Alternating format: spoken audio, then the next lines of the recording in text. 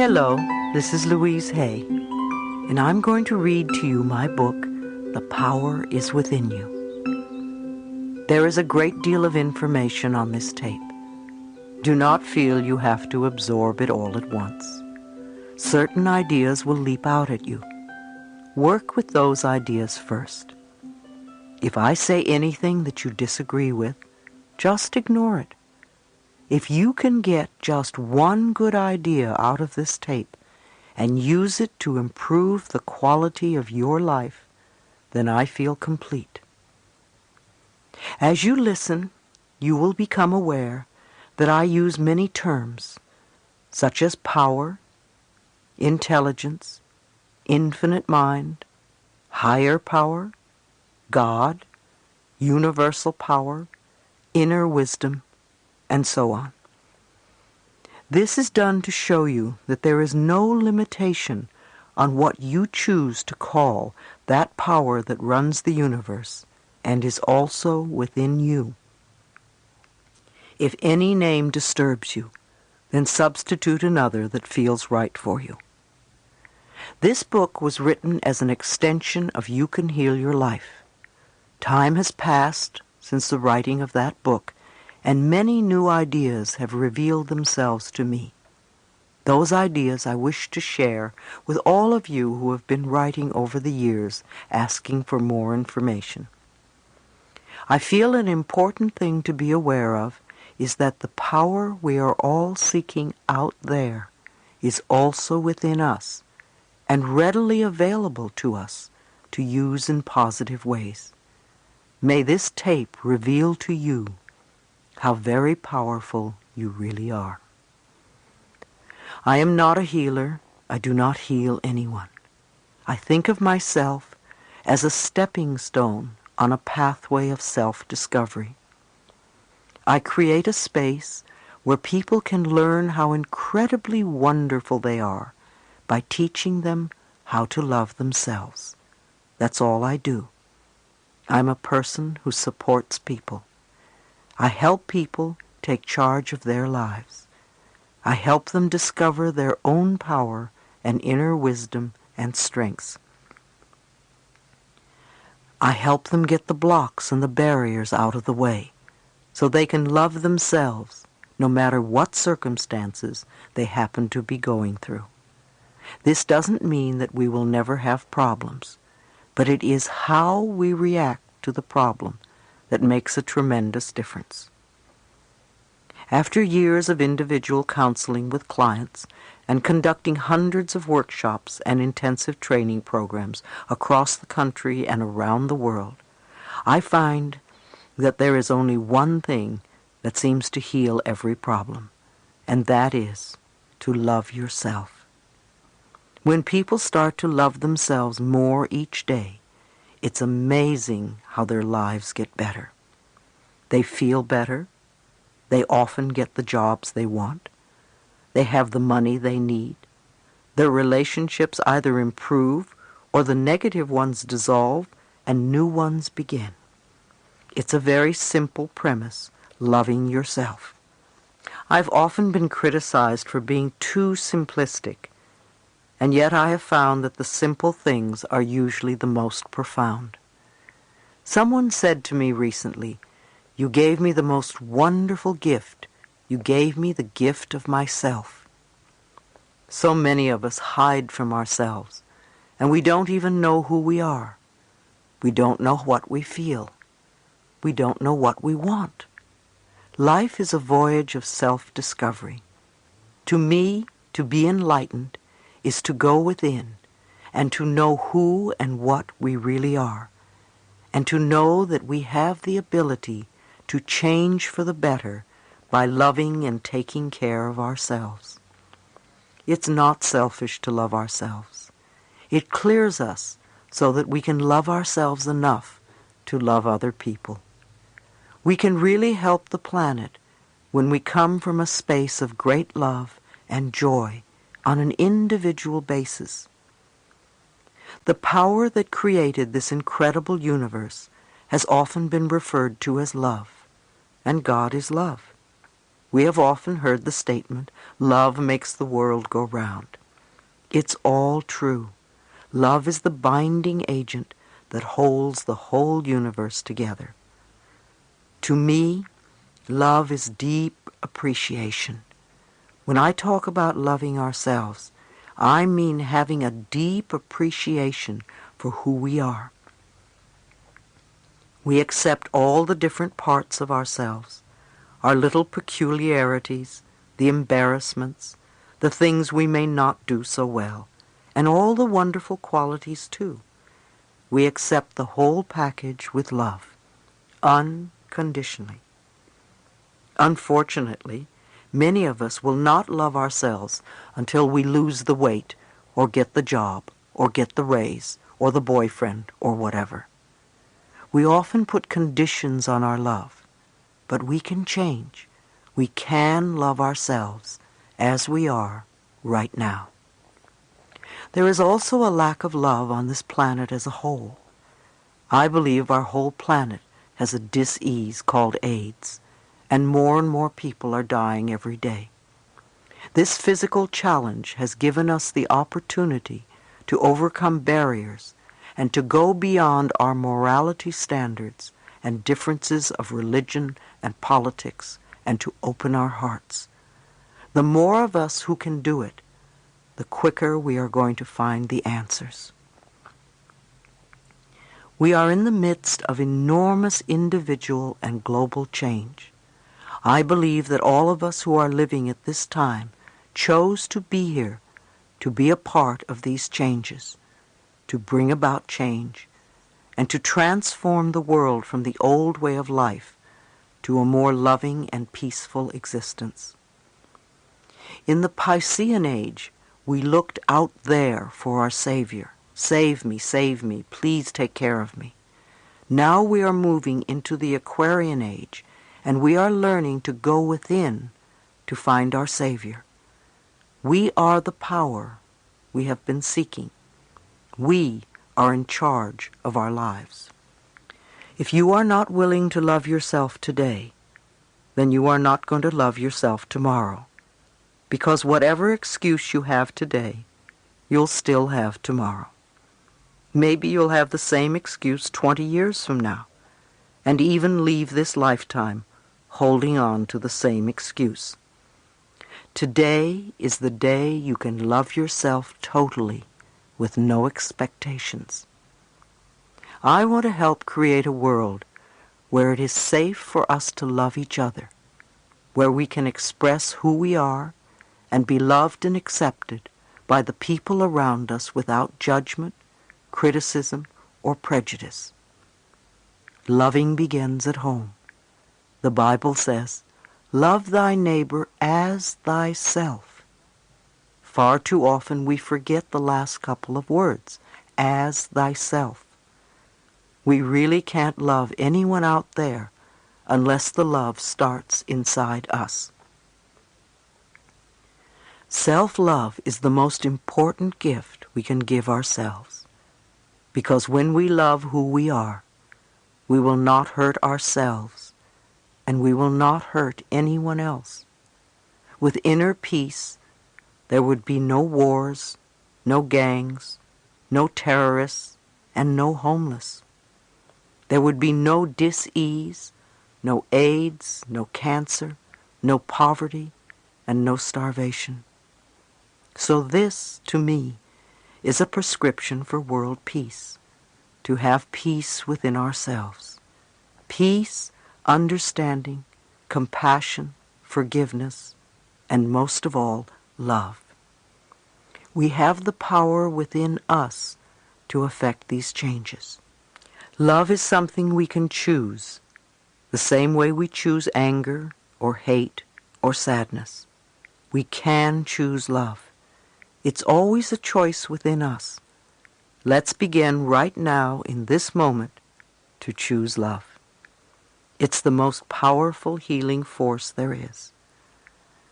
The information on this tape, which has been part of my lectures over the past 5 years, is yet another stepping stone on your pathway to self-discovery. an opportunity to know a little bit more about yourself and to understand the potential that is your birthright. You have an opportunity to love yourself more, so you can be a part of an incredible universe of love. Love begins in our hearts, and it begins with us. Let your love contribute to the healing of our planet. Part 1, Becoming Conscious. When we expand our thinking and beliefs, our love flows freely. When we contract, we shut ourselves off. Chapter 1, The Power Within. The more you connect to the power within you, the more you can be free in all areas of your life. Who are you? Why are you here? What are your beliefs about life? For thousands of years, finding the answers to these questions has meant going within. But what does that mean? I believe there is a power within each of us that can lovingly direct us to our perfect health, perfect relationships, perfect careers, and which can bring us prosperity of every kind. In order to have these things, we have to believe first that they are possible. Next, we must be willing to release the patterns in our lives that are creating conditions we say we do not want. We do this by going within and tapping the inner power that already knows what is best for us. If we are willing to turn our lives over to this greater power within us, the power that loves and sustains us, we can create more loving and prosperous lives. I believe that our minds are always connected to the one infinite mind, and therefore all knowledge and wisdom is available to us at any time. We are connected to this infinite mind, this universal power that created us, through that spark of light within, our higher self, or the power within. The universal power loves all of its creations. It is a power for good, and it directs everything in our lives. It doesn't know how to hate or lie or punish. It is pure love, freedom, understanding, and compassion. It is important to turn our lives over to our higher self, because through it we receive our good. We must understand that we have the choice to use this power in any way. If we choose to live in the past and rehash all of the negative situations and conditions that went on way back when, then we stay stuck where we are. If we make a conscious decision not to be victims of the past and go about creating new lives for ourselves, we are supported by this power within, and new, happier experiences begin to unfold. I don't believe in two powers. I think there is one infinite spirit. It's all too easy to say it's the devil or them. It really is only us. And either we use the power we have wisely, or we misuse the power. Do we have the devil in our hearts? Do we condemn others for being different than we are? What are we choosing? Responsibility versus blame. I also believe that we contribute toward the creation of every condition in our lives, good or bad, with our thinking, feeling patterns. The thoughts we think create our feelings, and then we begin to live our lives in accordance with these feelings and beliefs. This is not to blame ourselves for things going wrong in our lives. There is a difference between being responsible and blaming ourselves or others. When I talk about responsibility, I am really talking about having power. Blame is about giving away one's power. Responsibility gives us the power to make changes in our lives. If we play the victim role then we are using our personal power to be helpless. If we decide to accept responsibility, then we don't waste time blaming somebody or something out there. Some people feel guilty for creating illness or poverty or problems. They choose to interpret responsibility as guilt. And some members of the media like to refer to it as New Age guilt. These people often feel guilty because they believe that they have failed in some way. However, they usually accept everything as a guilt trip in one way or another, because it's another way to make themselves wrong, and that is not what I'm talking about. If we can use our problems and illnesses as opportunities to think about how we can change our lives, we have power. Many people who come through catastrophic illnesses say that it was the most wonderful thing that ever happened to them because it gave them a chance to go about their lives differently. A lot of people, on the other hand, go around saying, "I'm a victim, woe is me, please, doctor, fix me." I think these people will have a difficult time even getting well or handling their problems. Responsibility is our ability to respond to a situation. We always have a choice. It does not mean that we deny who we are and what we have in our lives. It merely means that we can acknowledge that we have contributed to where we are. By taking responsibility, we have the power to change. We can say, "What can I do to make this different?" We need to understand that we all have personal power all the time. It depends on how we use it. Many of us are now realizing that we come from dysfunctional homes. We carry over a lot of negative feelings about who we are and our relationship to life.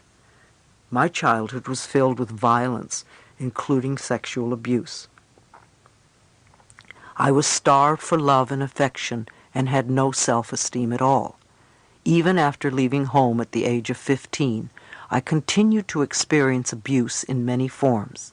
I hadn't yet realized that the thinking, feeling patterns I had learned early in life had brought this abuse upon me. Children often respond to the mental atmosphere of the adults around them.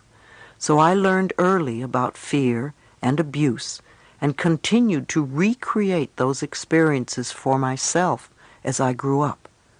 I certainly didn't understand that I had the power to change all of this. I was unmercifully hard on myself because I interpreted lack of love and affection to mean that I must be a bad person. All of the events you have experienced in your lifetime up to this moment have been created by your thoughts and beliefs from the past.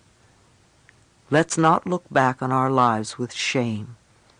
Look at the past as part of the richness and fullness of your life. Without this richness and fullness, we would not be here today.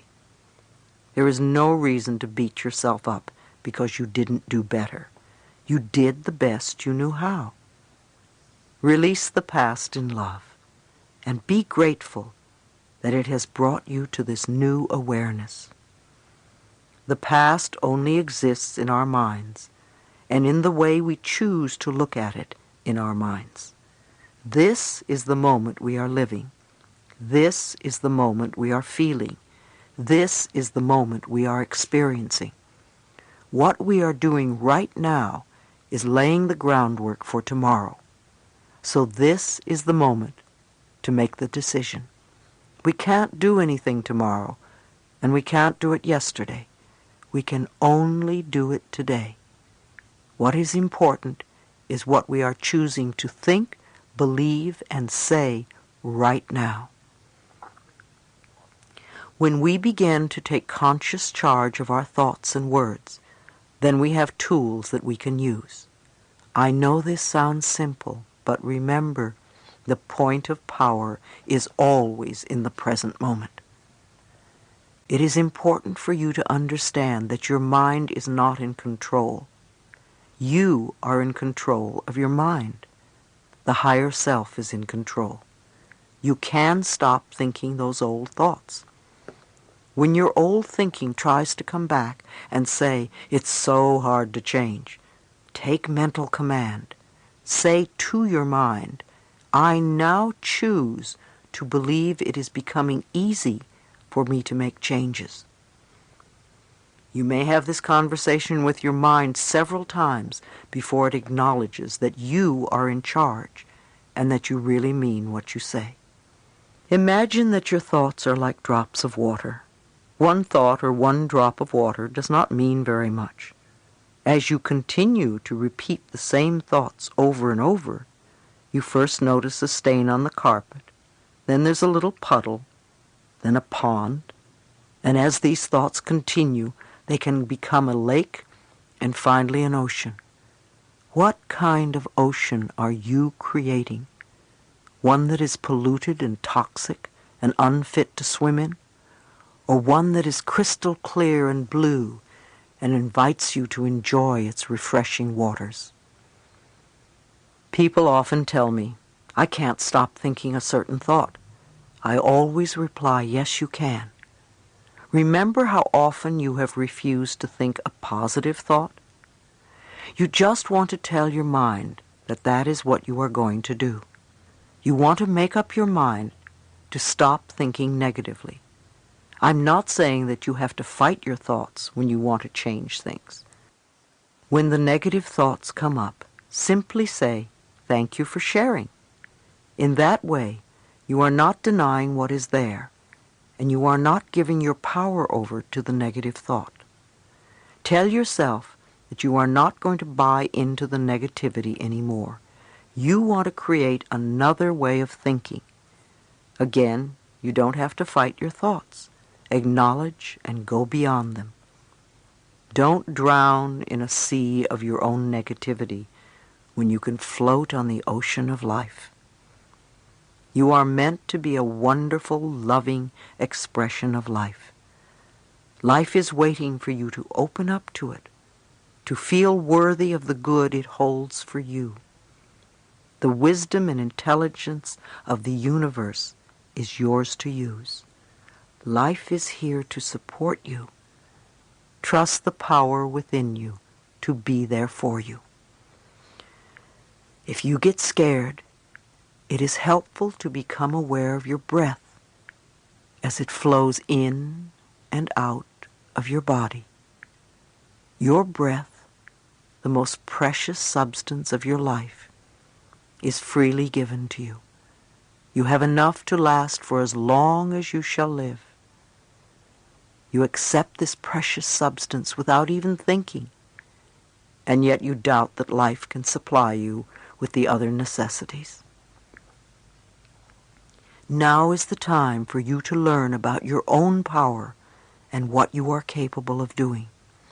Go within and find out who you are. We all have different opinions. You have a right to yours, and I have a right to mine. No matter what goes on in the world, the only thing you can work on is what is right for you. You want to get in touch with your inner guidance because it is the wisdom that knows the answers for you. It's not easy to listen to yourself when your friends and family are telling you what to do. Yet all the answers to all the questions you are ever going to ask are within you now. And every time you say, I don't know, you shut the door to your own inner wisdom. The messages you get from your higher self are positive and supportive of you. If you start getting negative messages, then you are working from ego and your human mind level, and even perhaps your imagination. Although positive messages often come to us through our imagination and our dreams. Support yourself by making the right choices for you. When in doubt, ask yourself, is this a decision that is loving for me? Is this right for me now? You may make another decision at some later point, a day, a week, or a month later. but ask yourself these questions in each moment. As we learn to love ourselves and trust our higher power, we become co-creators with the infinite spirit of a loving world. Our love for ourselves moves us from being victims to being winners. Our love for ourselves attracts wonderful experiences to us. Have you ever noticed that people who feel good about themselves are naturally attractive? They usually have a quality about them that is just wonderful. They are happy with their lives. Things come to them easily and effortlessly. I learned a long time ago that I am a being of oneness with the presence and power of God. Knowing this, that the wisdom and understanding of Spirit resides within me, and I know that I am, therefore, divinely guided in all my dealings with others. Just as all the stars and planets are in their perfect orbit, I am also in my divine right order. I may not understand everything with my limited human mind. However, on the cosmic level, I know I am in the right place at the right time, doing the right thing. My present experience is a stepping stone to new awareness and new opportunities.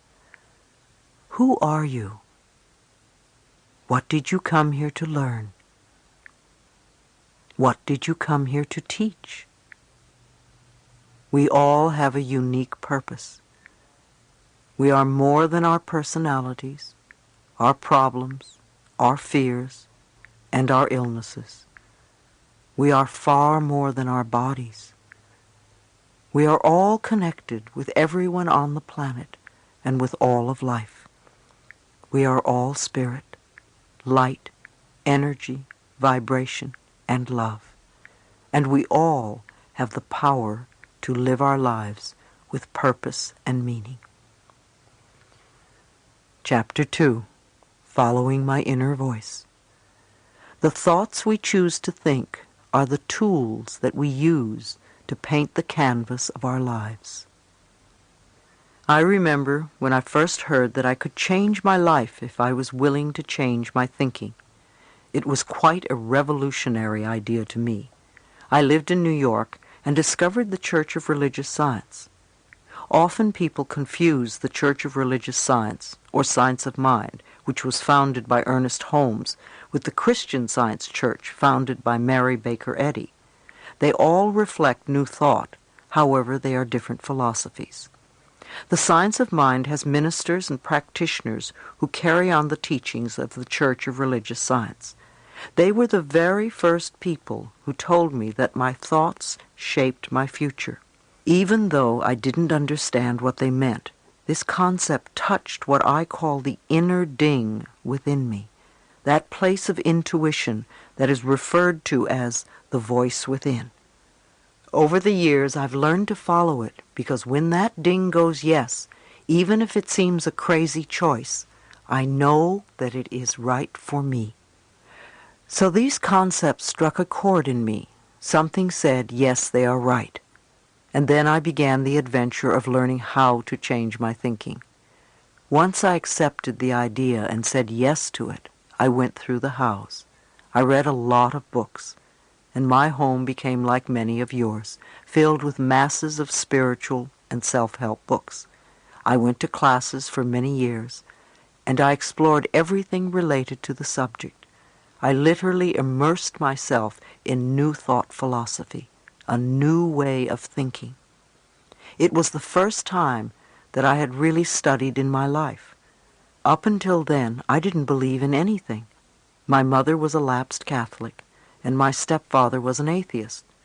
I had some strange idea that Christians either wore hair shirts or were eaten by lions, and neither appealed to me. I really delved into Science of Mind, because that was an avenue that was open for me at the time, and I found it really wonderful. At first it was sort of easy. I grasped a few concepts, and I started to think and talk a little bit differently. In those days I was a constant complainer and full of self-pity. I just loved to wallow in the pits. I didn't know that I was continually perpetuating more experiences in which to pity myself. But then again, I didn't know any better in those days. Gradually I found that I was no longer complaining quite so much. I started to listen to what I said. I became aware of my self-criticism, and I tried to stop it. I began to babble affirmations without quite knowing what they meant. I started with the easy ones, of course, and a few small changes began to take place.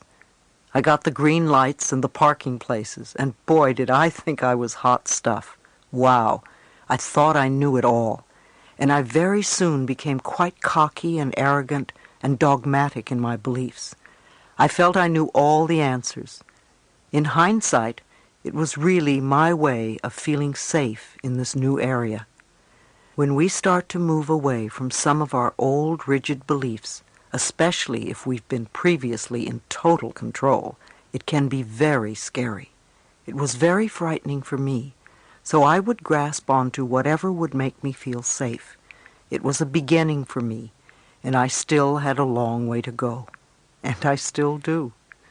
Like most of us, I didn't always find the pathway easy and smooth, because just babbling affirmations didn't work all the time, and I couldn't understand why. I asked myself, what am I doing wrong? See, immediately I blamed myself. Was this one more example of me not being good enough? That was a favorite old belief of mine. At the time, my teacher, Eric Pace, would look at me and refer to the idea of resentment. I didn't have the faintest idea what he was talking about. Resentment? Me? Surely I didn't have any resentments. After all, I was on my pathway. I was spiritually perfect. How little I could see myself then. I continued doing the best I could in my life. I studied metaphysics and spirituality and learned about myself as much as possible. I grasped what I could, and sometimes I applied it. Often we hear a lot of things, and sometimes we grasp them, but we don't always practice them. Time seemed to go by very quickly, and at that point I had been studying science of mind for about 3 years, and had just become a practitioner of the church.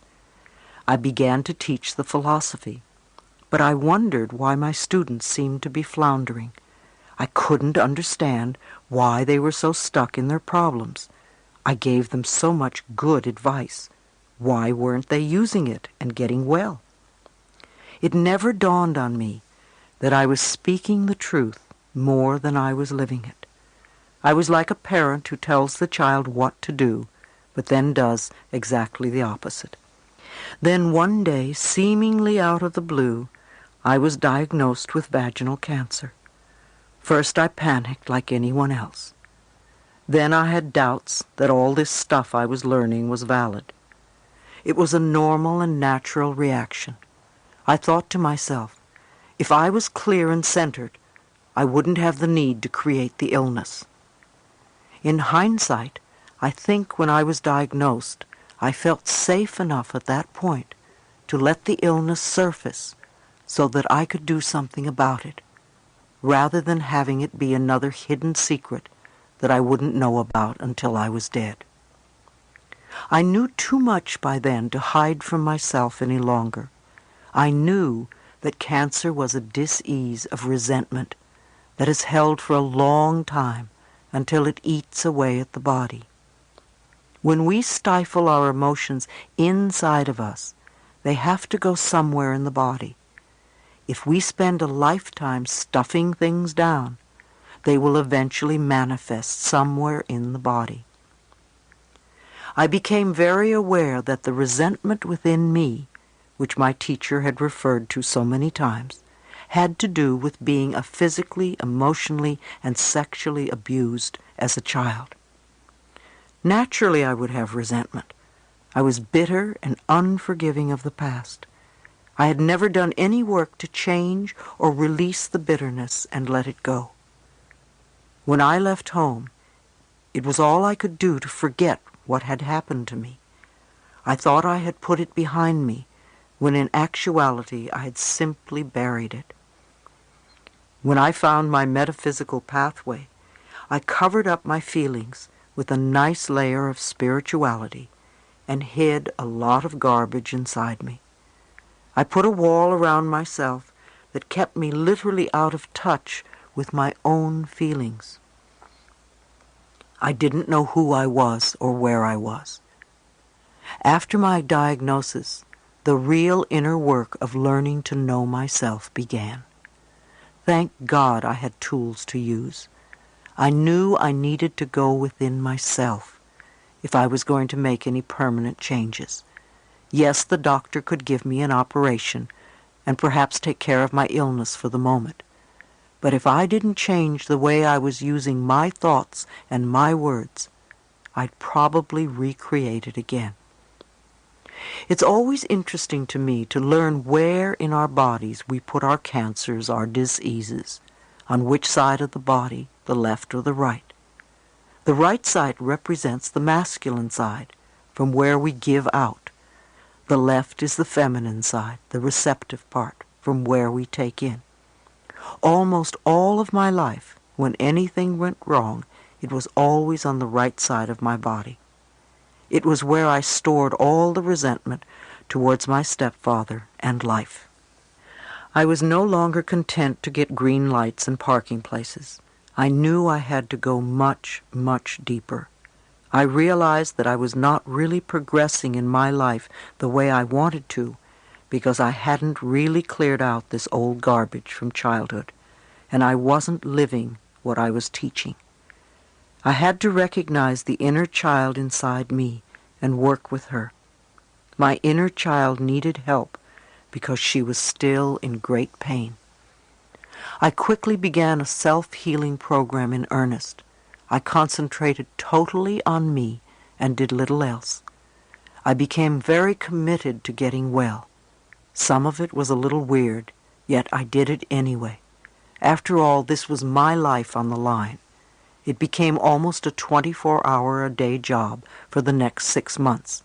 I began reading and studying everything I could find out about alternative ways to heal cancer because I truly believed it could be done. I did a nutritional cleansing program that detoxified my body from all the junk foods I had eaten for years. For months, I seemed to be living on sprouts and pureed asparagus. I know I had more to eat, but that is what I remember the most. I worked with my Science of Mind minister and teacher, Eric Pace, to clear the mental patterns so the cancer wouldn't return. I said affirmations and did visualizations, prayers, and spiritual mind treatments. I did daily sessions in front of a mirror. The most difficult words to say were, "I love you. I really love you." It took a lot of tears and a lot of breathing to get through it. When I did, it was as if I took a quantum leap. I also went to a good psychotherapist who was skilled in helping people express and release their anger. I spent a long period of time beating pillows and screaming. It was wonderful. It felt so good because I had never, ever had permission to do that in my life. I don't know which method worked. Maybe a little bit of everything worked. Most of all, I was really consistent with what I did. I practiced during all my waking hours. I thanked myself before I went to sleep for what I had done during the day. I affirmed that my healing process was taking place in my body while I slept, and that I would awaken in the morning bright and refreshed and feeling good. In the morning, I'd awaken and thank myself and my body for the work that was done during the night. I would affirm that I was willing to grow and learn each day and make changes without seeing myself as a bad person. I also worked on understanding and forgiveness. One of the ways was to explore my parents' childhoods as much as I could. I began to understand how they were treated as children, and I realized that because of the way they were brought up, they couldn't really have done anything differently than they did.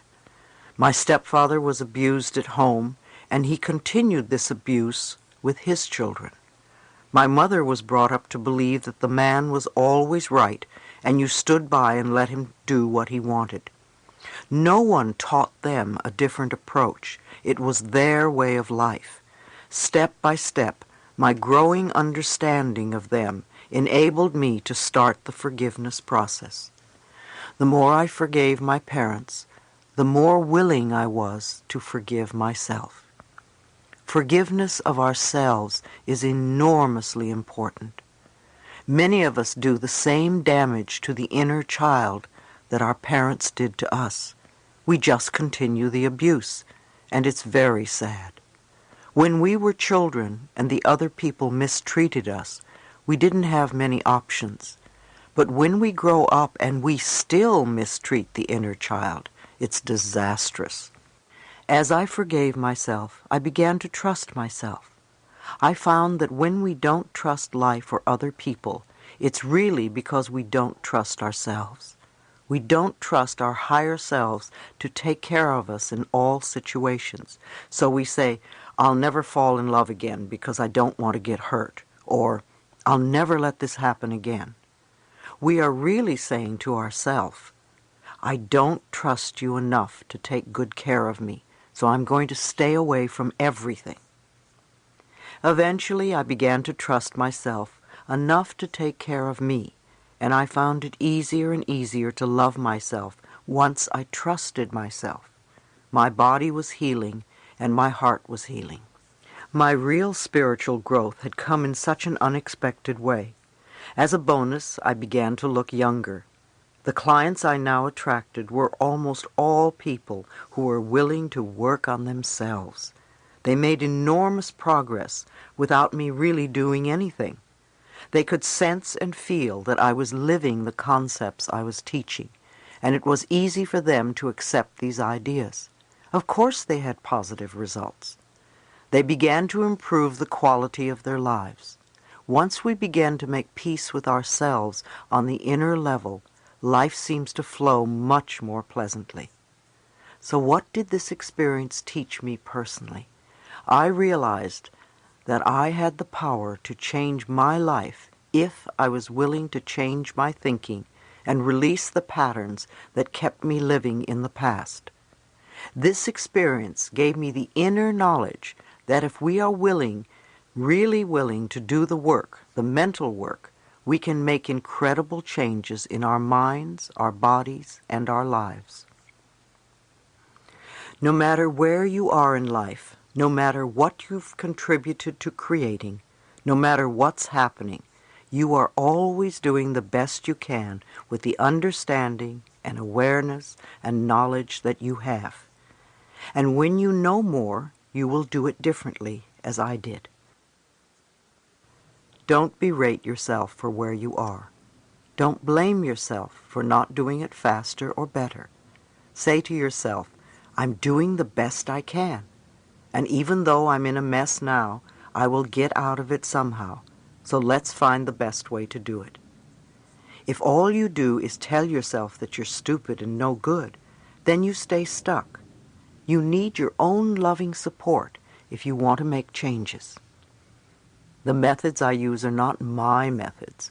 Most of them I learned at Science of Mind, which is what I basically teach.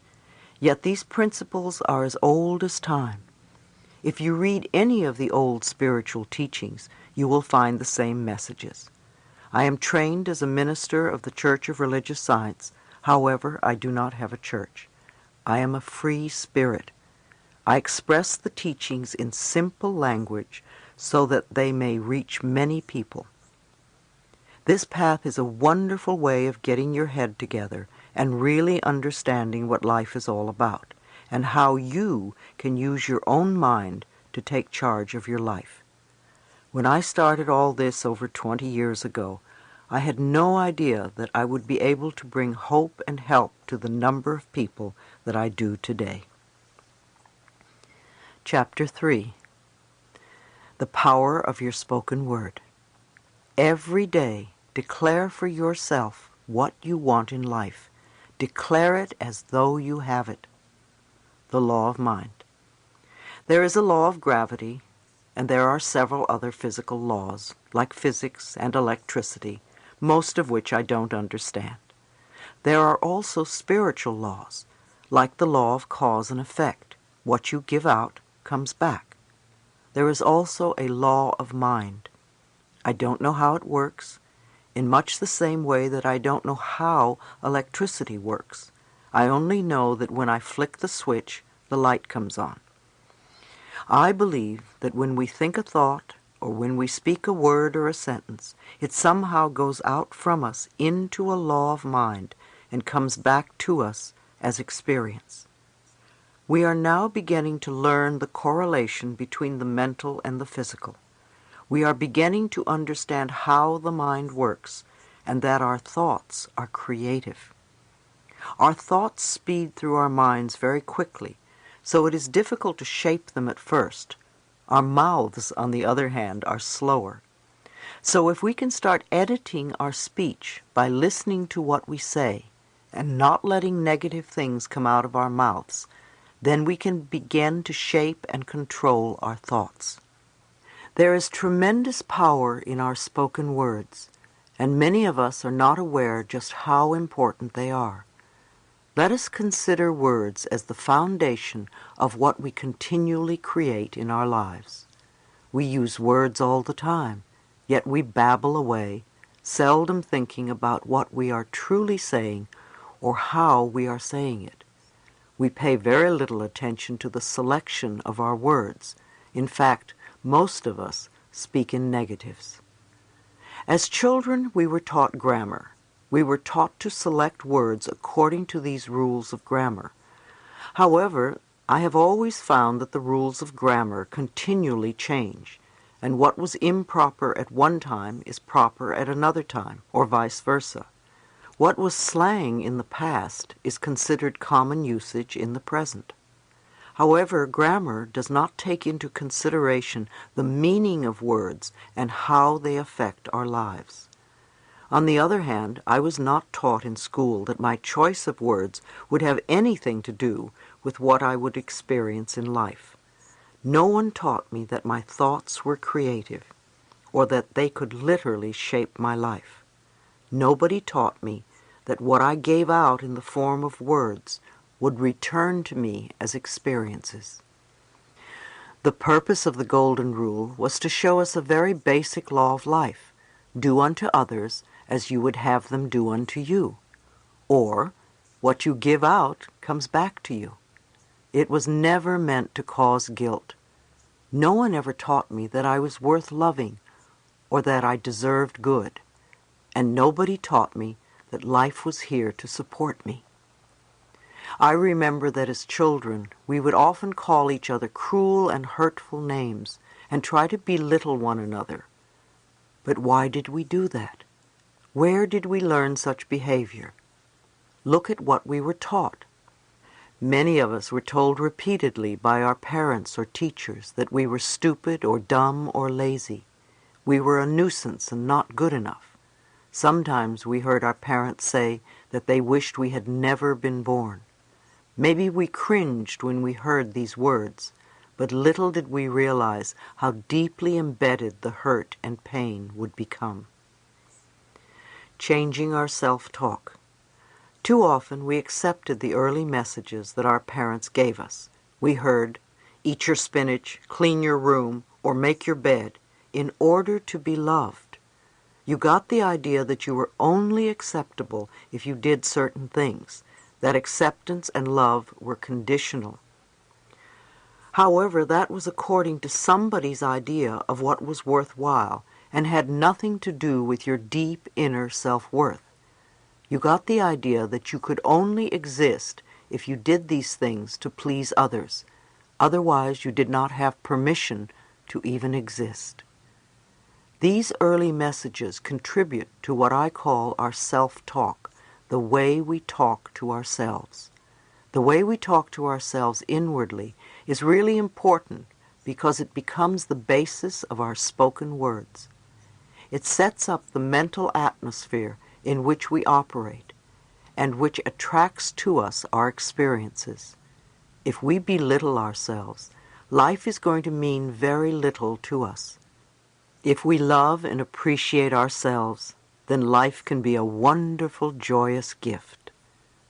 If our lives are unhappy, or if we are feeling unfulfilled, it's very easy to blame our parents or them and say it's all their fault. However, if we do, we stay stuck in our conditions, our problems, and our frustrations. Words of blame will not bring us freedom. Remember, there is a power in our words. Again, our power comes from taking responsibility for our lives. I know it sounds scary to be responsible for our lives, but we really are, whether we accept it or not. If we want to be responsible for our lives, we've got to be responsible for our mouths. The words and phrases we say are only extensions of our thoughts. Start to listen to what you say. If you hear yourself using negative or limiting words, change them. If I hear a negative story, I don't go around repeating it to everyone. I think it has gone far enough and I let it go. If I hear a positive story, however, I will tell everyone. When you are out with other people, begin to listen to what they say and how they say it. See if you can connect what they say with what they are experiencing in life. Many, many people live their lives in shoulds. Should is a word that my ear is very attuned to. It is as if a bell goes off every time I hear it. Often I will hear people use a dozen shoulds in a paragraph. These same people wonder why their lives are so rigid or why they can't move out of a situation. They want a lot of control over things that they cannot control. They are either making themselves wrong or making someone else wrong.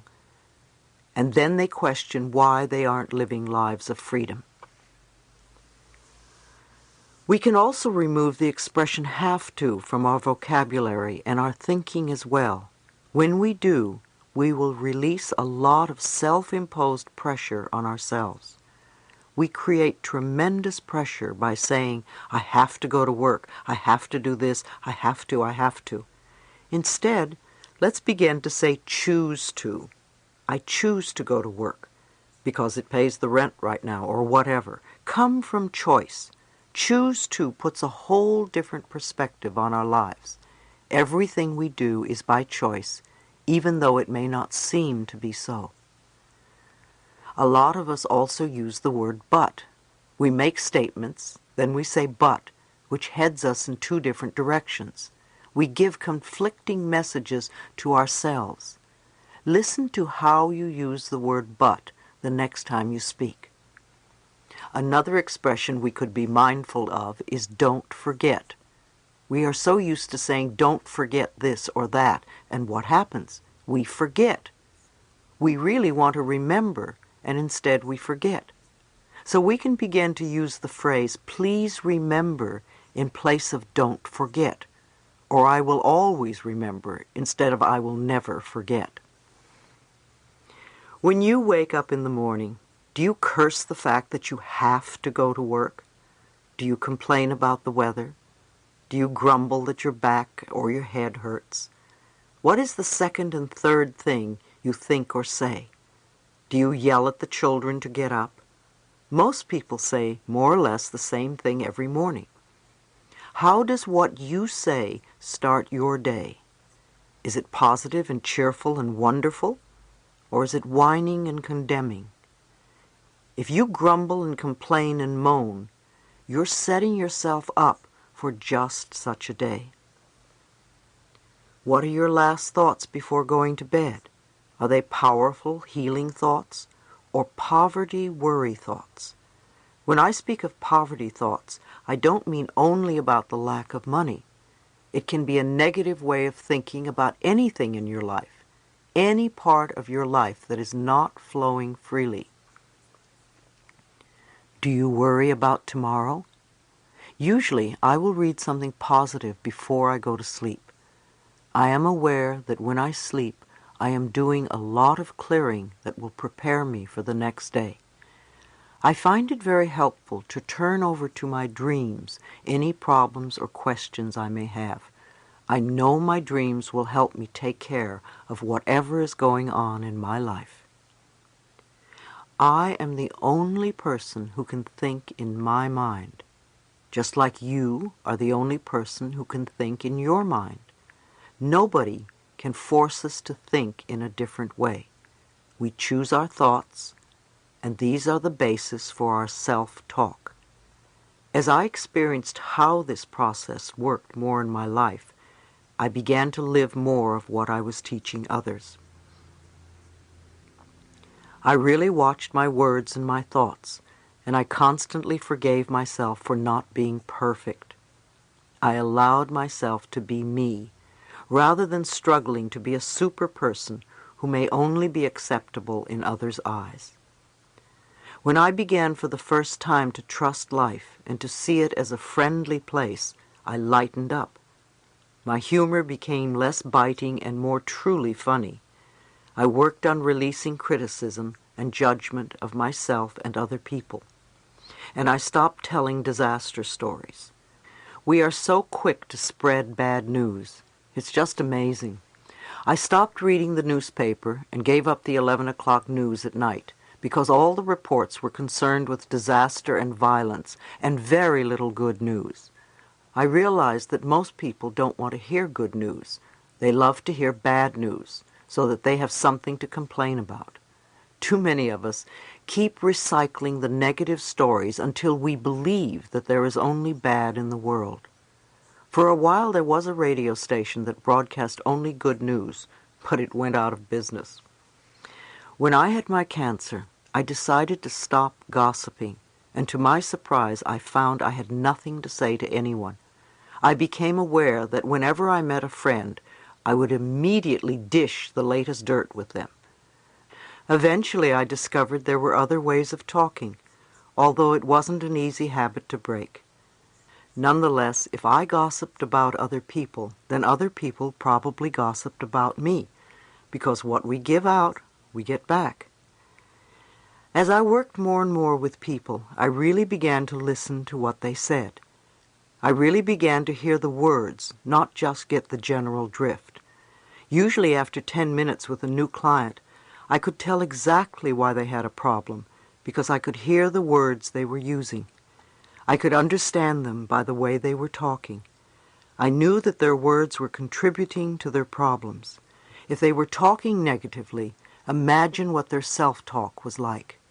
It must be more of the same negative programming, poverty thinking, as I called it.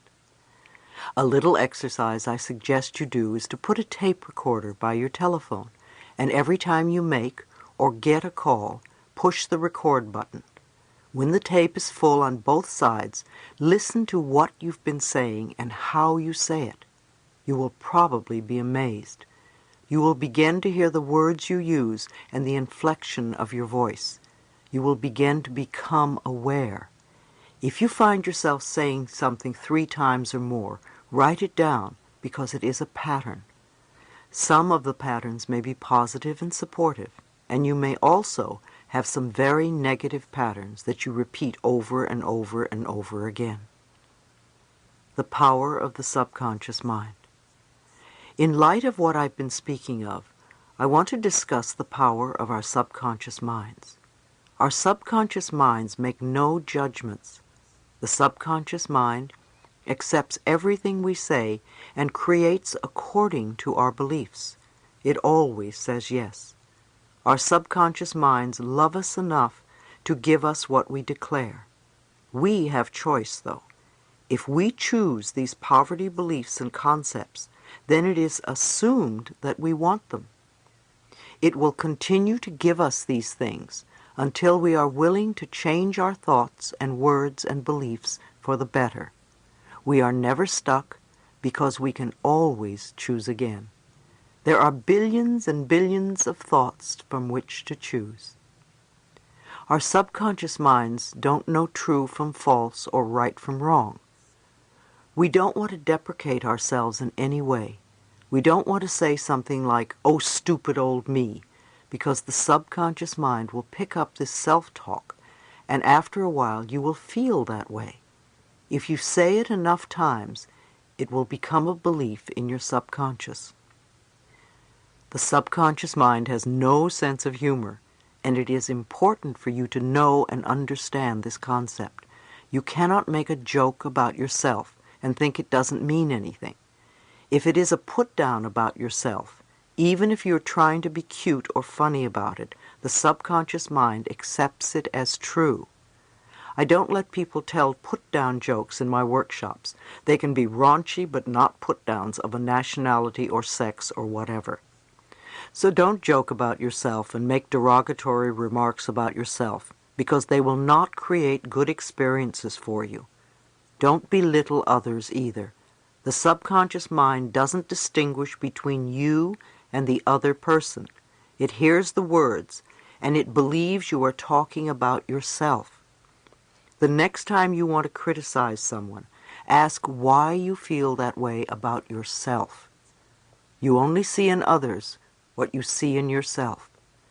Instead of criticizing others, praise them, and within a month, you will see enormous change within you. Our words are really a matter of approach and attitude. Notice the way that lonely, unhappy, poor, sick people talk. What words do they use? What have they accepted as the truth for themselves? How do they describe themselves? How do they describe their work, their lives, their relationships? What do they look forward to? Be aware of their words, but please don't run around telling strangers that they are ruining their lives by the way they talk. Don't do it to your family and friends either, because the information will not be appreciated. Instead, use this information to begin to make the connection for yourself and practice it if you want your life to change. Because even on the smallest level, if you change the way you talk, your experiences are going to change. If you are a person with an illness who believes that it is fatal and that you're going to die and that life is no good because nothing ever works for you, then guess what? You can choose to release your negative concept of life. Start affirming for yourself that you are a person who is lovable and that you are worth healing and that you attract everything you need on the physical level to contribute to your healing. Know that you are willing to get well and that it is safe for you to get well. Many people only feel safe when they are sick. They are usually the kind that have difficulty saying the word no. The only way they can say no is by saying, "I'm too sick to do it." It's a perfect excuse.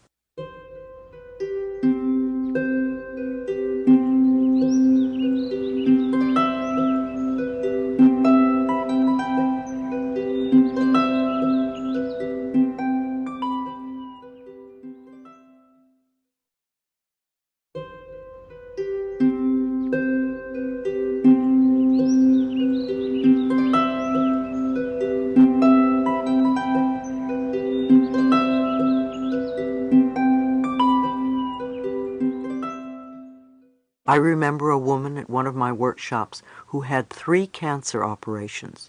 She couldn't say no to anybody. Her father was a doctor, and she was Daddy's good little girl, so whatever Daddy told her to do, she did. It was impossible for her to say no.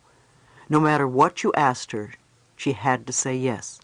It took 4 days to get her to literally shriek no at the top of her lungs. I had her do it while shaking her fist. No, no, no. And once she got into it, she loved it. I find that many women with breast cancer can't say no. They nourish everybody except themselves. One of the things I recommend to a woman with breast cancer is that she must learn to say no. No, I don't want to do it. No. 2 or 3 months of saying no to everything and everyone will begin to turn things around. She needs to nourish herself by saying, "This is what I want to do, not what you want me to do." When I used to work with clients privately, I would hear them argue on behalf of their limitations, and they would always want me to know why they were stuck because of one reason or another. If we believe we are stuck and accept that we are stuck, then we are stuck. We get stuck because our negative beliefs are being fulfilled. Instead, let's begin to focus on our strengths. Many of you tell me that my tapes saved your lives. I want you to realize that no book or tape is going to save you. A little piece of tape in a plastic box is not saving your life. What you are doing with the information is what matters. I can give you plenty of ideas, yet what you do with them is going to count. I suggest that you listen to a particular tape over and over again for a month or more so that the ideas become a new habit pattern. I'm not your healer or savior. The only person who's going to make a change in your life is you. Now, what are the messages you want to hear? I know I say this over and over again. Loving yourself is the most important thing you can do, because when you love yourself, you're not going to hurt yourself or anyone else. It's my prescription for world peace. If I don't hurt me and I don't hurt you, how can we have war? The more of us who can get to that place, the better the planet will be. Let's begin to be conscious of what is going on by listening to the words we speak to ourselves and to others. Then we can begin to make the changes that will help heal ourselves as well as the rest of the planet. Chapter 4. Reprogramming Old Tapes.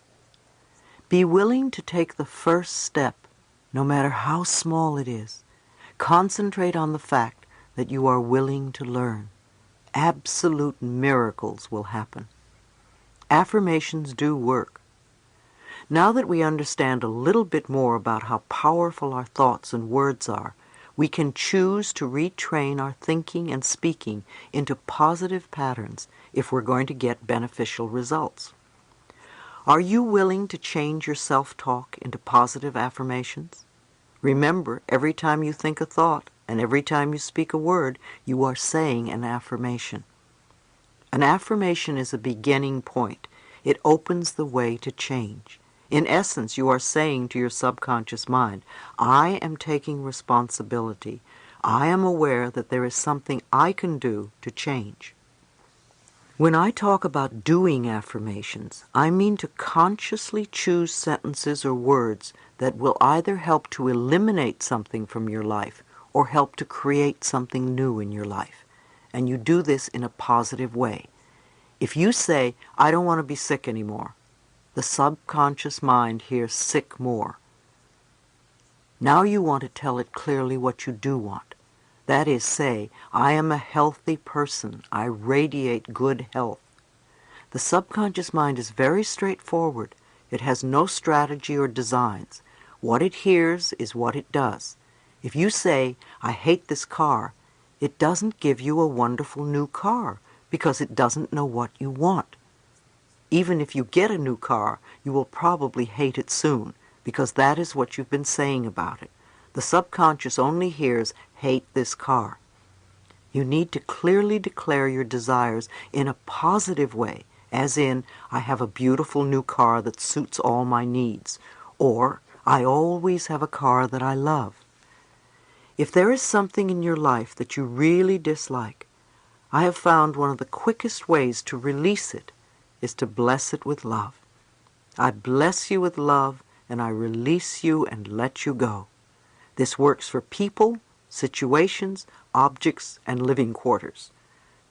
You could even try it on a habit you would like to be free of and see what happens. I knew one man who said, I bless you with love and release you from my life to every cigarette he smoked. After a few days, his desire for smoking was considerably less, and in a few weeks the habit was gone. You deserve good. Think for a moment. What is it you really want right now? What is it you want today in your life? Think about it, and then say, I accept for myself whatever it is that you want. This is where I find that most of us get stuck. The bottom line is the belief that we don't deserve to have what we want. Our personal power lies in the way we perceive our deservability. Our not deserving comes from childhood messages. Again, we don't have to feel that we cannot change because of these messages. Often people will come to me and say, "Louise, affirmations don't work." It really has nothing to do with affirmations. It is the fact that we don't believe we deserve the good. The way to find out if you believe that you deserve something is to say an affirmation and notice the thoughts that come up as you say it. Then write them down, because when you see these thoughts on paper, they will be very clear to you. The only thing that keeps you from deserving or loving yourself or whatever is someone else's belief or opinion that you have accepted as truth. When we don't believe that we deserve good, we will knock the pinnings out from under ourselves, which we can do in a variety of ways. We can create chaos, we can lose things, we can hurt ourselves, or have physical problems like falling, or have accidents. We want to start believing that we deserve all the good that life has to offer. In order to reprogram the false or negative belief, what would be the first thought that you would need to begin to create this new whatever in your life? What would be the building block or the foundation that you would need to stand on? What would be the sort of thing that you would need to know for yourself, to believe, to accept? Some good thoughts to start with could be, I am worthwhile. I am deserving. I love myself. I allow myself to be fulfilled, etc. These concepts form the very basis of beliefs on which you can build. Do your affirmations on top of these building blocks to create what you want. Whenever I speak somewhere, someone will come up to me at the end of the lecture or will write me a letter and tell me that he or she has had a healing take place while they were in the room. Sometimes it's very minor, and sometimes it's quite dramatic. A woman came up to me once and told me that she had had a lump in her breast, and it literally disappeared during the lecture. She heard something, and she decided to let something go. This is a good example of how powerful we are. When we are not ready to let something go, when we really want to hold on to something because it's serving us in some way, it doesn't matter what we do, it probably won't work. However, when we are ready to let it go, as this woman was, it's amazing how the smallest circumstance can help us release it. If you still have a habit that you haven't released, ask yourself how it serves you. What do you get out of it? If you can't get an answer, ask in a different way. If I no longer had this habit, what would happen? Very often the answer is, my life would be better. So it comes back to the fact that we believe we don't deserve a better life in some way. Ordering from the cosmic kitchen. When you first say an affirmation, it may not seem true. But remember, affirmations are like planting seeds in the ground. When you put a seed in the ground, you don't get a full-grown plant the next day. We need to be patient during the growing season. As you continue to say the affirmation, either you will be ready to release whatever you don't want, and the affirmation will become true, or it will open a new avenue to you, or you may get a brilliant brainstorm, or a friend may call you and say, "Have you tried this?" You will be led to the next step that will help you. Keep your affirmations in the present tense. You can sing them and make a jingle out of them so that they repeat over and over in your head. Remember that you cannot affect a specific person's actions with your affirmations. To affirm that John is now in love with me is a form of manipulation, and it is trying to have control over another person's life. It will usually have a boomerang effect on you. You will become very unhappy when you don't get what you want. You can say, "I am now loved by a wonderful man who is," and list the qualities that you want in the relationship. That way you allow the power within you to bring to you the perfect person to fill that bill, who may possibly be John. You don't know what another person's spiritual lesson is, and you don't have a right to interfere in their life process. You certainly wouldn't want someone else doing it to you. If someone is ill, bless them and send them love and peace, but don't demand that they get well. I like to think of doing affirmations as placing our order in the cosmic kitchen. If you go to a restaurant and the waiter or waitress comes and takes your order, you don't follow them into the kitchen to see if the chef got the order or how he's going to prepare the food. You sit and drink water or coffee or tea, or you talk to your friend and maybe eat your roll. You assume that your food is being prepared and will be out when it's ready. It's the same when we begin to do affirmations. When we put our order into the cosmic kitchen, the great chef, our higher power, is working on it. So you go on with your life and know that it is being taken care of. It's on order. It's happening. Now, if the food comes out and it isn't exactly what you ordered, and if you have self-esteem, you will send it back. If not, you will eat it. You also have a right to do that with the cosmic kitchen. If you don't get exactly what you want, you can say, "No, that's not quite it. This is what I want." Perhaps you weren't clear in your ordering. The idea here, too, is to let go. At the end of my treatments and meditations, I use the words, "and so it is." It's a way of saying, higher power, it's in your hands now. I release it to you. Reprogramming the subconscious mind. The thoughts we think accumulate, and when we are unaware, the old thought resurfaces. When we are reprogramming our minds, it is normal and natural that we go a little forward, we come a little back, and we go a little forward again. It's part of practicing. I don't think there is any new skill that you can learn absolutely 100% in the first few minutes. Do you remember when you first learned how to use a computer, how frustrating it was? It took practice. You had to learn how it worked, to learn its laws and systems. I called my first computer my magic lady, for when I mastered her rules, she did indeed deliver what seemed like magic to me. Yet while I was learning, the way she would teach me I was off track or going in the wrong direction was to devour pages of work that I would then have to do all over again. Out of all the mistakes, I learned how to flow with the system. To flow with the system of life, you want to become aware that your subconscious mind is like a computer. Garbage in, garbage out. If you put negative thoughts in, then negative experiences come out. Yes, it takes time and practice to learn the new ways of thinking. Be patient with yourself. When you are learning something new and the old pattern returns, are you going to say, "Oh, I didn't learn anything"? Or are you going to say, "Okay, that's all right, come on, let's do it again the new way"? Or say you cleared an issue and think you'll never have to deal with it again.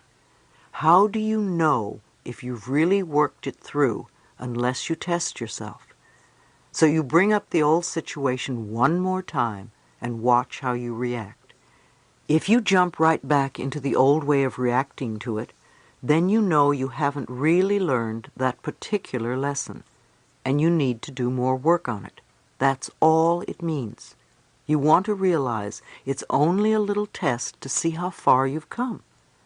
If you begin to repeat your affirmations, the new statements of truth about yourself, you give yourself an opportunity to react differently. Whether it's a health problem, a financial one, or a relationship difficulty, if you react in a new way to the situation, then you're on your way to having another issue handled, and you can move on to other areas. Remember, too, that we work on layers at a time. You can reach a plateau and think, "I've done it," and then later on some old issue resurfaces and you may injure yourself or get sick, and you don't get better for some time. Look to see what the underlying beliefs are. It may mean that you have some more work to do because you are going to the next deeper layer. Don't feel that you're not good enough because something you've worked to clear comes up again. When I discovered that I was not a bad person because once again I was facing an old issue, it became much easier for me to keep going. I learned to say to myself, Louise, you're doing very well. Look how far you have come. You just need more practice. And I love you.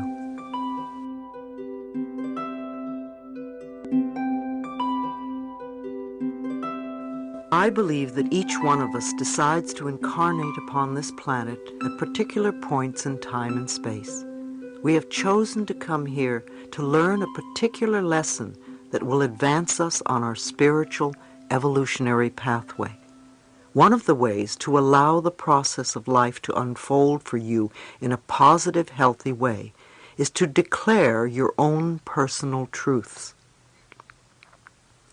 Choose to move away from the limiting beliefs that have been denying you the benefits you so desire. Declare that your negative thought patterns will be erased from your mind. Let go of your fears and burdens.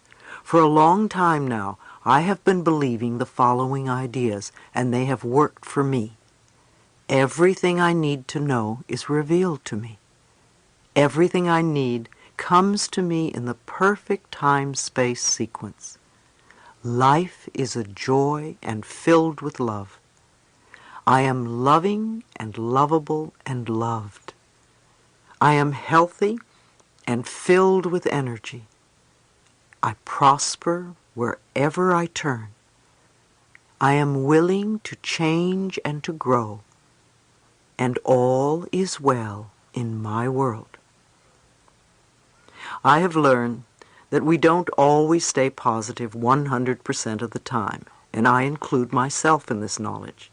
As much as possible, I see life as a wonderful, joyous experience. I believe that I am safe. I have made it a personal law for me. I believe that everything I need to know is revealed to me, so I need to keep my eyes and ears open. When I had cancer, I remember thinking that a foot reflexologist would be very helpful to me. One evening I went to a lecture of some sort. Usually I sit in the front row because I like being close to the speaker. However, that night I was compelled to sit in the back row, and right after I sat down, a foot reflexologist sat next to me. We began to talk, and I learned that he even made house calls. I didn't have to look for him. He came to me. I also believe that whatever I need comes to me in the perfect time-space sequence. When something goes wrong in my life, I immediately start to think, all is well, it's okay, I know that this is all right. It's a lesson, it's an experience, and I'll pass through it. There is something here that is for my highest good. All is well. Just breathe, it's okay. And I do the best I can to calm myself, so I can think rationally about whatever is going on. And of course, I do work through everything. It may take a little time, but sometimes things that seem to be great disasters really turn out to be quite good in the end, or at least not the disasters that they seem to be in the beginning. Every event is a learning experience. I do a lot of positive self-talk, morning, noon, and night. I come from a loving space of the heart, and I practice loving myself and others as much as I possibly can. My capacity to love expands all the time. What I do today is much more than I was doing 6 months or a year ago. I know a year from now my consciousness and my heart will have expanded, and I'll be doing even more. I know that what I believe about myself becomes true for me, so I choose to believe wonderful things about myself. There was a time when I didn't, so I know I have grown, and I continue to work on myself. I also believe in meditation. To me, meditation is when we sit down and turn off our dialogue long enough to hear our own inner wisdom. When I meditate, I usually close my eyes, take a deep breath, and ask, what is it I need to know? I sit and listen. I might also ask, what is it I need to learn, or what is the lesson in this? Sometimes we think we're supposed to fix everything in our lives, and maybe we're really only supposed to learn something from the situation. I remember when I first began to meditate, I had violent headaches for the first 3 weeks. Meditation was so unfamiliar and against all my usual inner programming. Nevertheless, I hung in there, and the headaches eventually disappeared. If you are constantly coming up with a tremendous amount of negativity when you meditate, it may mean that it needs to come up, and when you quiet yourself, it starts to flow to the surface. Simply see the negativity being released. Try not to fight it. Allow it to continue as long as it needs to. If you fall asleep when you meditate, that's all right too. Let the body do what it needs to do. It will balance out in time.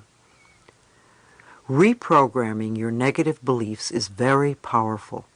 A good way to do it is by making a tape with your own voice saying your affirmations. Play it as you go to sleep.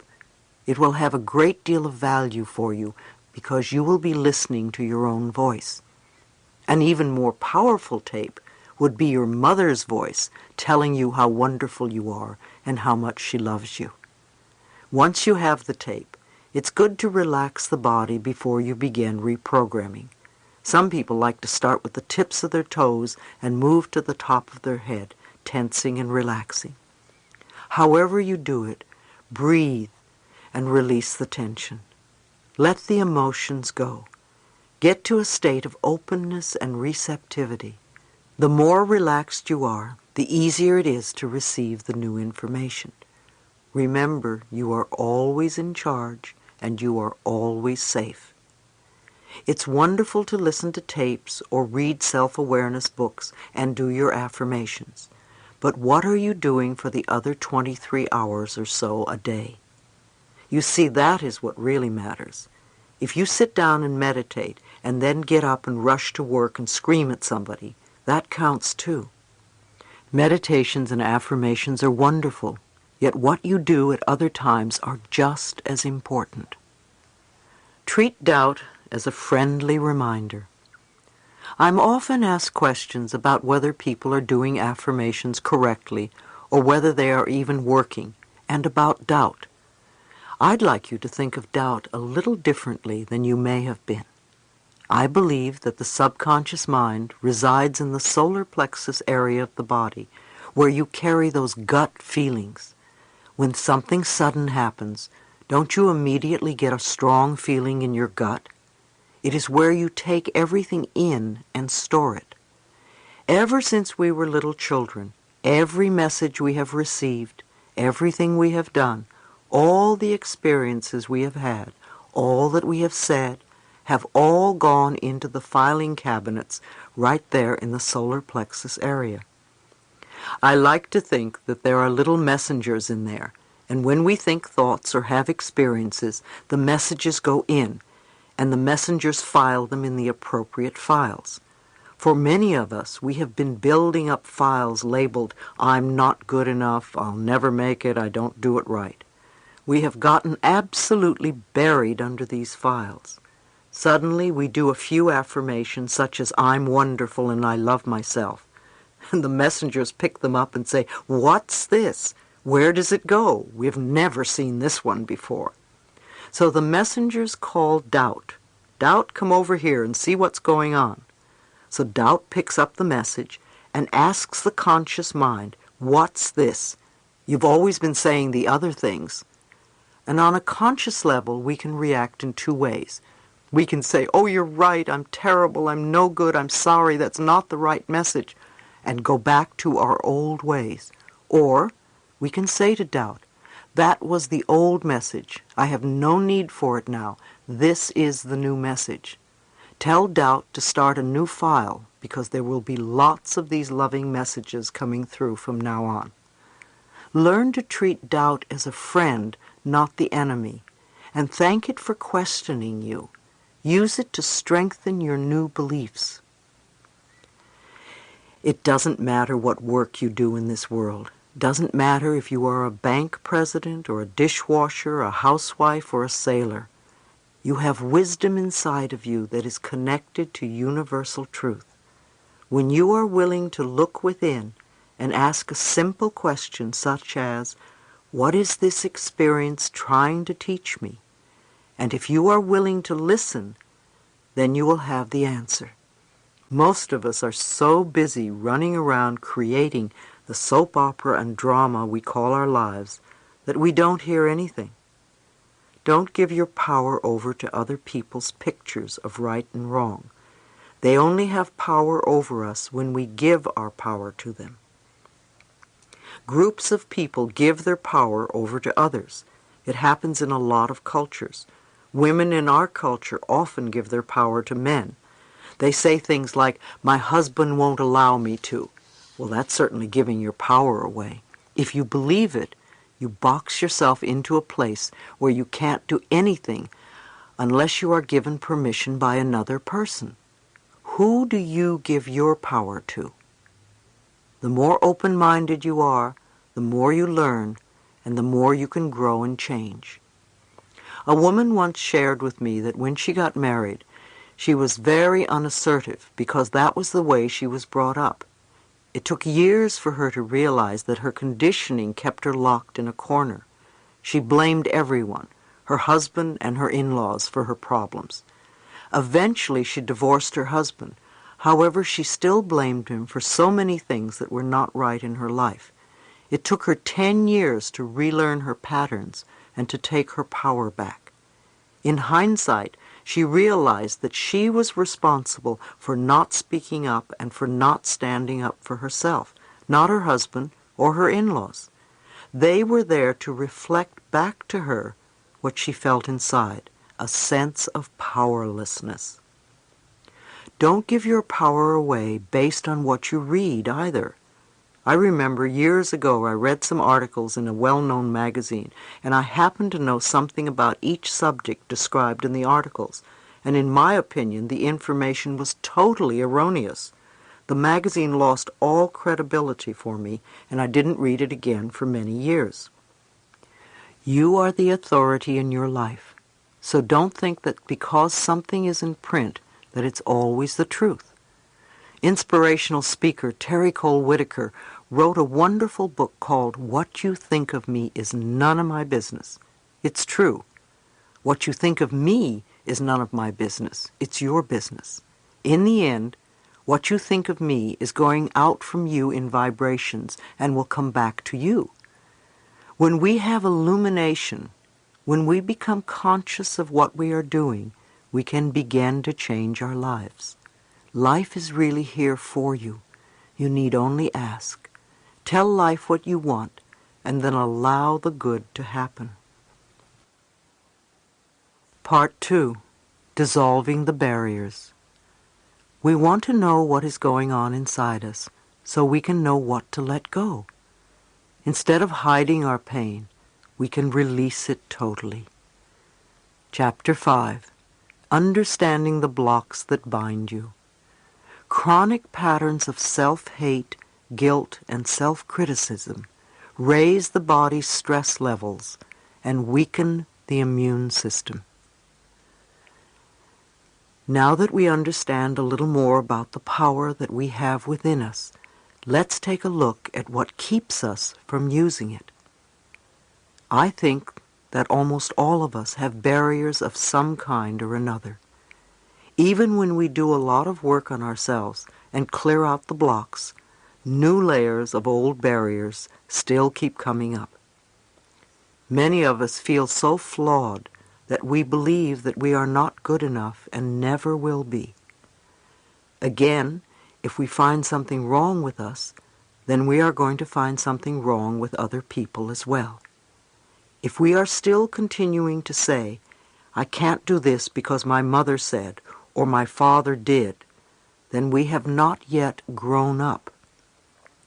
So now you want to let your barriers go, and perhaps learn something different that you didn't know before now. Perhaps one sentence here will trigger a new thought. Can you imagine how wonderful it would be if every day you learned a new idea that would help you let go of the past and create harmony in your life? When you become aware and understand the individual process of life, you will know what direction to take. If you put your energies into learning something about yourself, you will eventually see those problems and issues that you need to dissolve. We all have challenges in life. Everybody does. Nobody goes through life without them. Otherwise, what would be the purpose of coming to this particular school called Earth? For some, there are health challenges, and for other people there are relationship challenges, or career, or financial challenges. Some have a little or a lot of everything. I think one of our biggest problems is that most of us haven't the faintest idea of what it is we want to let go. We know that it's not working, and we know what we want in our life, yet we don't know what's holding us back. So let's take time to look at the blocks that bind us. If you think for a moment about your own patterns and problems and the things that hold you back, which categories do they fall into? Criticism, fear, guilt, or resentment? I call these categories the Big Four. Which is your favorite one? Mine was a combination of criticism and resentment. Maybe you are like me and have two or three. Is it fear that always comes up, or guilt? Are you very, very critical or resentful? Let me point out that resentment is anger that is stuffed down. So if you believe you are not allowed to express your anger, then you have stored a lot of resentment. We cannot deny our feelings. We cannot conveniently ignore them. When I had my cancer diagnosis, I had to look very clearly at myself. I had to acknowledge some nonsense that I didn't want to admit about myself. For instance, I was a very resentful person, and I carried a lot of bitterness from the past. I said, "Louise, you have no time to indulge in that anymore. You really must change." Or, as Peter McWilliams says, you can no longer afford the luxury of a negative thought. Your experiences always reflect your inner beliefs. You can literally look at your experiences and determine what your beliefs are.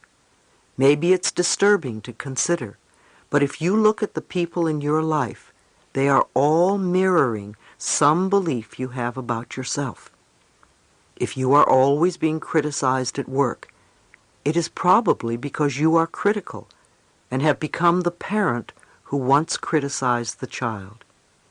Everything in our lives is a mirror of who we are. When something is happening out there that is not comfortable, we have an opportunity to look inside and say, how am I contributing to this experience? What is it within me that believes I deserve this? We all have family patterns, and it is very easy for us to blame our parents, or our childhood, or our environment, but that keeps us stuck. We don't become free.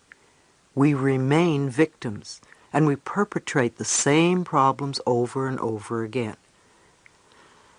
So it really doesn't matter what anybody else did to you or what they taught you in the past.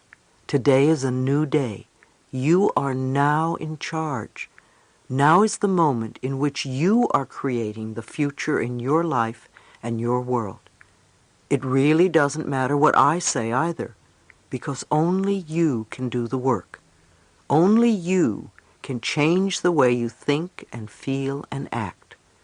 I'm just saying that you can.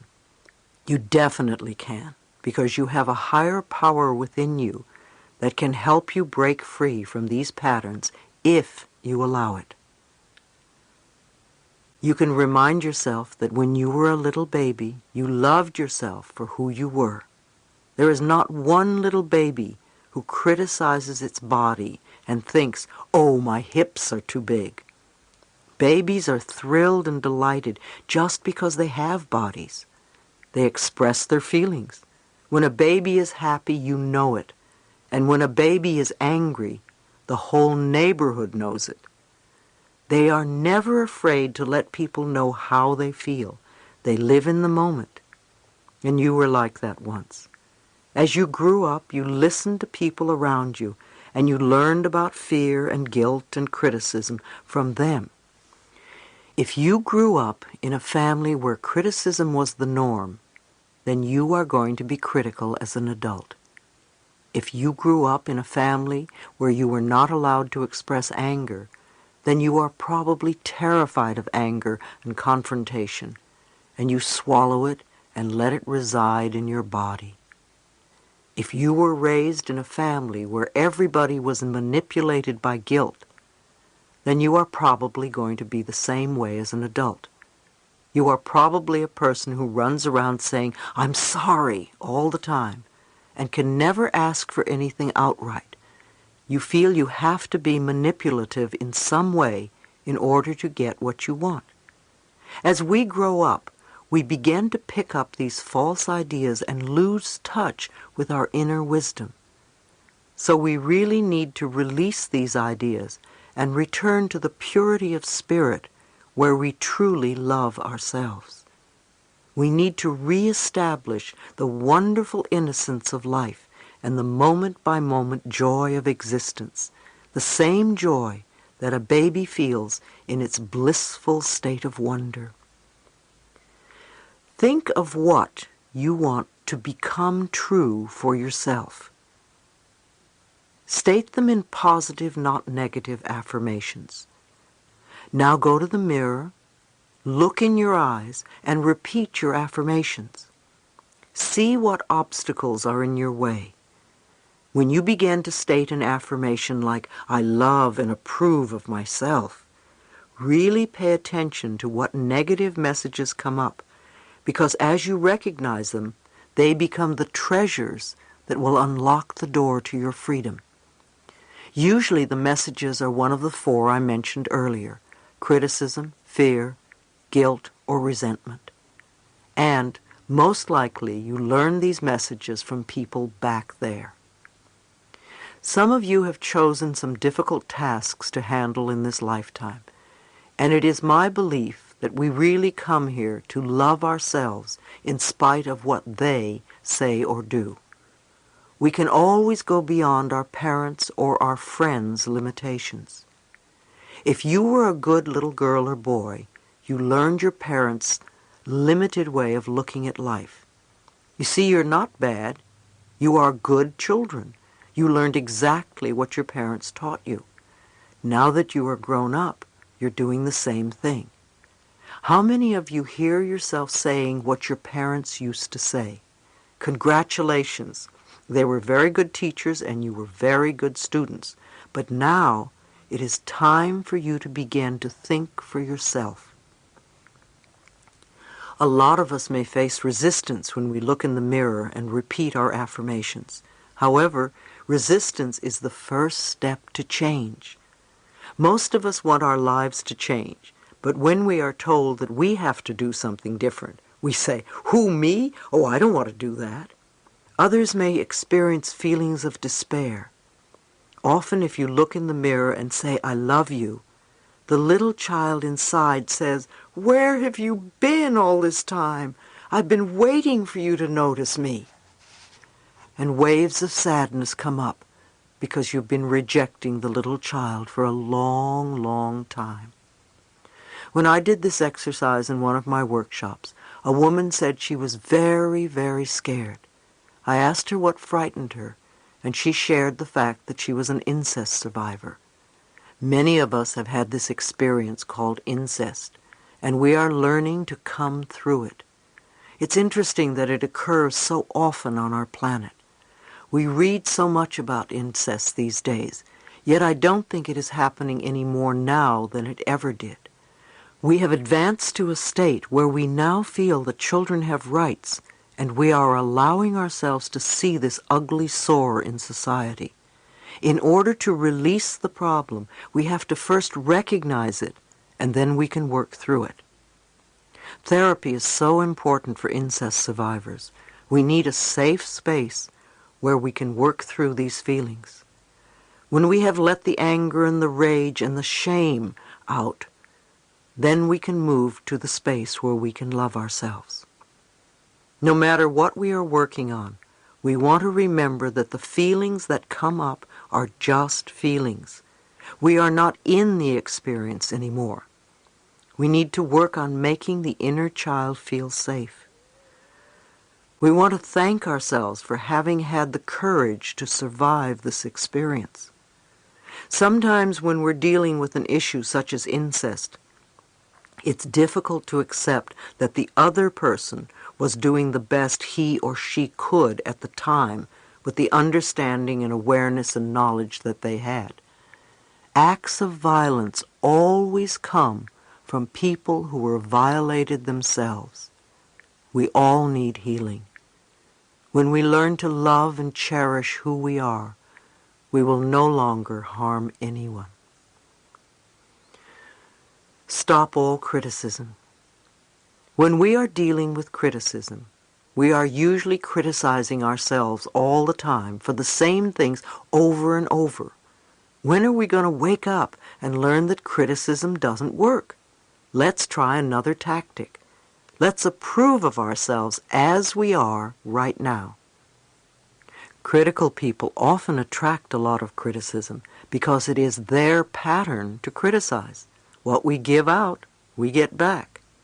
They may also need to be perfect at all times. Who's perfect? Have you ever met a perfect person? I haven't.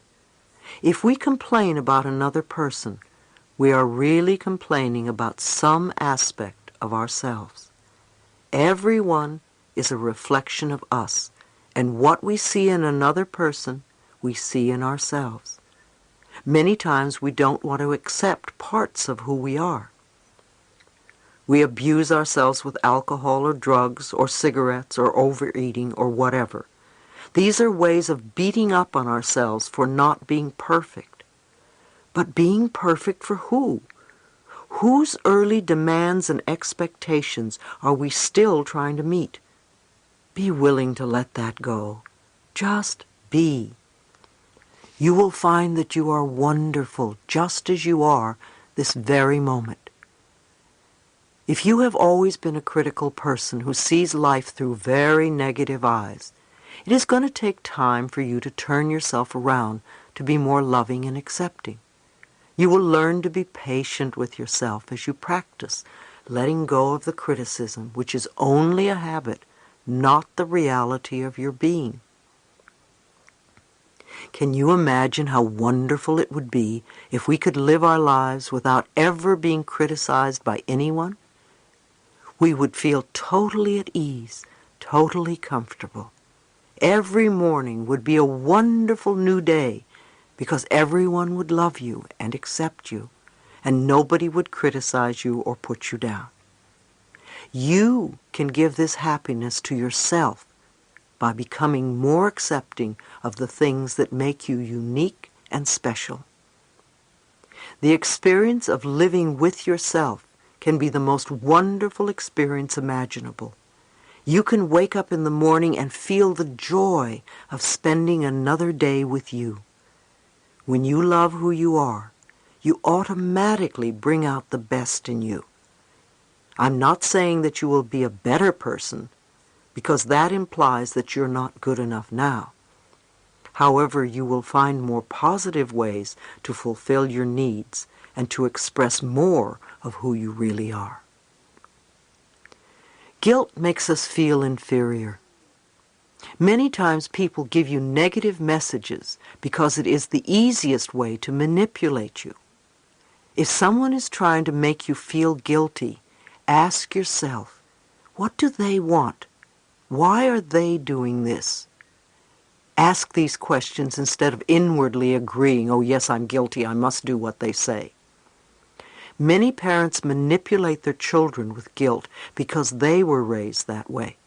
They tell lies to the children to make them feel less than.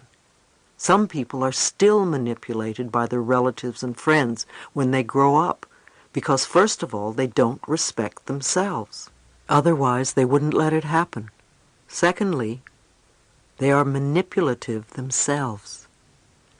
Many of you live under a cloud of guilt.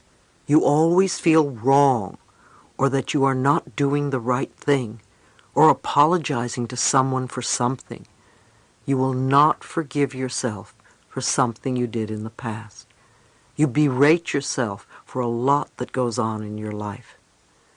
Let these clouds dissipate. You don't need to live that way any longer. Those of you who feel guilty can now learn to say no and call people on their nonsense. I'm not saying to be angry with them, but you don't have to play their game anymore. If saying no is new to you, say it very simply. No, I cannot do that. Don't give excuses, or the manipulator will have ammunition to talk you out of your decision. When people see that manipulating you doesn't work, they will stop. People will only control you as long as you allow them to. You may feel guilty the first time you say no. However, it gets easier the next few times. A woman at one of my lectures had a baby who was born with a congenital heart disease. She felt guilty because she'd believed that it was her fault. She did something to the baby. Unfortunately, guilt does not solve anything. In her case, no one did anything wrong.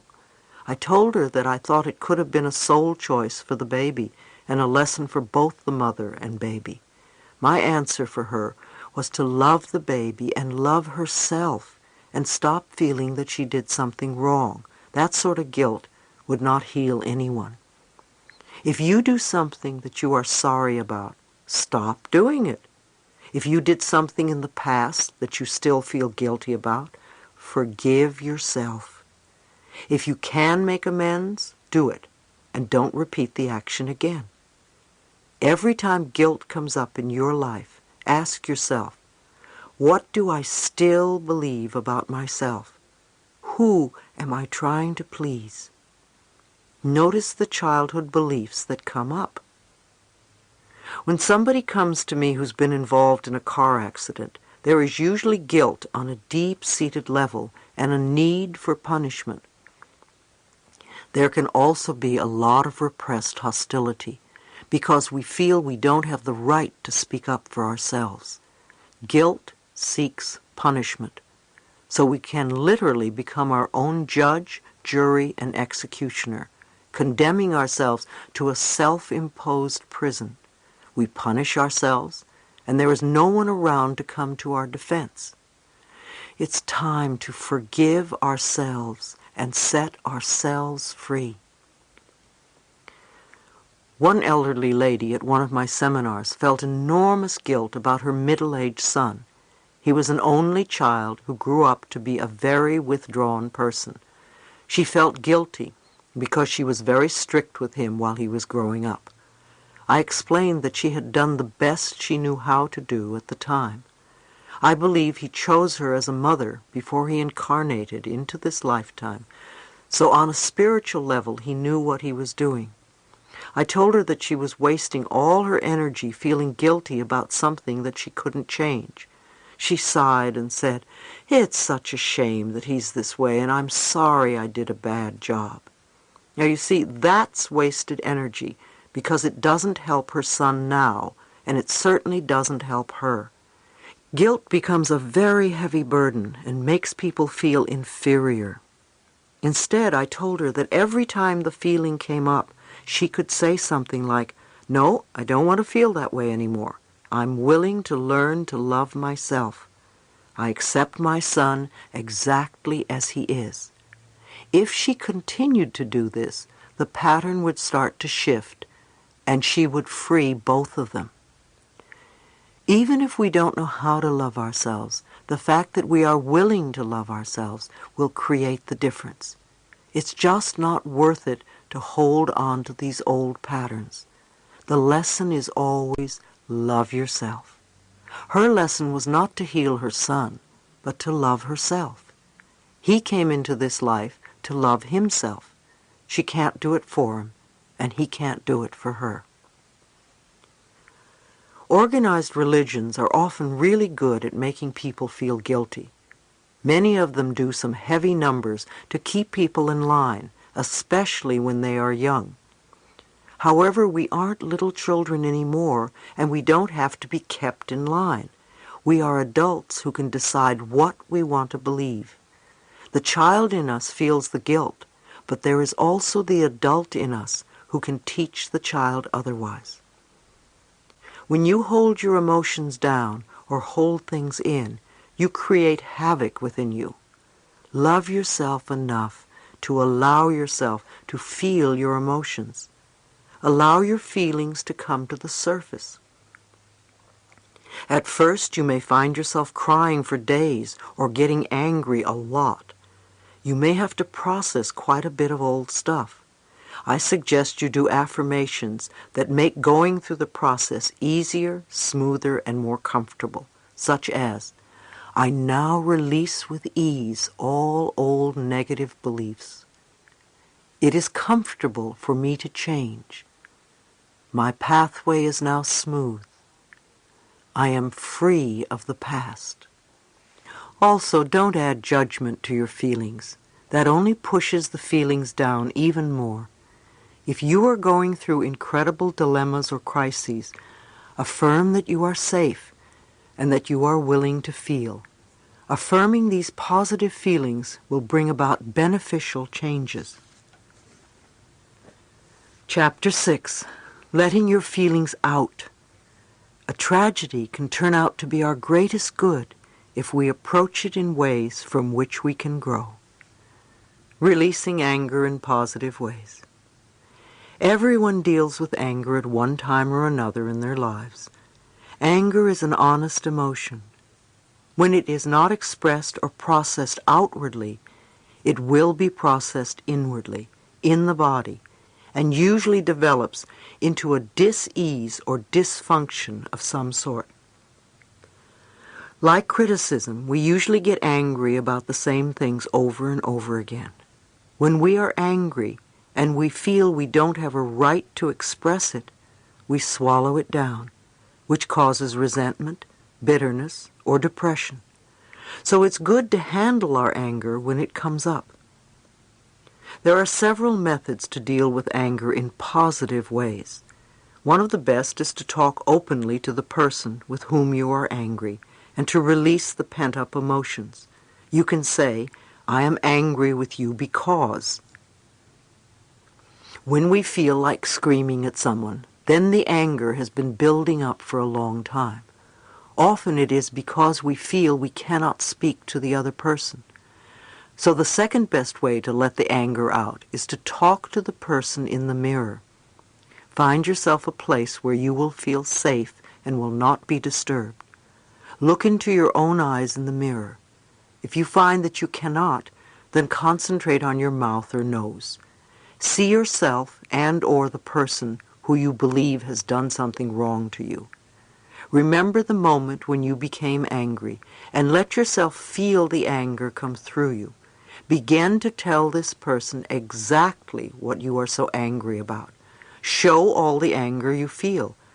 You could say something like, I am angry at you because, or I am hurt because you did, or I am so afraid because you. Just get all your feelings out. If you feel like expressing yourself physically, then get some pillows and start hitting them, or twist a towel. Don't be afraid to let your anger take its natural course. You have already kept your feelings bottled up too long.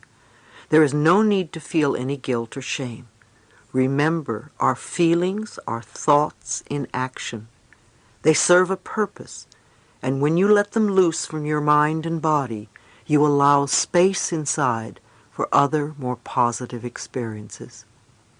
When you have finished expressing your anger to the other person or persons, do your best to forgive them.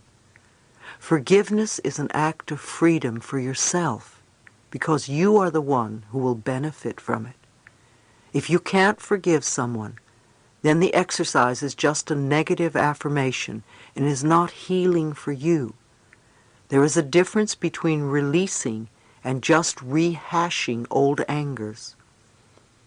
You may want to say something like, okay, that situation is over. That is in the past now. I don't approve of your action, and yet I understand that you were doing the best you could with the knowledge and understanding you had at the time. I am done with this. I release you and let you go. You are free, and I am free. You may want to do this exercise several times before you truly feel that you have gotten rid of all your anger. You may also want to work on one anger issue or several. Do what feels right for you. There are other methods we can use to release the anger. We can scream into a pillow. We can kick pillows. We can beat the bed or a punching bag. We can write a hate letter and then burn it. We can scream in our cars with the windows rolled up. We can play tennis or go to the golf range and just hit balls one after another.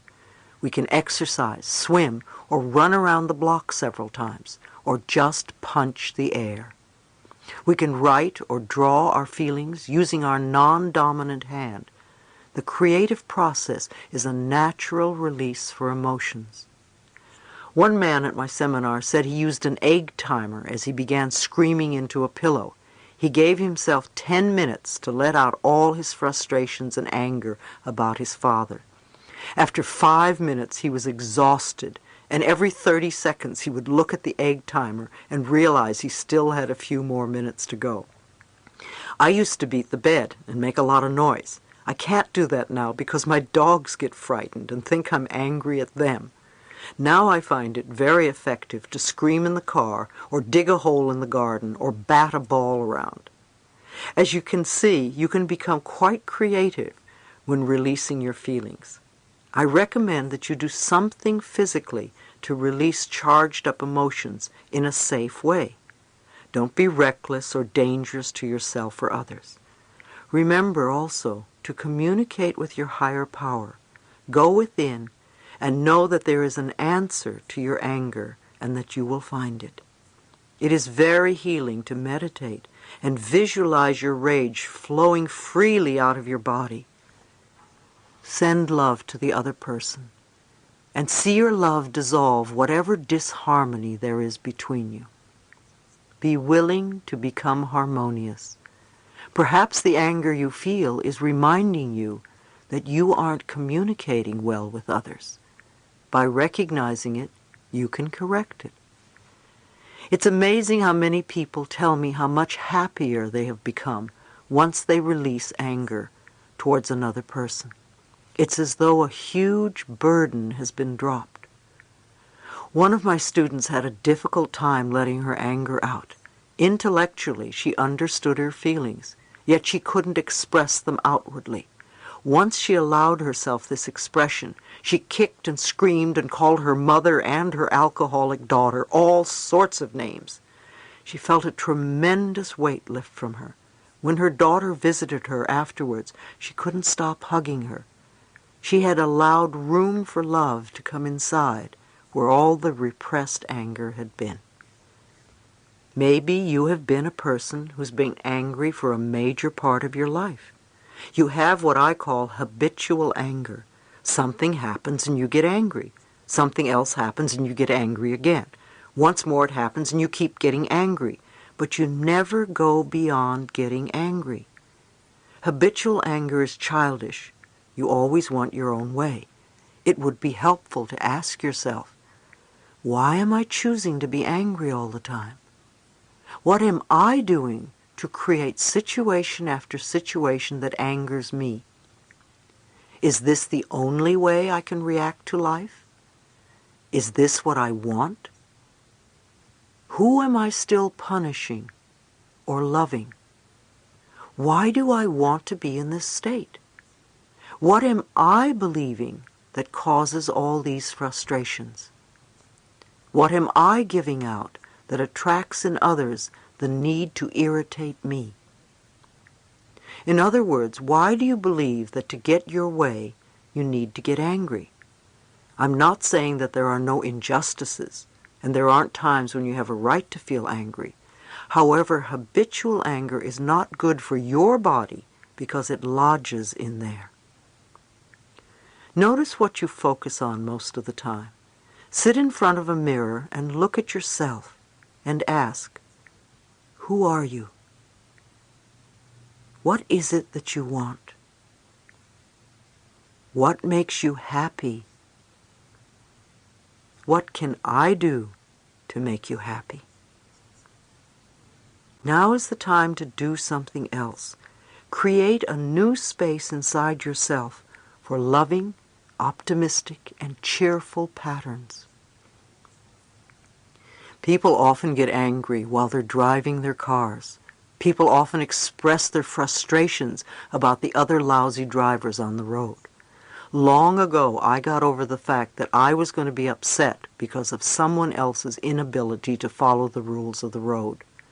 So the way I handle driving my car is, first, I put love into the car when I get in. Next, I know and affirm that I'm always surrounded by wonderful, competent, happy drivers.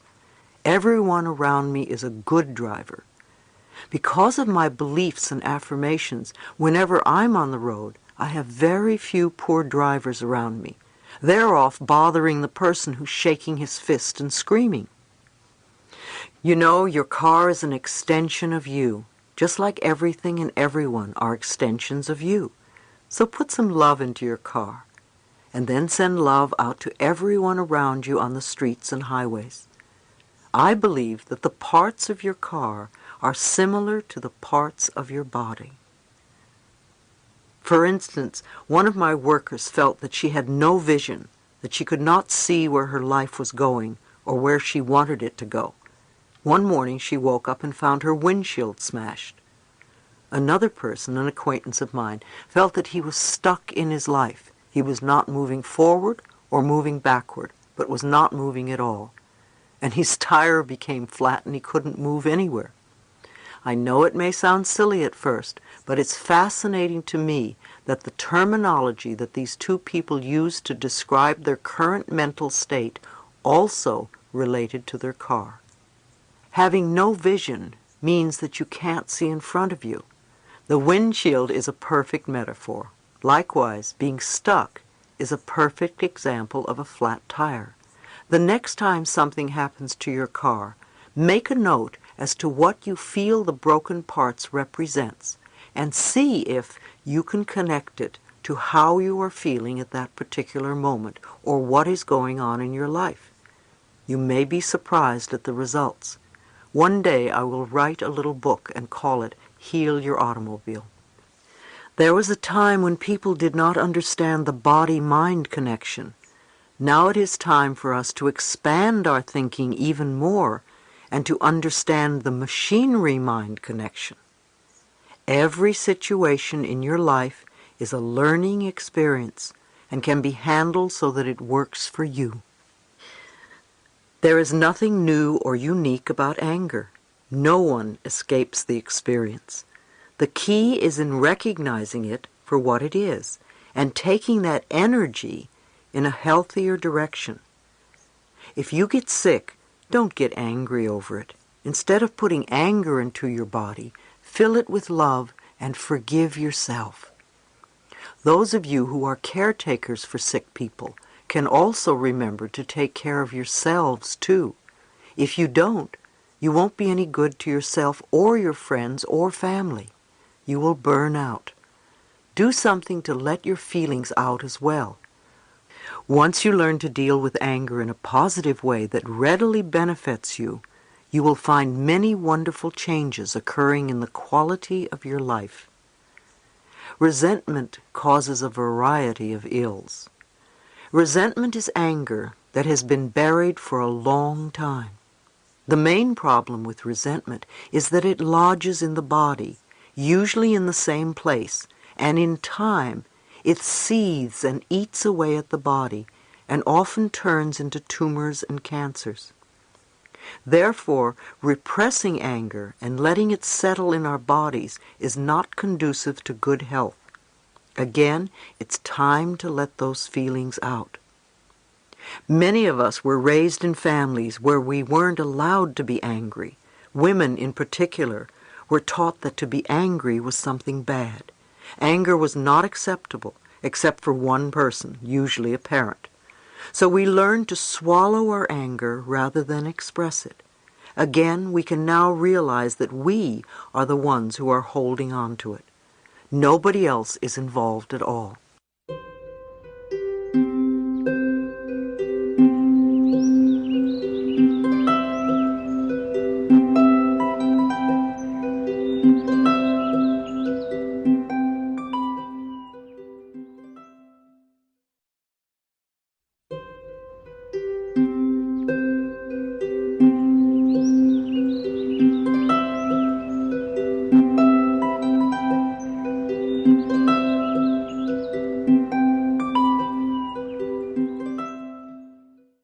An oyster takes a grain of sand, and it builds layer after layer after layer of calcite over it until it becomes a beautiful pearl. In the same way, we take our emotional hurts and nurse them over and over again by what I call running the old movie over and over in our minds. If we want to be free from our hurts, if we want to get out of them, then it's time to go beyond them. One of the reasons women create cysts and tumors in the uterus is through what I call the he done me wrong syndrome. The genitals represent either the most masculine part of the body, the masculine principle, or the most feminine part of the body, the feminine principle. When people have emotional episodes, usually in relationships, they take it to one of those areas. With women, they may take it to their female organs, their most feminine part, and nurse the hurt until it becomes a cyst or tumor. Since resentment is buried deeply inside us, we may have to do a lot of work to dissolve it. I received a letter from a woman who was working on her third cancer tumor. She still had not dissolved the resentment pattern and kept creating new tumors in her body. I could tell she felt very self-righteous about her bitterness. It was easier for her to let the doctor remove the latest tumor than to work on forgiveness.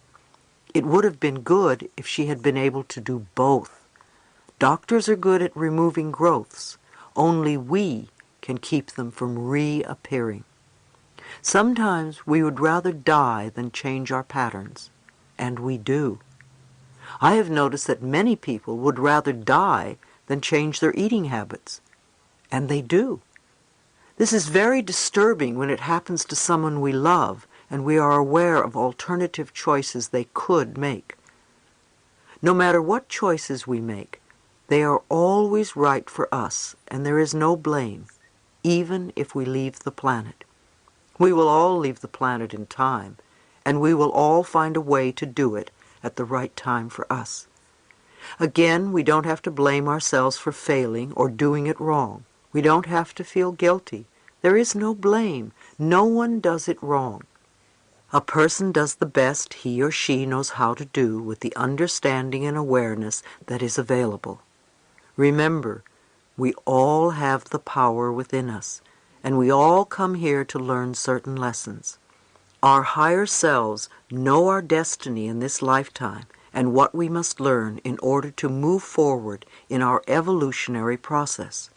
There is never any wrong way. There just is. We are all on an endless journey through eternity, and we have lifetime after lifetime. What we don't work out in this life, I believe we will work out in another. Suppressed feelings lead to depression.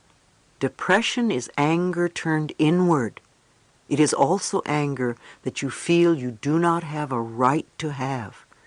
For instance, you may feel it's not okay to be angry at your parent or spouse or employer or best friend, and yet you are angry and you feel stuck. That anger becomes depression.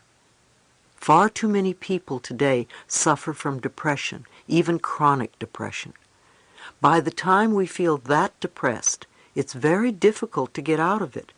It feels so hopeless that it becomes an effort to do anything. I don't care how spiritual you are. You have got to wash your dishes every now and then. You can't let the sink pile up with dirty dishes and say, "Oh, I'm metaphysical." The same with your feelings.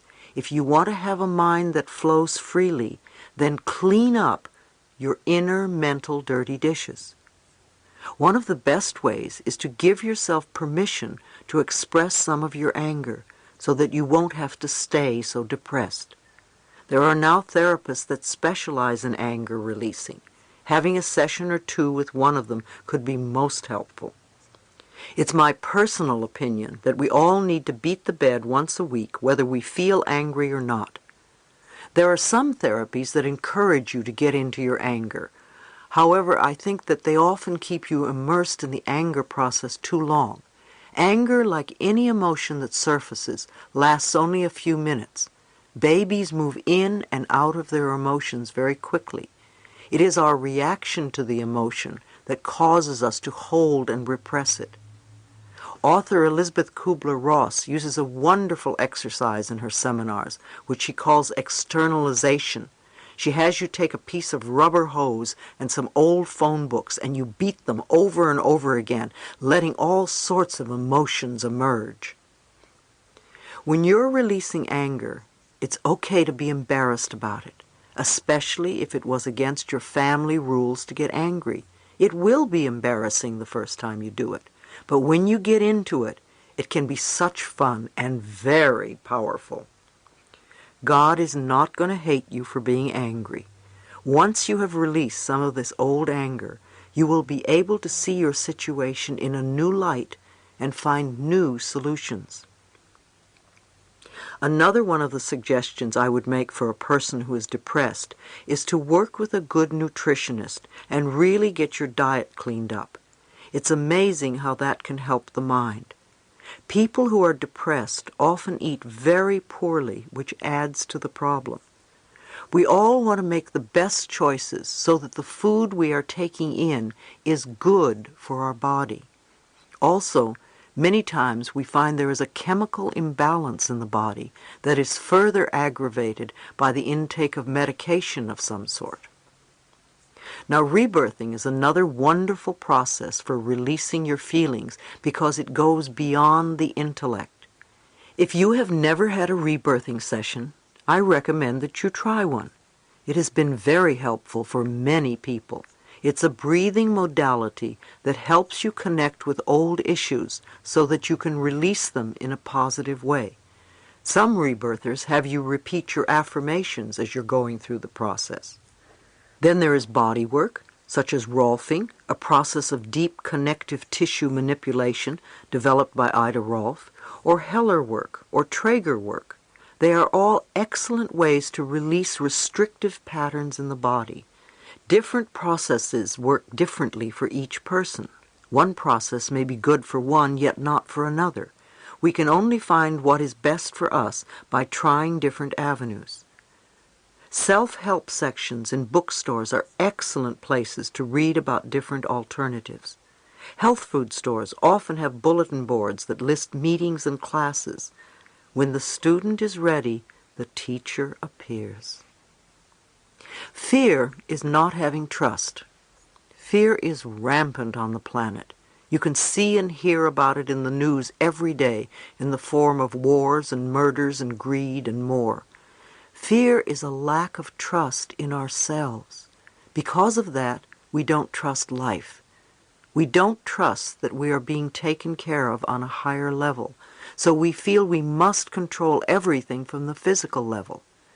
Obviously, we're going to feel fear because we can't control everything in our lives. Trust is what we learn when we want to overcome our fears. It's called taking the leap of faith. Trust in the power within that is connected to universal intelligence. Trust in that which is invisible instead of trusting only in the physical material world. I'm not saying that we do nothing, yet if we have trust, we can go through life much easier.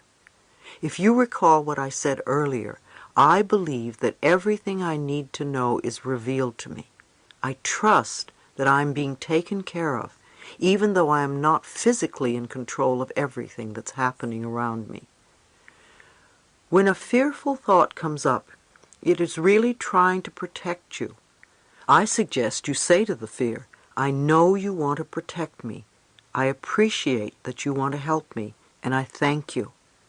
Acknowledge the fearful thought. It's there to take care of you. When you become physically frightened, your adrenaline pumps through your body to protect you from danger.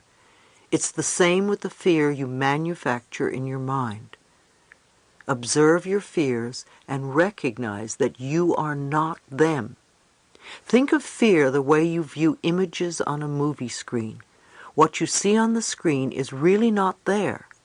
The moving pictures are just frames of celluloid, and they change and disappear very rapidly. Our fears will come and go as rapidly as those pictures, unless we insist on holding on to them. Fear is a limitation of our minds. People have so much fear about getting sick or old or about becoming homeless or whatever. Anger is fear that becomes a defense mechanism. It protects you, and yet it would be so much more powerful for you to do affirmations so you can stop recreating fearful situations in your mind and love yourself through the fear. Again, nothing comes from outside of us. We are at the center of everything that happens in our lives. Everything is inside. Every experience, every relationship is a mirror of a mental pattern that we have inside us. Fear is the opposite of love. The more we are willing to love and trust who we are, the more we attract these qualities to ourselves. When we are on a streak of really being frightened or upset or worried or not liking ourselves, isn't it amazing how everything goes wrong in our lives? One thing after another. It seems it will never stop. Well, it is the same when we really love ourselves. Everything starts to go on a winning streak, and we get the green lights in the parking places. All of the things that make life so wonderful, the big and the little. We get up in the morning and the day flows beautifully. Love yourself so that you can take care of yourself. Do everything you can to strengthen your heart, your body, and your mind. Turn to the power within you. Find a good spiritual connection and really work on maintaining it. If you are feeling threatened or fearful, consciously breathe. We often hold our breath when we are frightened, so take a few deep breaths. Breathing opens the space inside you that is your power. It straightens your spine, it opens your chest, and gives your heart room to expand. By breathing, you begin to drop the barriers and open up.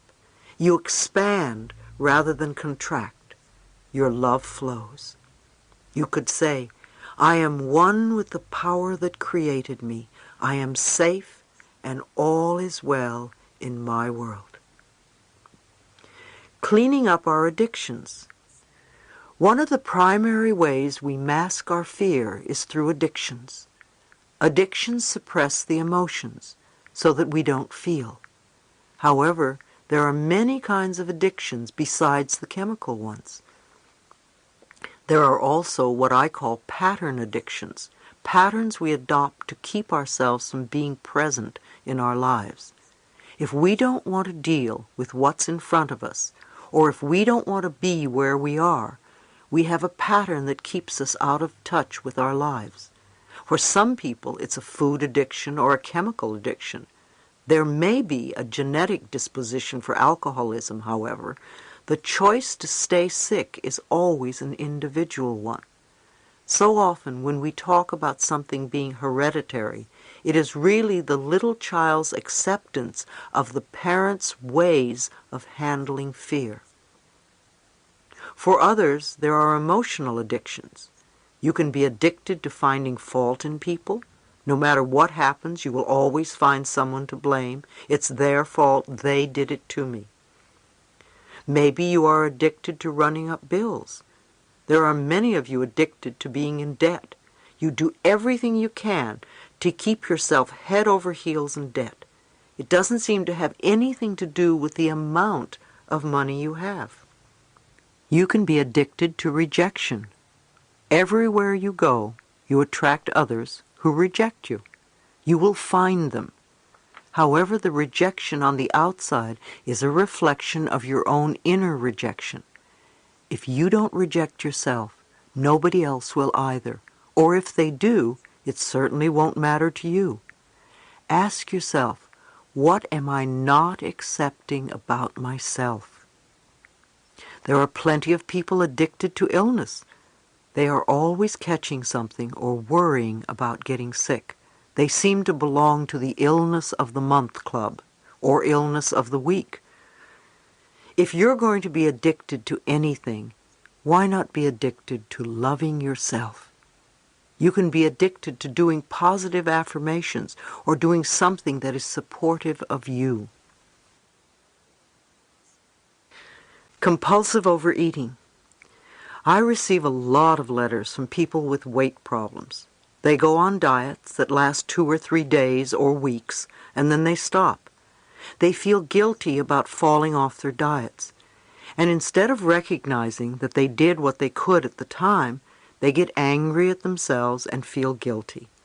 Then to punish themselves, because guilt always seeks punishment, they go out and eat foods that are not good for their bodies.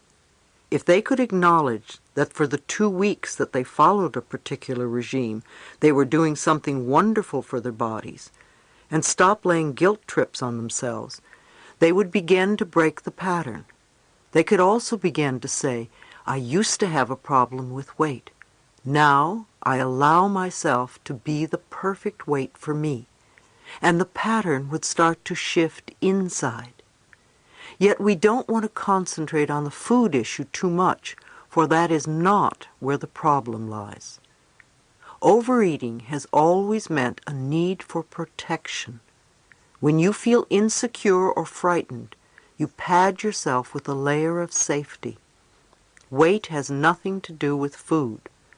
Most of you spend a lifetime being angry at yourself for being fat. What a waste of energy. Instead, realize there is something going on in your life that is making you feel unsafe and insecure. It could be your work, your spouse, your sexuality, or your life in general, or early belief patterns. If you are overweight, put the food weight issue aside and work on the pattern that says, I need protection because I'm insecure. It's amazing how our cells respond to our mental patterns. When the need for protection is gone, or when we start feeling secure, the fat will melt off. I have noticed in my own life that when I'm not feeling safe, I will gain some weight. When my life is going so fast and I'm doing so much and I'm spreading myself all over the place, I feel a need for protection, a need for security. So I say, okay, Louise, it's time to work on safety. I want you to really know that you are safe and it's okay and you can do all this stuff and you can be at all these places and you can have all that's happening right now and you are safe and I love you. When I feel secure again, the weight melts away. Weight is only the outer effect of a fear that is inside you. When you look in the mirror and see the fat person staring back, remember that you are looking at the result of your old thinking. When you start to change your thinking, you are planting a seed for what will become true for you. What you choose to think today will create your new figure tomorrow.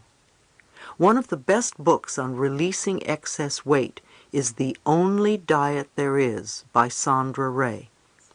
It's all about dieting from negative thinking, and she shows you step by step how to do it. Self-help groups. Self-help groups have become the new social form. I see this as a very positive move. These programs do tremendous good. People with similar problems getting together, not to whine and complain, but to find ways to work through these issues and improve the quality of their lives. There is now a group for almost every problem you can think of. Many of them are listed in the phone book under Community Services in the front of your yellow pages. I know you can find one that is right for you. Many churches now hold group meetings. You could even go to the local health food store, one of my favorites, and see what is listed on their bulletin board. If you are serious about changing your life, you will find the way. The 12-step programs are everywhere. 12-step programs have been around for some time, and they have developed a format that really works and brings about wonderful results. Their Al-Anon program for people who live with or were raised by addicted people is one of the best groups for all sorts of people. Feelings are our inner gauge. When growing up in a troubled or dysfunctional family, we learn to avoid conflict whenever possible, and this results in the denial of our feelings. We often do not trust others to meet our needs, so we don't even ask for help. We are convinced that we must be strong enough to handle things ourselves. The only problem is that we fail to be in touch with our own feelings. Feelings are our most helpful link to our relationship with ourselves, others, and the world around us, and they are an indication of what's working or not working in our lives. Shutting them off only leads to more complex problems and physical illnesses. What you can feel, you can heal. If you don't allow yourself to feel what is going on inside of you, you won't know where to begin the healing process. On the other hand, many of us seem to go through life always feeling guilty or jealous or fearful or sad. We develop habit patterns that keep repeating the same experiences that we say we don't want to have. If you keep feeling angry or sad or fearful or jealous and don't get in touch with the underlying cause, you will continue to create more anger, sad, fear, etc. When we stop feeling like victims, we are able to take our power back. We must be willing to learn the lesson so the problem can disappear. When we trust the process of life and our spiritual connection with the universe, we can dissolve our angers and fears as soon as they appear. We can trust in life and know that everything is happening in divine right order and in the perfect time-space sequence. Chapter 7. Moving Beyond the Pain. We are far more than our bodies and personalities. The inner spirit is always beautiful and lovable, no matter how our outer appearances may change. The pain of death. It's wonderful to be positive. It's also wonderful to acknowledge what you are feeling. Nature has given you feelings to get you through certain experiences, and to deny them causes more pain. Remember, death is not a failure. Everyone dies. It's part of the process of life. When someone you love dies, the mourning process takes at least a year. So give yourself that space. It's difficult to have to go through all the holidays and seasons, Valentine's Day, your birthday, your anniversary, Christmas, etc. So be very gentle with yourself and let yourself grieve. There are no rules, so don't make any for yourself. It's also okay to get angry and have hysterics when someone dies. You can't pretend it doesn't hurt. You want to give your feelings an outlet. Let yourself cry. Look in the mirror and scream, "It isn't fair," or whatever you feel inside. Again, let it out.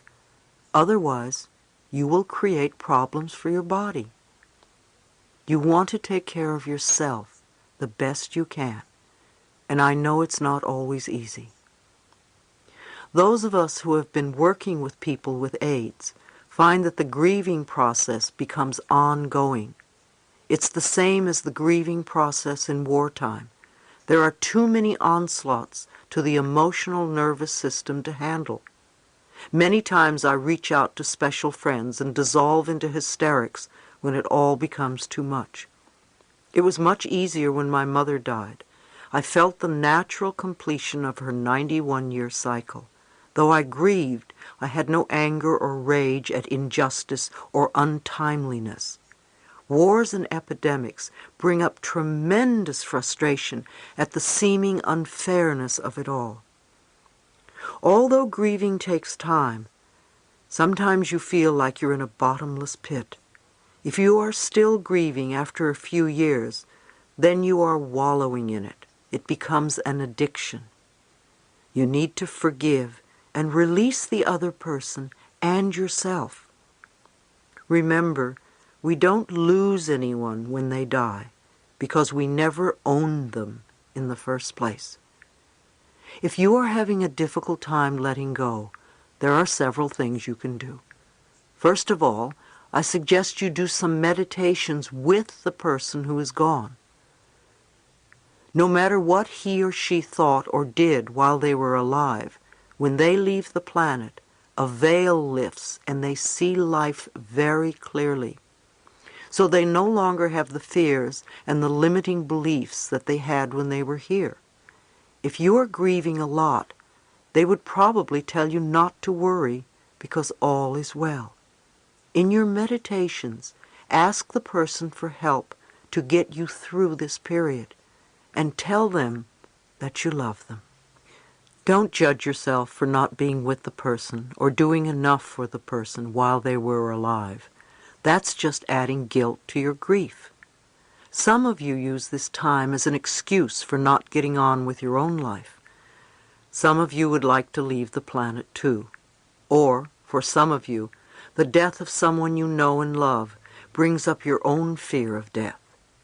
Use this time to do inner work on yourself so you can release some of your own stuff. A lot of sadness comes to the surface upon the death of a loved one. Let yourself feel the sadness. You need to get to a point where you feel safe enough to let the old pains come up. If you would allow yourself 2 or 3 days of crying, much of the sadness and guilt would disappear. If you need to, find a therapist or a group to help you feel safe enough so that you can release the emotions. Another suggestion is to say affirmations like, I love you and I set you free. You are free and I am free. One woman was having a very difficult time letting go of the anger she felt towards an aunt who was very ill. She was terrified that her aunt would pass away and she would not be able to communicate how she really felt about the past. She didn't want to speak with the aunt because she felt all choked up inside. I suggested to her that she work with a therapist, for one-on-one work can be so helpful.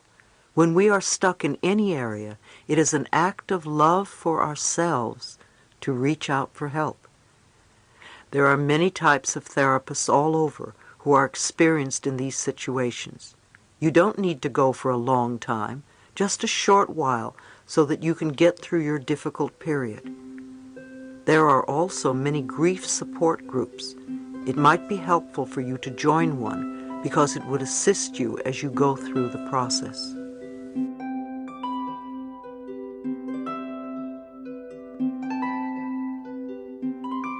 Understanding our pain. Many of us live from day to day with unrelieved pain. It may be a small part of our lives, or it may take up a large, unbearable portion of it. But what is pain? Most of us agree that it is something we would like to be free of. Let's look at what we can learn from it. Where does it come from? What is it trying to tell us? The dictionary defines pain as an unpleasant or distressing sensation due to bodily injury or disorder, as well as a mental or emotional suffering or torment. Since pain is an outgrowth of both mental and physical dis-ease, it is clear that both the mind and the body are susceptible to it. I recently saw a wonderful example as I watched 2 little girls playing in a park. The first child raised her hand to playfully slap her friend on the arm. Before she was able to connect, the other little girl said, "Ow!" And the first little girl looked at her and said, "Why did you say ow? I haven't even touched you yet." To which her friend quickly replied, "Well, I knew it was going to hurt." In this instant, the mental pain presumed the expected physical pain.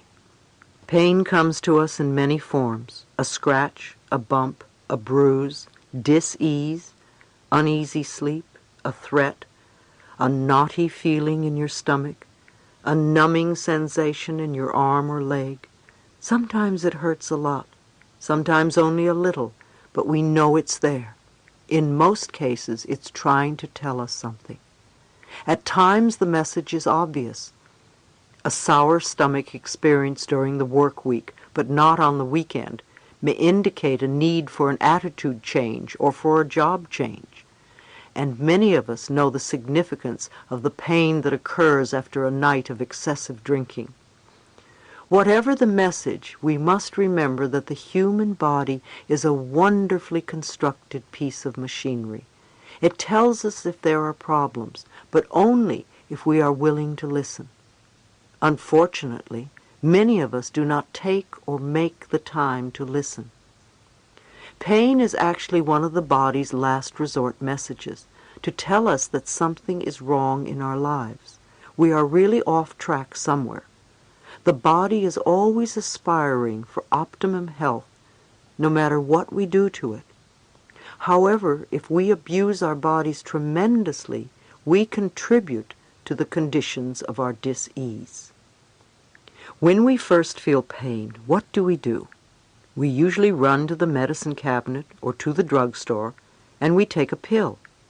In effect, we say to the body, "Shut up, I don't want to hear you." The body will quiet down for a little bit. Then the whisperings return, and this time a little louder. Maybe we go to the doctor for an injection or a prescription, or we do something else. But at some point we have to pay attention to what is going on, because we may have a full-blown dis-ease of some sort. Even at that point, some people still want to play victim and still don't listen. Others awaken to what's going on and are willing to make changes. It's okay. We all learn in different ways. The answers may be as simple as getting a good night's sleep, or not going out 7 nights a week, or not pushing yourself at work.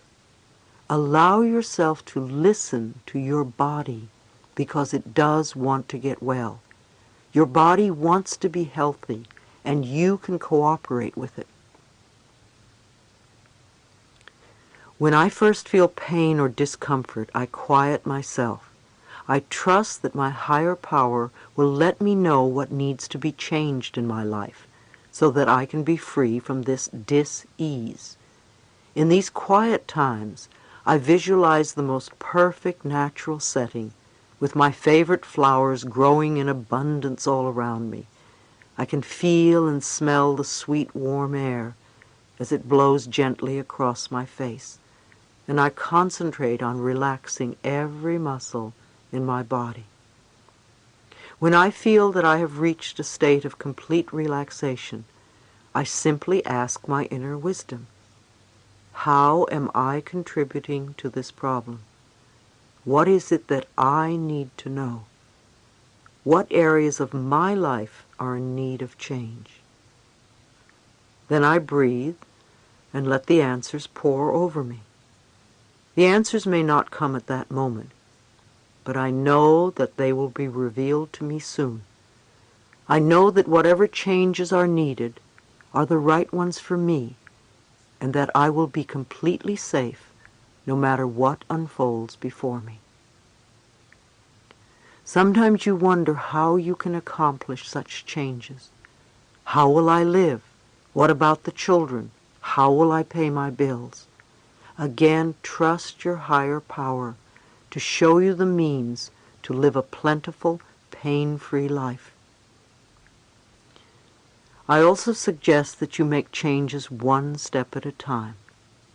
Lao Tse said, "The journey of 1,000 miles begins with one step." One small step added to another can create significant major advancements. Once you go about making your changes, please remember that the pain does not necessarily disappear overnight, and yet it may. It has taken time for pain to surface. Therefore, it may take some time to recognize that it is no longer needed. Be gentle with yourself. Don't gauge your progress by someone else's. You are unique and have your own way of handling your life. Put your trust in your higher self in order to free yourself of all physical and emotional pain. Forgiveness is the key to freedom. I often ask clients, Would you rather be right, or would you rather be happy? We all have opinions on who was right and who was wrong, according to our own perceptions, and we can all find ways to justify our feelings. We want to punish others for what they did to us. However, we are the ones running the story over and over in our own minds. It is foolish for us to punish ourselves in the present because someone hurt us in the past. To release the past, we want to be willing to forgive, even if we don't know how. Forgiveness means giving up our hurtful feelings and just letting the whole thing go. A state of non-forgiveness actually destroys something within ourselves. No matter what avenue of spirituality you follow, you will usually find that forgiveness is an enormous issue at any time, but most particularly when there is an illness. When we are ill, we really need to look around and see who it is we need to forgive. And usually the very person who we think we will never forgive is the one we need to forgive the most. Not forgiving someone else doesn't harm the other person in the slightest, but it plays havoc with us.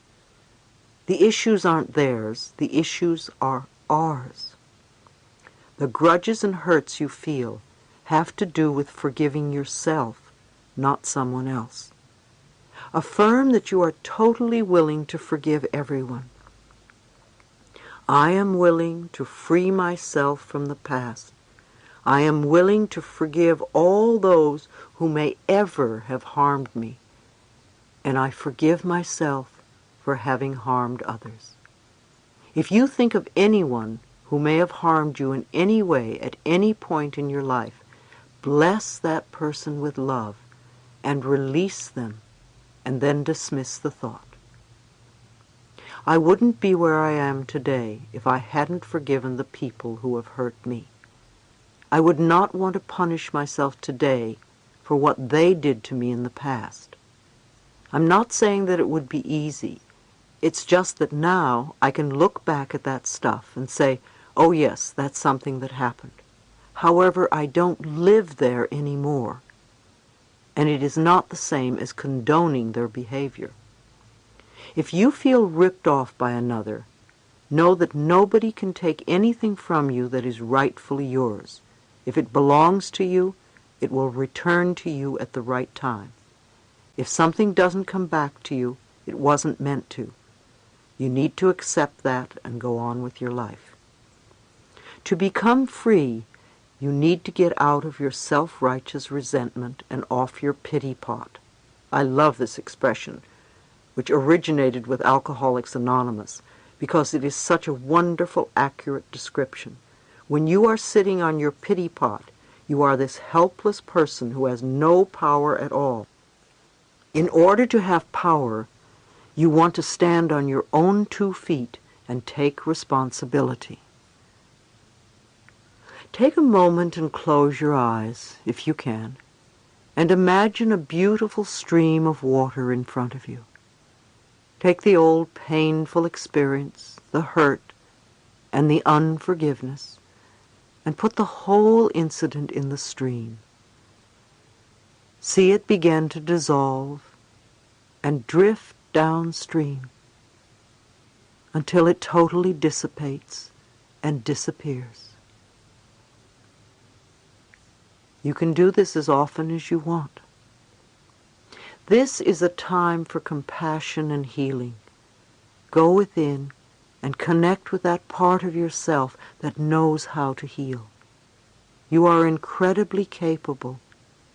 Be willing to go to new levels to find capabilities of which you were not aware, not just to cure dis-ease, but to truly heal yourself on all possible levels. To make yourself whole in the deepest sense of the word, to accept every part of yourself and every experience you have ever had, and to know that it is all part of the tapestry of your life this time around. I love Emmanuel's book, There is a passage in it which has a good message. The question to Emmanuel is, how do we experience painful circumstances without becoming embittered by them? And Emmanuel's reply is, by seeing them as lessons and not as retribution. Trust life, my friends. However far afield life seems to take you, this trip is necessary. You have come to traverse a wide terrain of experience in order to verify where truth lies and where your distortion is in that terrain. You will then be able to return to your home center, your soul self, refreshed and wiser. If only we could understand that all of our so-called problems are just opportunities for us to grow and to change, and that most of them come from the vibrations that we have been giving off. All we really need to do is change the way we think, be willing to dissolve the resentment, and be willing to forgive. Part 3.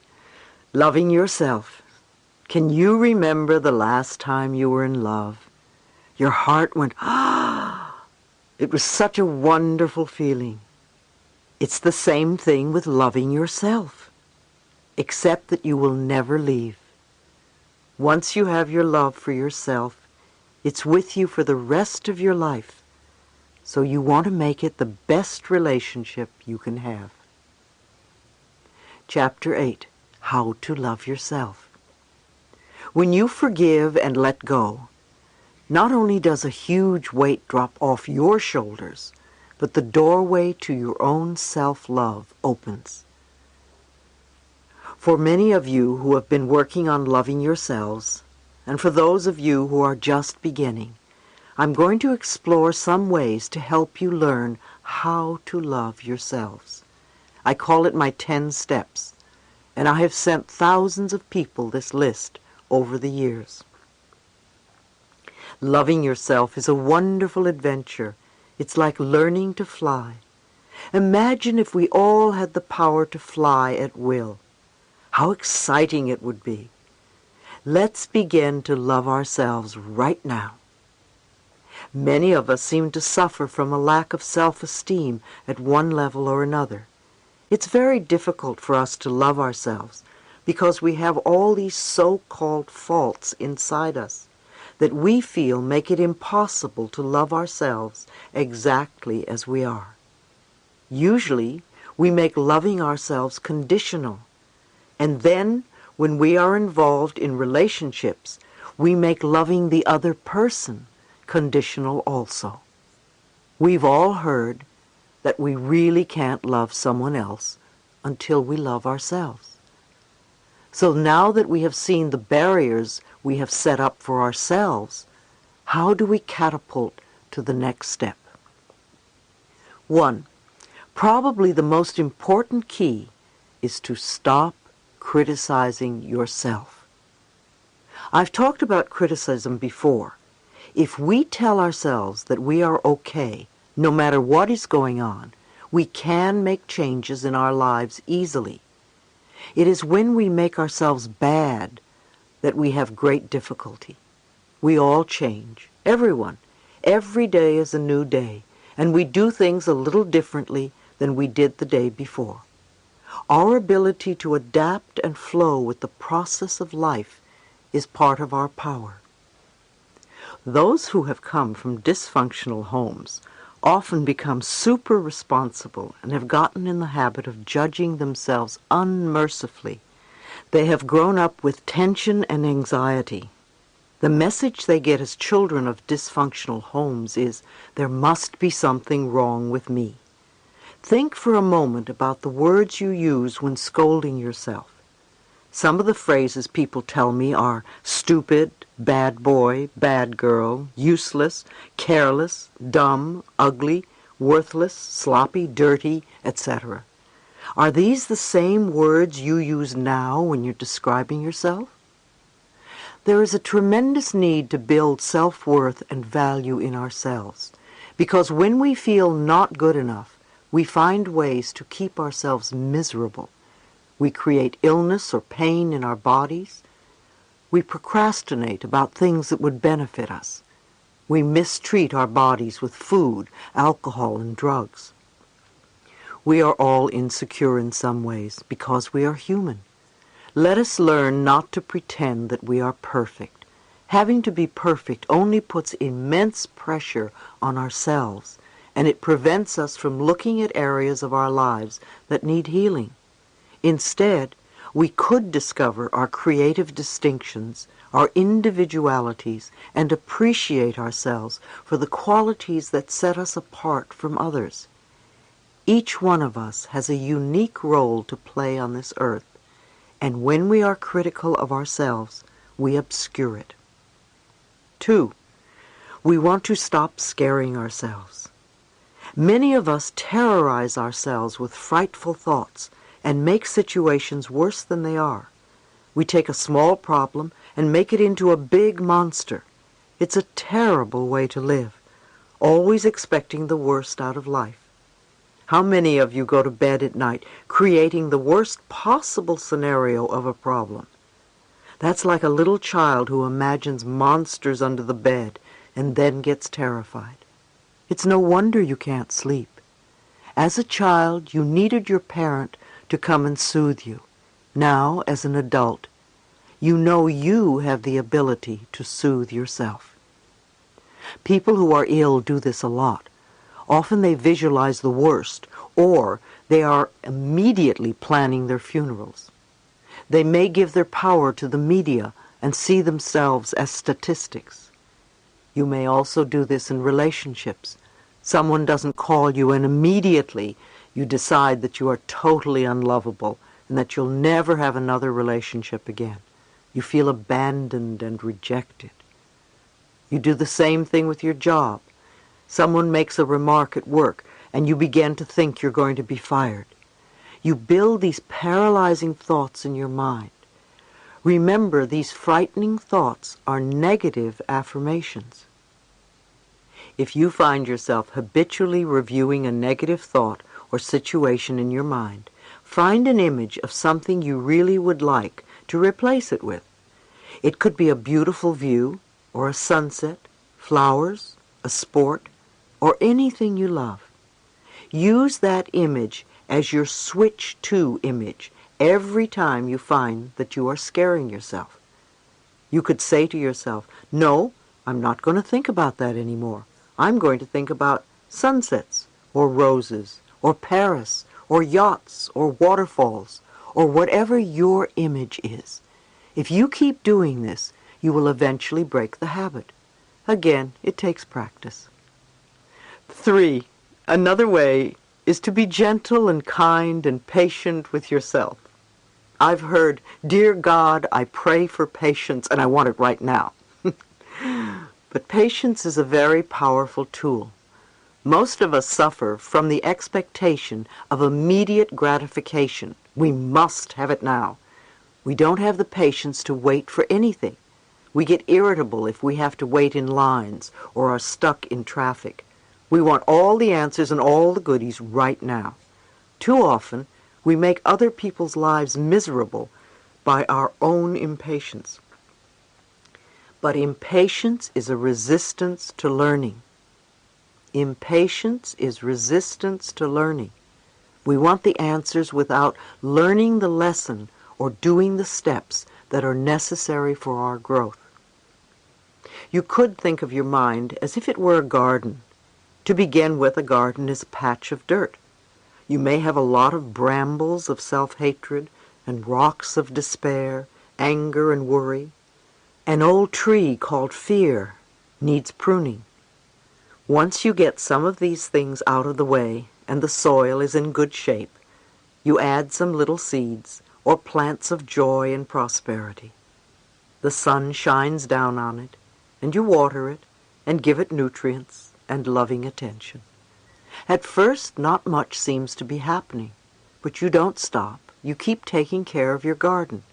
If you are patient, the garden will grow and blossom. The same with your mind. You select the thoughts that will be nurtured, and with patience they grow and contribute to creating the garden of experiences you want. We all make mistakes.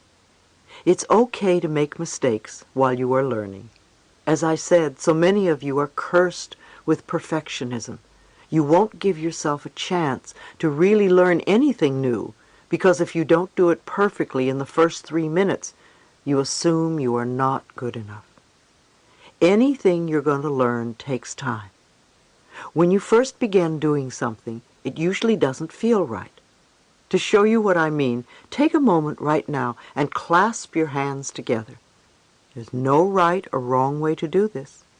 Clasp your hands and notice which thumb is on top. Now open your hands and then clasp your hands again with the other thumb on top. It probably feels strange, odd, maybe even wrong. Clasp them again the first way, then the second, and the first again, and the second way, and hold it. How does it feel now? Not so odd, not so bad. You're getting used to it. Maybe you can even learn to do it both ways. It's the same thing when we are doing something a new way. It may feel different, and we immediately judge it. Yet with a little bit of practice, it can become normal and natural. We're not going to love ourselves totally in one day, but we can love ourselves a little bit more every day. Each day, we give ourselves a little bit more love, and in 2 or 3 months, we will have come so much further in loving ourselves. So mistakes are your stepping stones. They are valuable because they're your teachers. Don't punish yourself for making a mistake. If you are willing to learn and grow from the mistake, then it serves as a step towards fulfillment in your life. Some of us have been working on ourselves for a very long time and wonder why we still have issues that come up for us. We need to keep reinforcing what we know, not resisting by throwing up our hands in the air and saying, "What's the use?" As we learn new ways, we need to be gentle and kind to ourselves. Remember the garden. When the negative weeds grow, pluck them out as quickly as you can. Number 4, we must learn to be kind to our minds. Let's not hate ourselves for having negative thoughts. We can think of our thoughts as building us up rather than beating us up. We don't have to blame ourselves for negative experiences. We can learn from these experiences.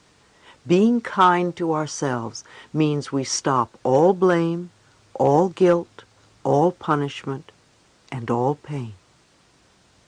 Relaxation can help us as well. Relaxation is absolutely essential for tapping into the power within, because if you are tense and frightened, you shut off your energy. It only takes a few minutes a day to allow the body and the mind to let go and relax.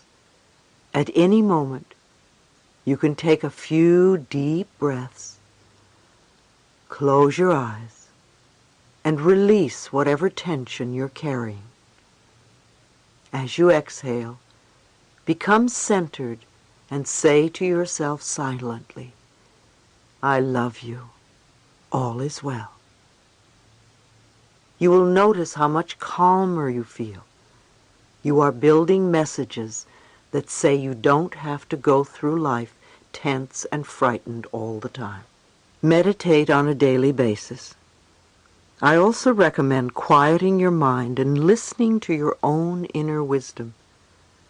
Our society has made meditation into something mysterious and difficult to achieve, and yet meditation is one of the oldest and simplest processes there is.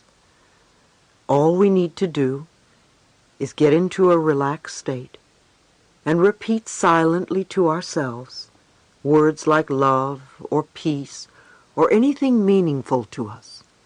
Om is an ancient sound that I often use at my workshops, and it seems to work very well.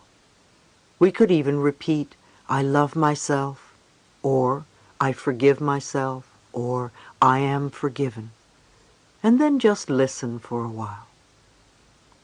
Some people think that if they meditate, they have to stop their minds from thinking.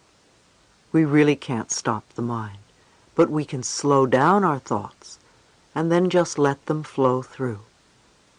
Some people sit with a pad and pencil and write down their negative thoughts because they seem to dissipate more easily. If we can get to a state where we are watching our thoughts float by, oh, there's a fear thought and some anger. Now there's a love thought. And now a disaster. There's an abandonment thought, a joy thought. And don't give these thoughts importance.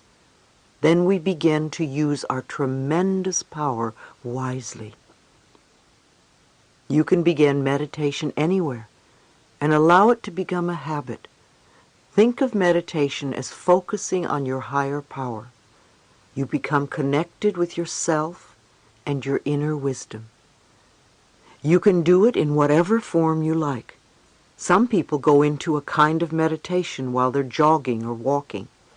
Again, don't make yourself wrong for doing it differently. I love to get on my knees in the garden and dig in the dirt. It's a great meditation for me. An excellent, easy-to-understand book on meditation is Minding the Body, Mending the Mind by Joan Borisenko. Visualize optimistic outcomes. Visualization is also very important, and there are many techniques you can use. Dr. Carl Symington, in his book Getting Well Again, recommends a lot of visualization techniques for people with cancer, and they often yield excellent results. With visualization, you create a clear, positive image that enhances your affirmation. Many of you have written to me about the kinds of visualizations you do along with your affirmations. The important thing to remember about visualizations is that they must be compatible with the kind of person you are. Otherwise, your visualizations will not work. For instance, a woman with cancer pictured the good killer cells in her body attacking the cancer and killing it. At the end of the visualization, she doubted whether she had done it correctly and didn't feel that it was working for her. So I asked her, "Are you a killer person?" And she answered, "I personally don't feel good about creating a war in my body." So I suggested that she change her visualization to one that was a little more gentle. I think it's better to use images like the sun melting the sick cells, or a magician transforming them with his magic wand.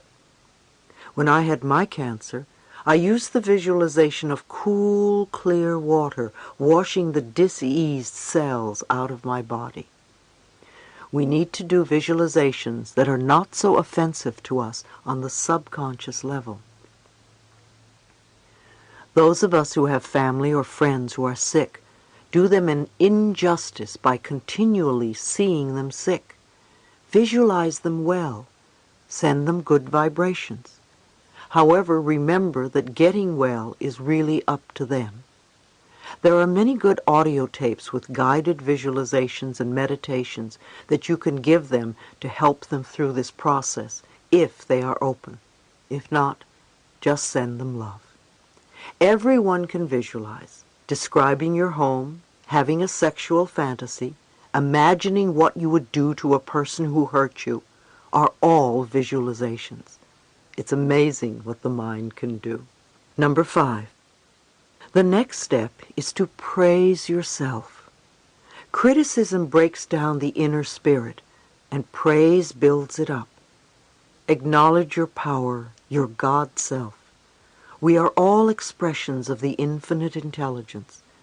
When you berate yourself, you belittle the power that created you. Begin with the little things. Tell yourself that you are wonderful. If you do it once and then stop, it doesn't work. Keep at it, even if it's 1 minute at a time. And believe me, it does get easier. The next time you do something new or different, or something you are just learning and you're not too adept at, be there for yourself. It was a big thrill the first time I spoke at the Church of Religious Science in New York. I remember it very well. It was a Friday noon meeting. People wrote questions and put them in a basket for me, the speaker. I brought the basket to the podium and answered the questions and did a small treatment after each one. After I finished, I walked away from the podium and said to myself, "Louise, you were fantastic, considering this was the first time out. By the time you do this 6 times, you're going to be a pro." I didn't berate myself and say, "Oh, you forgot to say this or that." I didn't want to have the second time be something that would frighten me. If I beat myself up the first time, I would beat myself up the second time, and I would dread speaking in the end. And after a couple of hours, I thought of what I could change to improve. I never made myself wrong. I was very careful to praise myself and congratulate myself for being wonderful. And by the time I had conducted 6 meetings, I was a pro. I think we can apply this method in all areas of our lives. I continued speaking at the meetings for quite some time. It was wonderful training because it taught me how to think on my feet. Allow yourself to accept good, whether you think you deserve it or not. I've discussed how believing that we are not deserving is our unwillingness to accept good in our lives. It's what stops us from having what we want. How could we create anything good for ourselves if we think we don't deserve to have good? Think about the laws of deserving in your home. Did you feel good enough, smart enough, tall enough, pretty enough, whatever? And what do you have to live for? You know you are here for a reason, and it's not just to buy a new car every few years. What are you willing to do to fulfill yourself? Are you willing to do affirmations, visualizations, treatments? Are you willing to forgive? Are you willing to meditate? How much mental effort are you willing to exert to change your life and make it the life you want? Number 6, loving yourself means supporting yourself. Reach out to friends and allow them to help you. You really are being strong when you ask for help when you need it. So many of you have learned to be so self-reliant and self-sufficient. You can't ask for help because your ego won't let you. Instead of trying to do it all yourself, and then getting angry at yourself because you can't make it, try asking for help next time. There are support groups in every city. There are 12-step programs for almost every problem. And in some areas, there are healing circles and church-affiliated organizations. If you can't find what you want, you can start your own group. It's not as scary as you might think. Gather together 2 or 3 friends who have the same issues that you have, and set up a few guidelines to follow. Have a book to study or tapes to listen to. If you do it with love in your heart, your little group will grow. People will be attracted like a magnet. Don't worry if it starts to grow and your meeting space gets too small. The universe always provides. If you don't know what to do, write my office, and we'll send you guidelines on how to conduct a little group. You really can be there for each other. I started the hayride in Los Angeles in 1985 with 6 men with AIDS in my living room. We didn't know what we were going to do about this intense crisis. I told them we weren't going to sit around playing Ain't It Awful, because we already knew that. We did what we could on a positive level to support each other. We're still meeting today, and we have about 200 people coming every Wednesday night to West Hollywood Park. It's an extraordinary group for people with AIDS, and everybody is welcome. People come from all over the world to see how this group functions and because they feel supported. It's not only me, it's the group. Everyone contributes to making it effective. We meditate and do visualizations, we network, and share information about alternative therapies and the latest medical methods. There are energy tables at one end of the room where people can lie down and others share healing energies by laying on hands or praying for them. We have Signs of Mind practitioners they can talk to. At the end, we sing and hug one another. We want people to go out feeling better than when they came in, and sometimes people receive a positive lift that lasts for several days. Support groups have become the new social form, and they are very effectual tools in this complex day and age.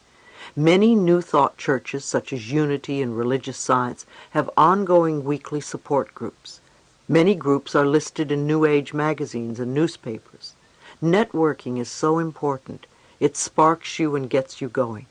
I suggest that people who have similar ideas share time with one another on a regular basis.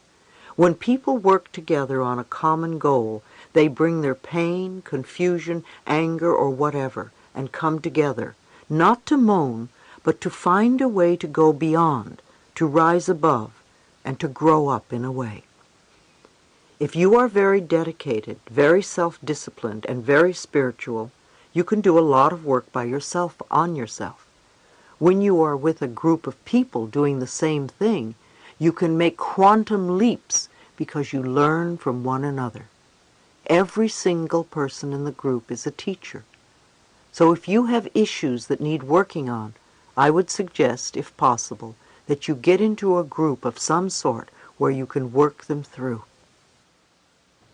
Number 7, love your negatives. They are all part of your creation, just as we are all part of God's creation. The intelligence that created us doesn't hate us because we make mistakes or get angry at our children.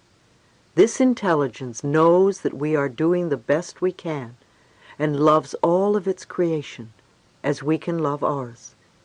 You and I have all made negative choices, and if we keep punishing ourselves for them, it becomes a habit pattern, and we'll find it very tiresome to let them go and to move on to more positive choices.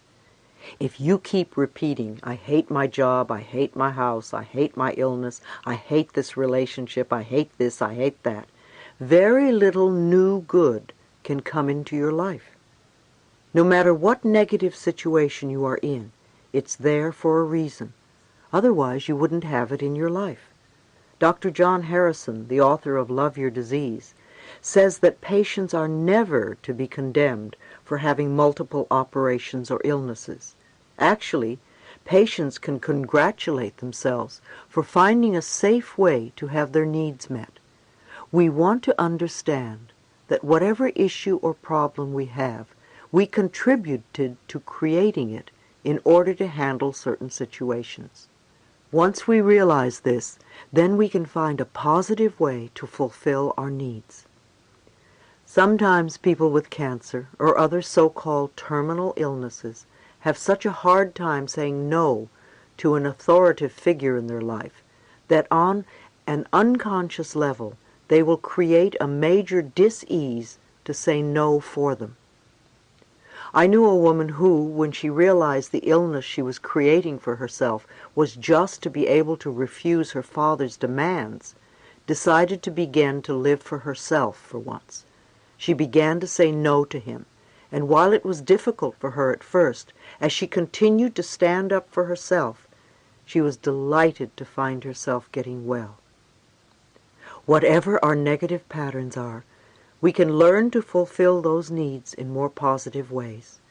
That's why it's so important to ask yourself the question, what is the payoff from this experience? What am I getting that's positive? We don't like to answer that question. However, if we really look within and are honest with ourselves, we will find that answer. Perhaps your answer would be, it's the only time I get loving attention from my spouse. Once realized, you can begin to look for more positive ways to achieve this. Humor is another potent tool. It helps us release and lighten up during stressful experiences. At the hayride, we set time aside for jokes. Sometimes we have a guest speaker called the Laugh Lady. She has a contagious laugh and puts everyone on a laughter cycle. We can't always take ourselves too seriously, and laughter is very healing. I also recommend watching old comedies, such as those of Laurel and Hardy, when you're feeling low or down. When I did private counseling, I would do my best to get people to begin to laugh at their problems. When we can see our lives as a stage play, with soap opera and drama and comedy, we get a better perspective, and we are on the way to healing. Humor enables us to pull back from the experience and to see it in a larger perspective. Number 8, take care of your body. Think of your body as this marvelous house in which you live for a while. You would love your house and take care of it, wouldn't you? So watch what you put into your body. Drug and alcohol abuse is so prevalent because they are two of the most popular methods of escape.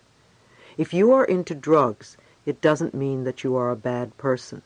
It means you haven't found a more positive way of fulfilling your needs. Drugs beckon to us, come and play with me and we'll have a good time. And it's true, they can make you feel wonderful. However, they alter your reality so much, and although it isn't evident at first, you have to pay a terrible price in the end. After taking drugs for a while, your health deteriorates immensely, and you feel awful most of the time. Drugs affect your immune system, which can lead to numerous physical ailments. Also, after repeated use, you develop an addiction, and you have to wonder what made you start taking drugs in the first place. Peer pressure may have compelled you to take them in the beginning, but continued and repeated use is another story.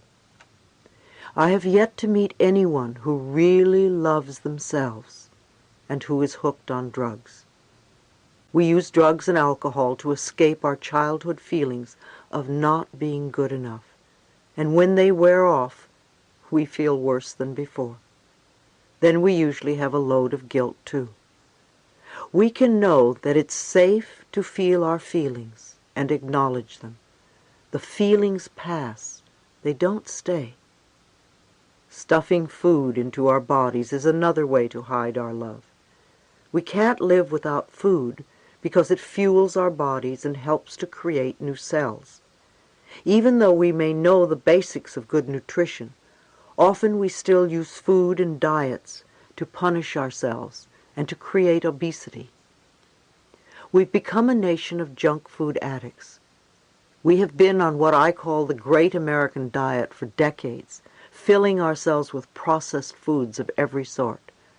We've allowed the food companies and their advertising gimmicks to influence our eating habits. Doctors aren't even taught nutrition in medical schools unless they take it as an extracurricular subject. Most of what we consider conventional medicine at the moment concentrates on drugs and surgery. So if we really want to learn about nutrition, it's an issue that we must take into our own hands. It's an act of loving ourselves to become aware of what we put into our mouths and how it makes us feel. If you eat lunch and an hour later you start feeling sleepy, you might ask yourself, what did I eat? You may have consumed something that isn't good for your body at that particular time. Start noticing what gives you energy and what depletes you and brings you down. You can do this by trial and error, or you could find a good nutritionist who can answer some of your questions. Remember that what's right for one person isn't necessarily right for another. Our bodies are different. A macrobiotic diet is wonderful for many people. So is Harvey and Marilyn Diamond's Fit for Life method. They are totally different concepts, and yet they both work. Every body is different from every other body, so we can't say that only one method works. You have to find out which way works best for you. Then find exercise that you enjoy, that is fun to do. Create a positive mental attitude about your exercise. Often you create obstacles in your bodies primarily as a result of what you absorb from other people. Again, you need to forgive yourself and stop putting anger and resentment into your body if you want to create changes. Combining affirmations with your exercise is a way to reprogram negative concepts about your body and its shape.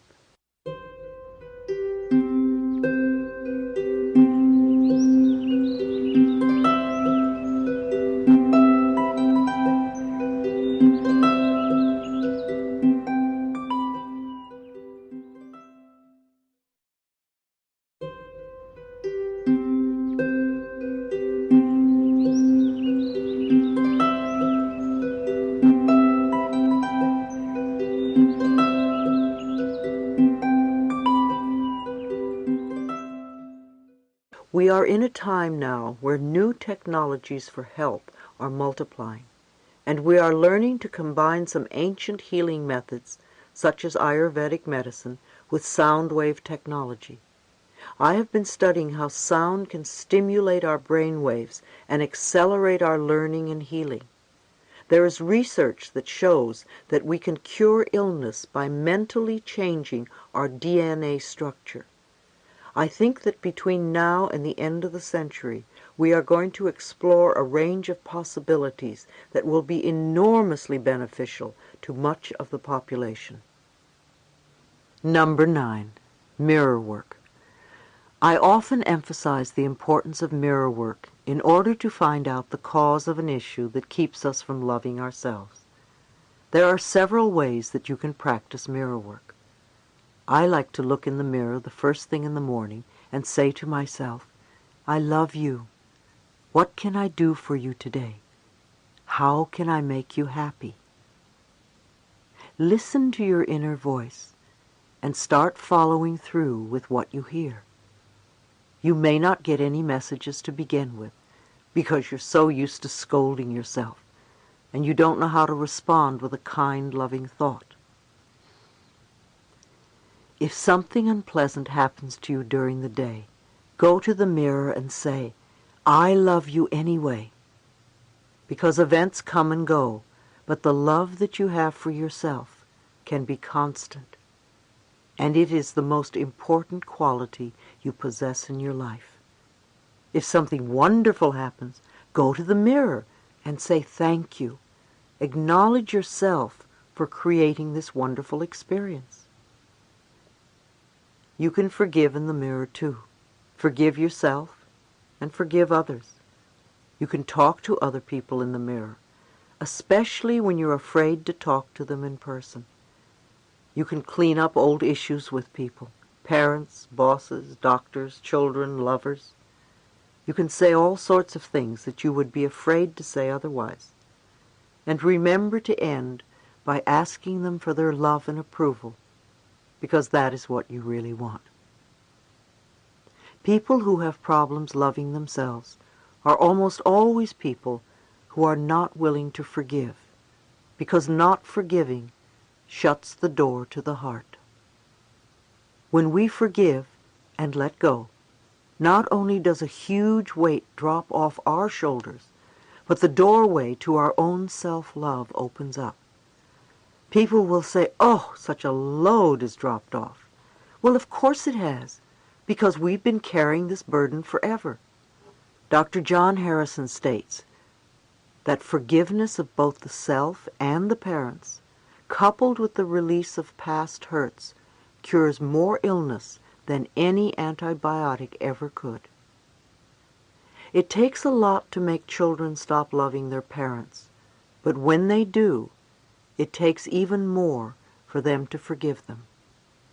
When we won't forgive, when we won't let go, we're binding ourselves to the past. And when we are stuck in the past, we cannot live in present time. And if we are not living in the present, how can we create our glorious future? Old garbage from the past just creates more garbage for the future.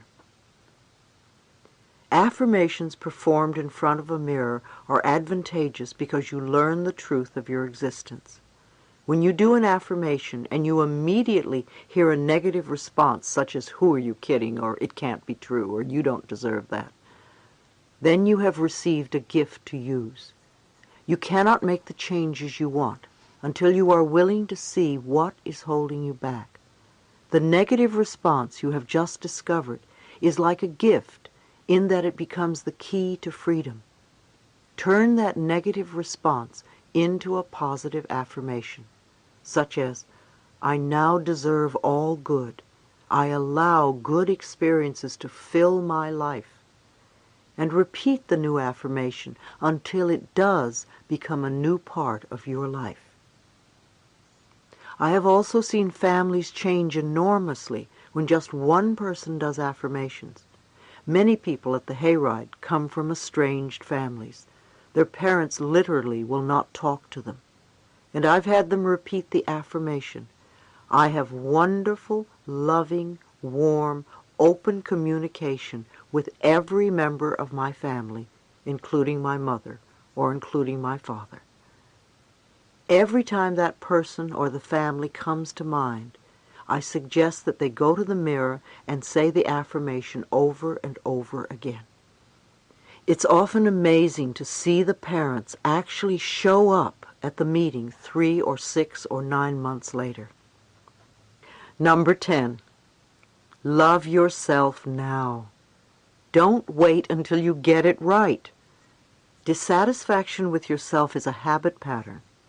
If you can be satisfied with yourself now, if you can love and approve of yourself now, then when good comes into your life, you will be able to enjoy it. Once you learn to love yourself, you can begin to love and accept other people. We can't change other people, so leave them alone. We spend a lot of energy trying to make others different. If we used half that energy on ourselves, we could make ourselves different. And when we are different, others respond differently to us. You can't learn life for another person. Everyone has to learn his or her particular lessons. All you can do is learn for yourself, and loving yourself is the first step. So you are not brought down by other people's destructive behaviors. If you are in a situation where you are with a really negative person who doesn't want to change, you need to love yourself enough to move away from that. One woman told me that her husband was very negative and that she didn't want him to be a bad influence on her 2 little children. I suggested that she start affirming that her husband was a wonderful, supportive man who really is working on himself and is bringing out his best qualities. I told her to affirm what she would like to have happen, and every time he was negative, simply run the affirmation through her mind. However, if the relationship continued to be negative, no matter what affirmation she was saying, then that might be the answer. The relationship simply wouldn't work anymore. Because of the increasing divorce rate in our country, I think a question that many women need to ask themselves before they have children is, am I willing to support these children totally on my own? Being a single parent has become more and more the norm, and it's almost always the woman who acquires the added responsibility of raising children by herself. There was a time when marriages lasted a lifetime, but times have changed, so it's definitely a situation to be considered. Far too often we stay in abusive relationships and allow ourselves to be put down. What we are saying to ourselves is, I'm not worth loving, so I will stay here and accept this behavior because I must deserve it, and I'm sure nobody else would want me.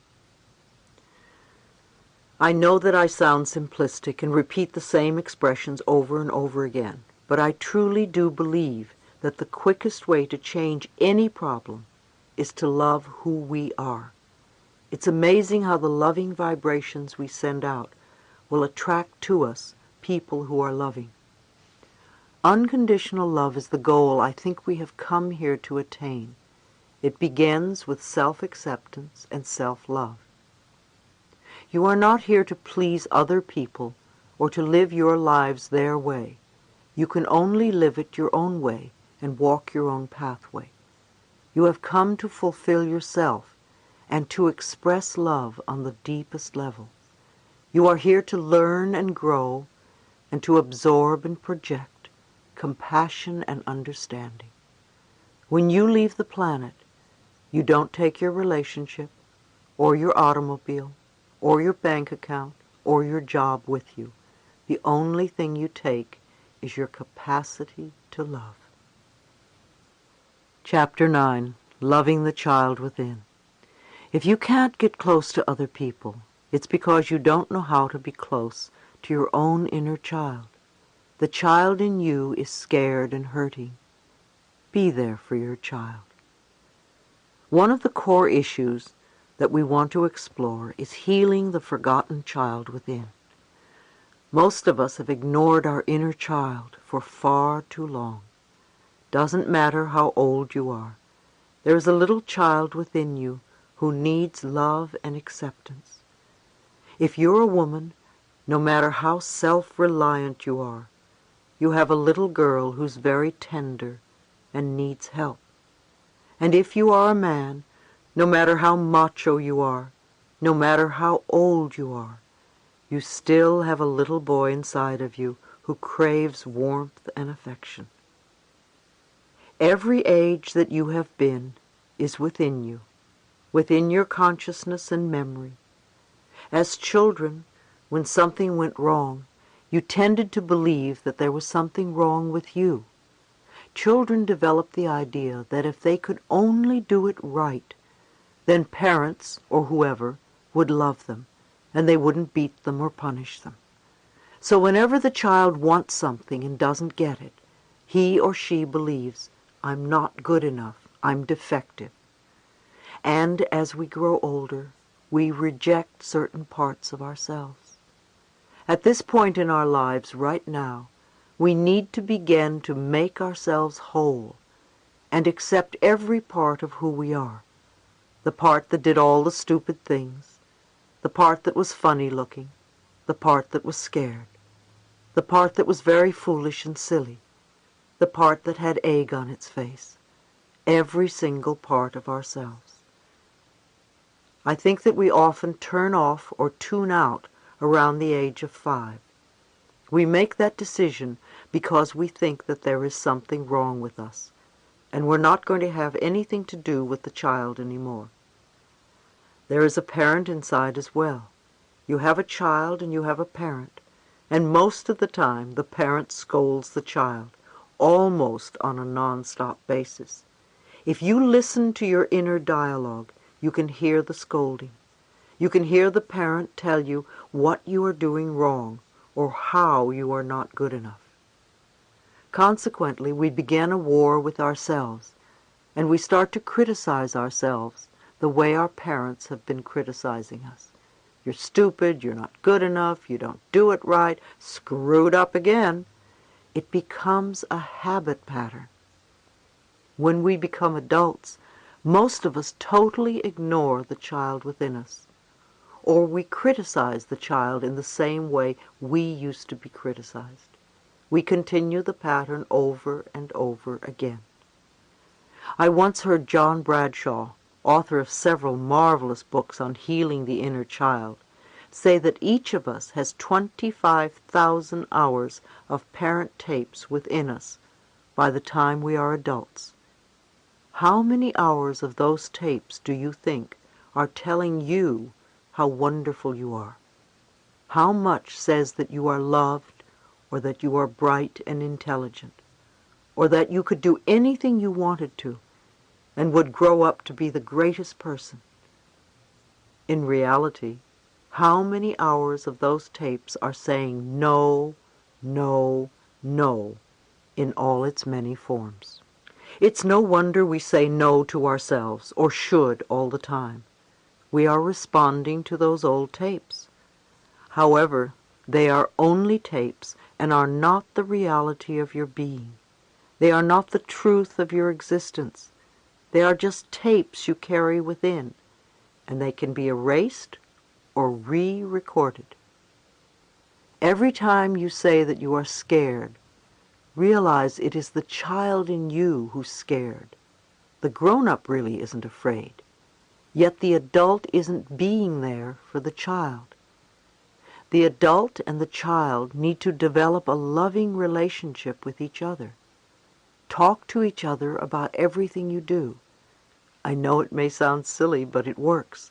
Let the child know that no matter what happens, you will never turn away or run away. You will always be there for it and love it. For instance, if, when you were very young, you had a bad experience with a dog, that is, maybe it scared you or even bit you, the little child inside could still be frightened of dogs, even though now you are a great big adult. You may see a dog on the street that is tiny, but the little child inside you reacts in a total panic. It says, "Dog, I'm going to be hurt." This is a wonderful opportunity for the adult inside of you to say to the child, "It's okay, I'm grown up now, I will take care of you. I won't let that dog hurt you. You don't have to be frightened anymore." Start comforting your own child in this way. Healing the hurts of the past. I have found that working with the inner child is most valuable in helping to heal the hurts of the past. We are not always in touch with the feelings of the frightened little child within us. If your childhood was full of fear and battling, and you now mentally beat yourself up, you are continuing to treat your inner child in much the same way. The child inside, however, has no place to go. You need to go beyond your parents' limitations. You need to connect with the little lost child inside. He or she needs to know that you care. Take a moment now and tell your child that you care. I care for you. I love you. I really love you. Maybe you've been saying this to the big person, the adult inside you. So start talking now to the little child. Visualize that you are taking him or her by the hand and go everywhere together for a few days. And see what wonderfully joyous experiences you can have together. You need to communicate with that part of yourself. What are the messages you want to hear? Sit down quietly. Close your eyes and talk to your child. If you haven't talked to them in 62 years, it may take a few times before the child will believe that you really want to talk to it. Be persistent. I want to talk to you. I want to see you. I want to love you. And you will eventually connect. You may see the child inside you, you may feel it, or you may hear it. One of the statements that you can make when you first talk to your child is an apology. Say that you are sorry that you haven't talked to it in all these years, or that you are sorry for scolding it for so long. Tell the child you want to make up for all the time spent apart from each other. Ask it how you can make it happy. Ask the child what frightens it. Ask how you can help. And ask what it wants from you. Start out with simple questions, and you will get the answers. What can I do to make you happy? What would you like today? For instance, you can say to the child, "I'm going to work. What do you want to do?" They may answer, "Go to the beach." The communication will have begun. In your mind's eye, see them going to the beach and having fun. Be consistent. If you can take just a few moments a day to begin to connect with the little person inside of you, life is going to be a lot better. Communicating with your inner child. Some of you may already be doing inner child work. There are many books on the subject, and many workshops and lectures are given about it. Self-Parenting by John Pollard III is excellent, and it's filled with wonderful exercises and activities that you can do with your inner child. If you are serious about doing practical work with your inner child, I recommend that you pick up this book. As I've said before, there is a lot of help offered in this area. You are not alone and helpless, but you need to reach out and ask for help so that you can get assistance. Another suggestion I have is to find a photograph of yourself as a child and really look at the photograph. Do you see a miserable little kid? Do you see a happy child? Whatever you see, connect with it. If you see a frightened child, ask why it was frightened and start doing something to make it feel better. Find several photos of your younger self and talk to the child in each photo. It also helps to talk to your child in the mirror. If you had a nickname as a child, use that name. Have a box of tissues handy. I suggest that you sit down in front of a mirror, because if you're standing, as soon as it gets difficult, you will run out the door. Instead, sit down with your box of tissues and start talking. Another exercise you can do is to communicate through writing. Again, lots of information will surface. Use 2 different colored pens or felt markers. With one colored pen in your dominant hand, write a question. With the other colored pen in your non-dominant hand, let your child write the answer. It's a very fascinating exercise. When you are writing the question, the adult thinks it knows the answer. But by the time you pick up the pen with the awkward hand, the answer often comes out quite differently than expected. You can draw together, too. Many of you probably loved drawing and coloring when you were little children, until you were told to be neat and not to draw outside of the lines. So begin drawing again. Use your non-dominant hand to draw a picture about an event that just happened, and notice how you feel. Ask your child a question, and just let it draw with the non-dominant hand and see what it shows. If you can get together with others in small core groups or support groups, you can work on these ideas together. You can all let your inner children draw pictures. Then you can sit around and discuss what the pictures mean. The information you receive can be surprisingly insightful. Play with your little child. Do things that your child likes to do. When you were little, what did you really like to do? And when was the last time you did it? Too often the parent inside us stops us from having fun because it's not the adult thing to do. So take the time to play and have fun. Do the silly things you did when you were young, such as jumping in piles of leaves and running under the hose spray. Watch other children at play. It will bring back memories of the games you played. If you want more fun in your life, make the connection with your inner child and come from that space of spontaneity and joy. I promise that you will start having more fun in your life. Were you welcomed as a child? Were your parents really glad you were born? Were they delighted with your sexuality? Or did they want the opposite sex? Did you feel you were wanted as a child? Was there a celebration when you arrived? Whatever the responses were then, welcome your child now. Create a celebration.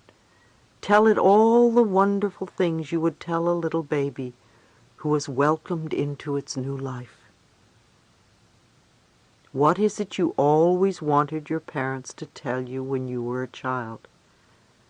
What was it they never said that you wanted to hear? All right, tell your child that very thing. Tell it to your child every day for a month while looking in the mirror, and see what happens. If you had alcoholic or abusive parents as a child, you can meditate and visualize them as sober, gentle people. Give your child what it wants. It has probably been deprived for too long.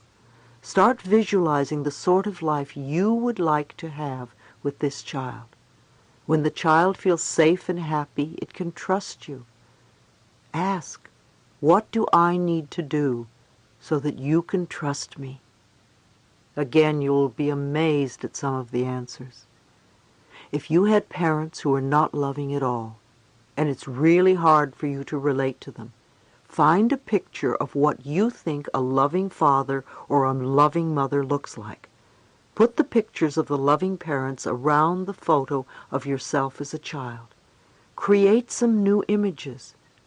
Rewrite your childhood if you must.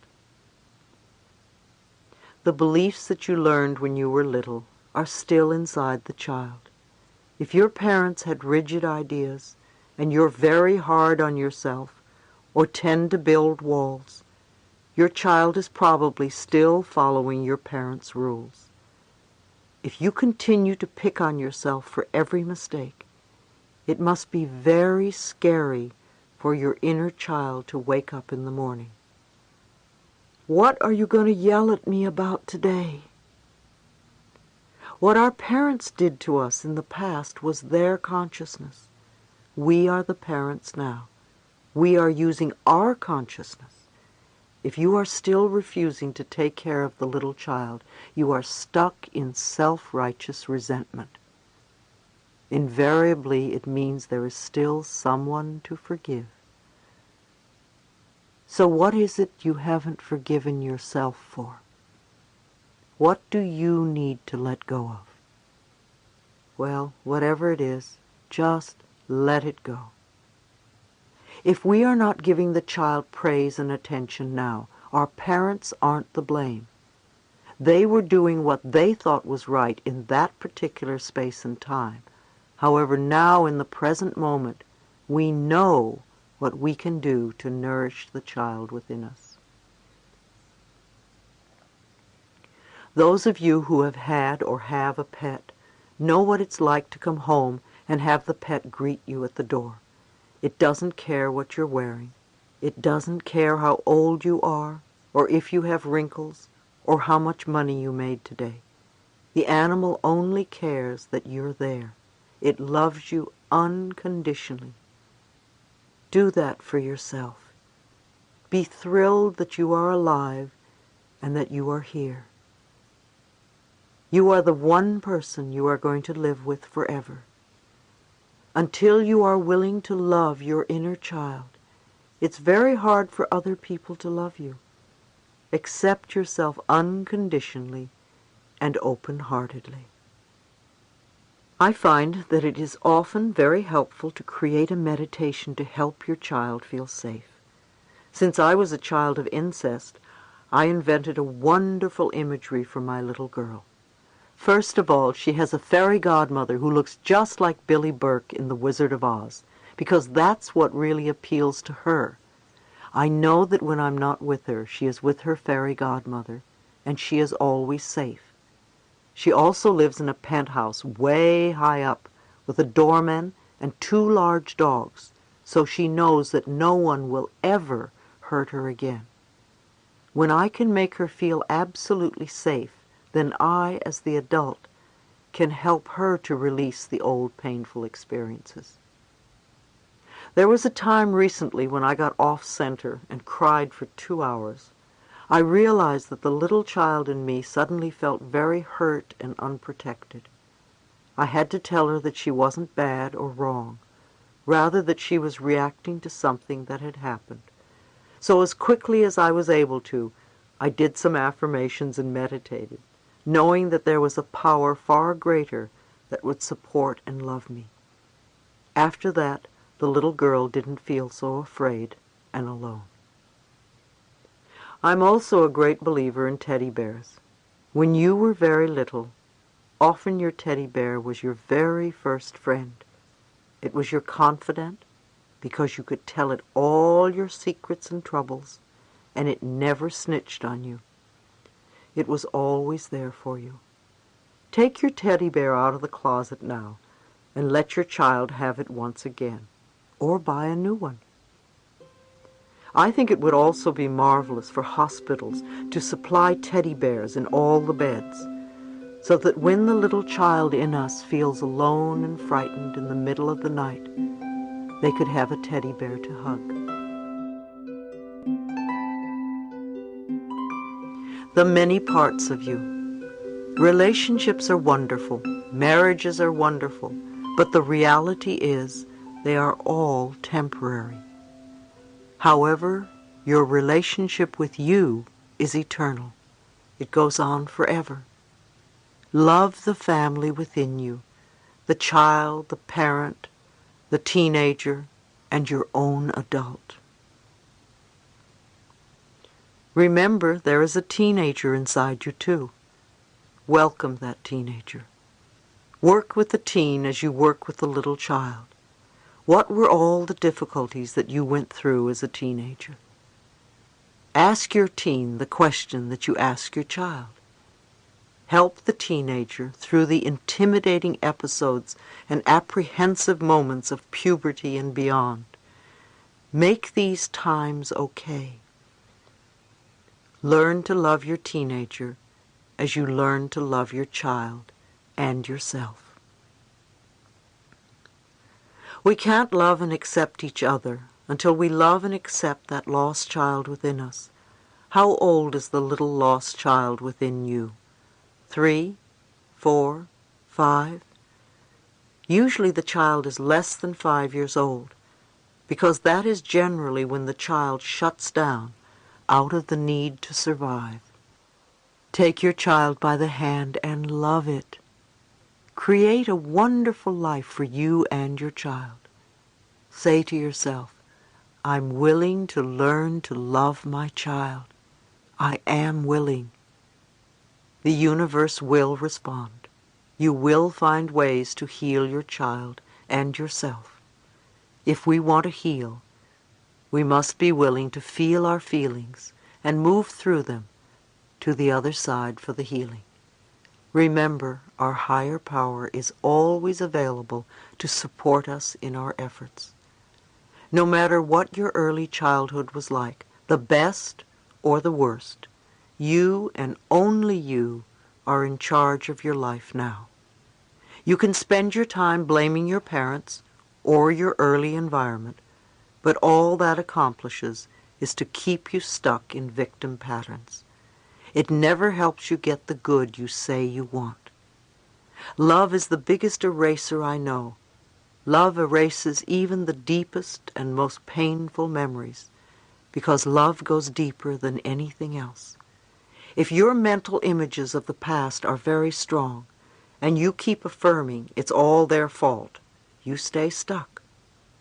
Do you want a life of pain or one of joy? The choice and power are always within you. Look into your eyes and love you and the little child within. Chapter 10. Growing Up and Getting Old. Be as understanding with your parents as you want them to be with you.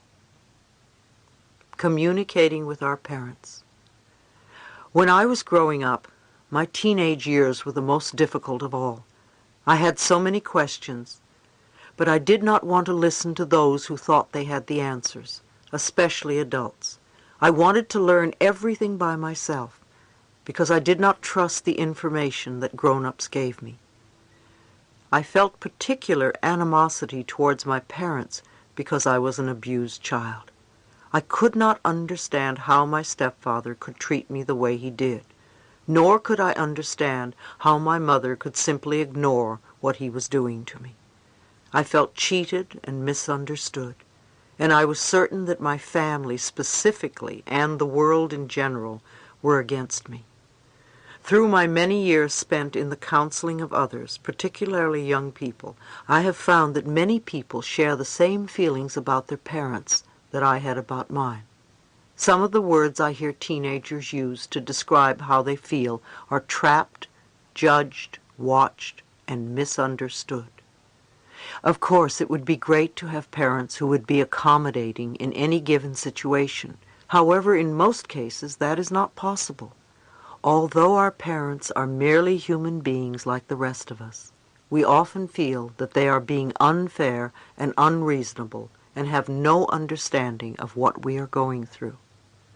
One young man I counseled had a very difficult time relating to his father. He felt that they had nothing in common, and when his father spoke to him, it was simply to utter some negative or belittling comment. I asked the young man if he knew how his grandfather had treated his father, and he admitted that he didn't. His grandfather had died before the young man was born. I suggested that he ask his father about his own childhood and how it affected him. At first the young man was hesitant because it was uncomfortable to talk to his father without feeling he would be ridiculed or judged. However, he took the plunge and agreed to approach his father. The next time I saw him, the young man seemed more at ease. "Wow," he exclaimed, "I didn't realize what kind of a childhood my own father had." Apparently his grandfather had insisted that all of his children address him as sir, and they lived by the old standard that children were to be seen but not heard. If they dared to utter one contrary word, they were severely beaten. No wonder his father was critical. When we grow up, many of us have the good intentions of treating our children differently than the way we were treated. However, we learn from the world around us, and sooner or later we begin to sound and act just like our parents. In the case of this young man, his father inflicted the same kind of verbal abuse on his son that his own father had heaped on him.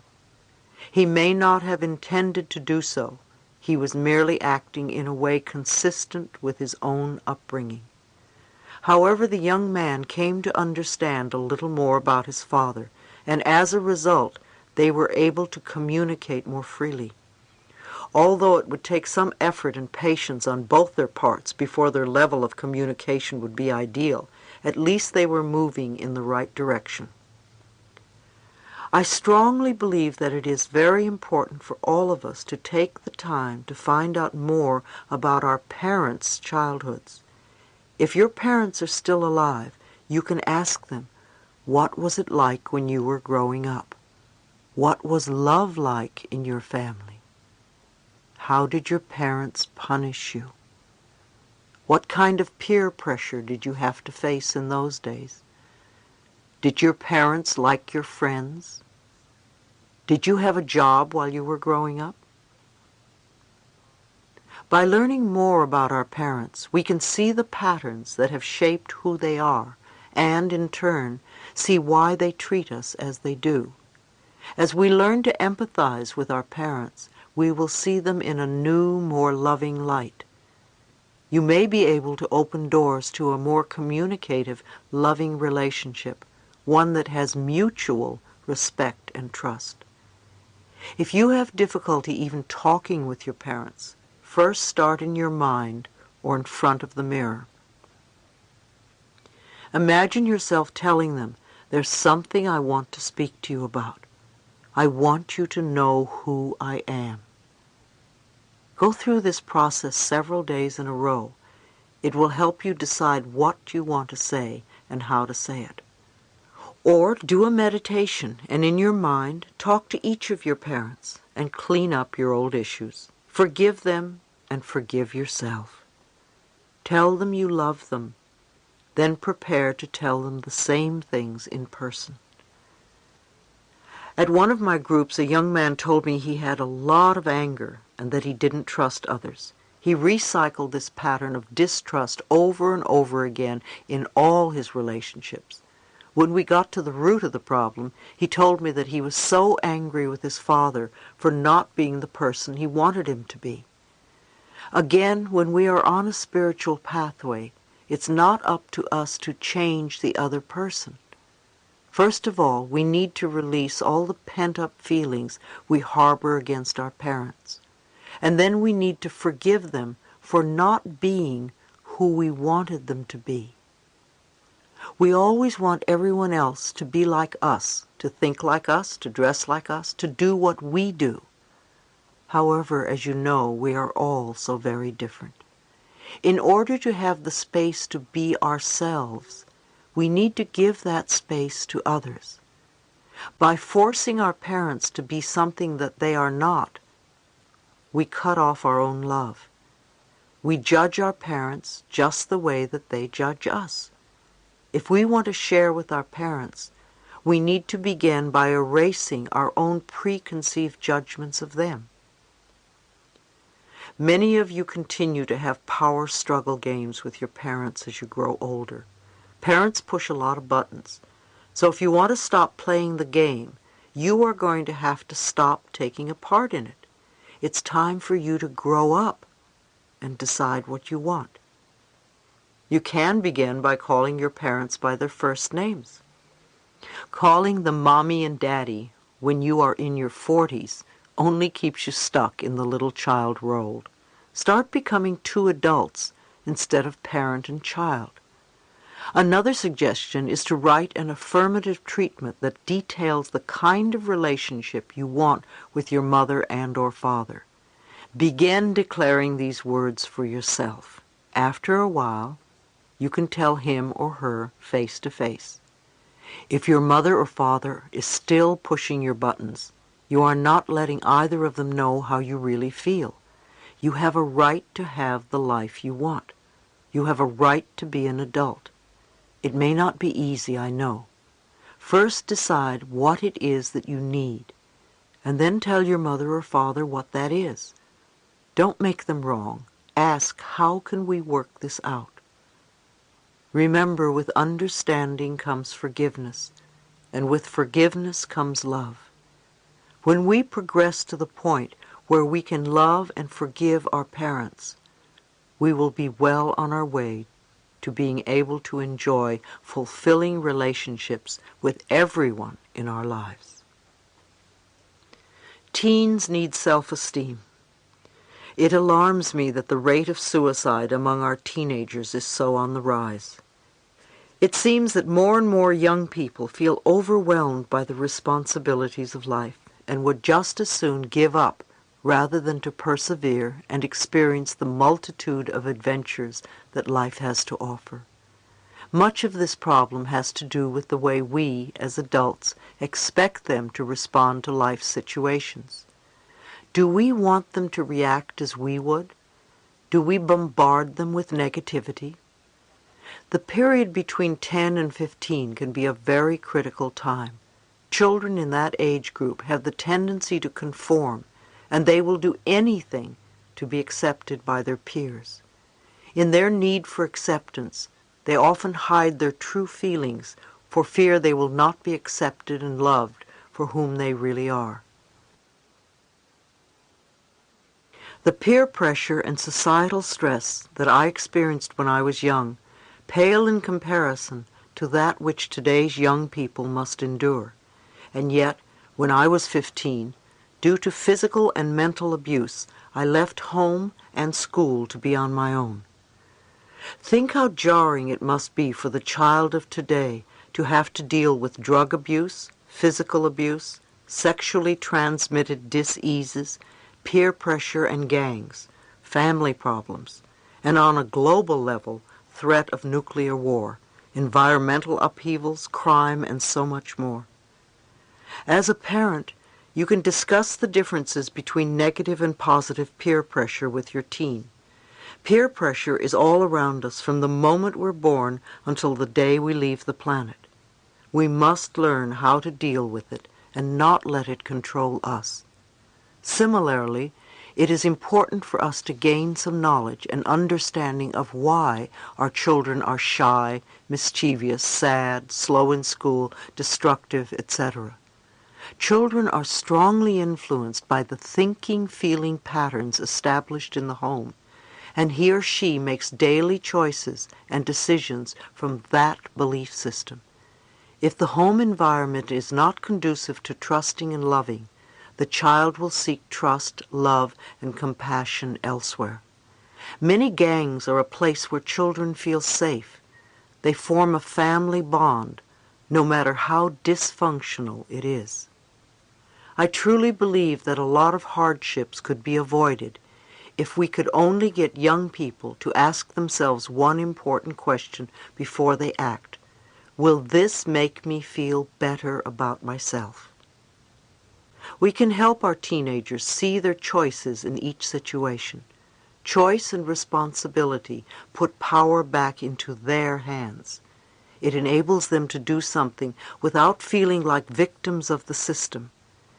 If we can teach children that they are not victims, and that it is possible for them to change their experiences by taking responsibility for their own lives, we will begin to see major breakthroughs.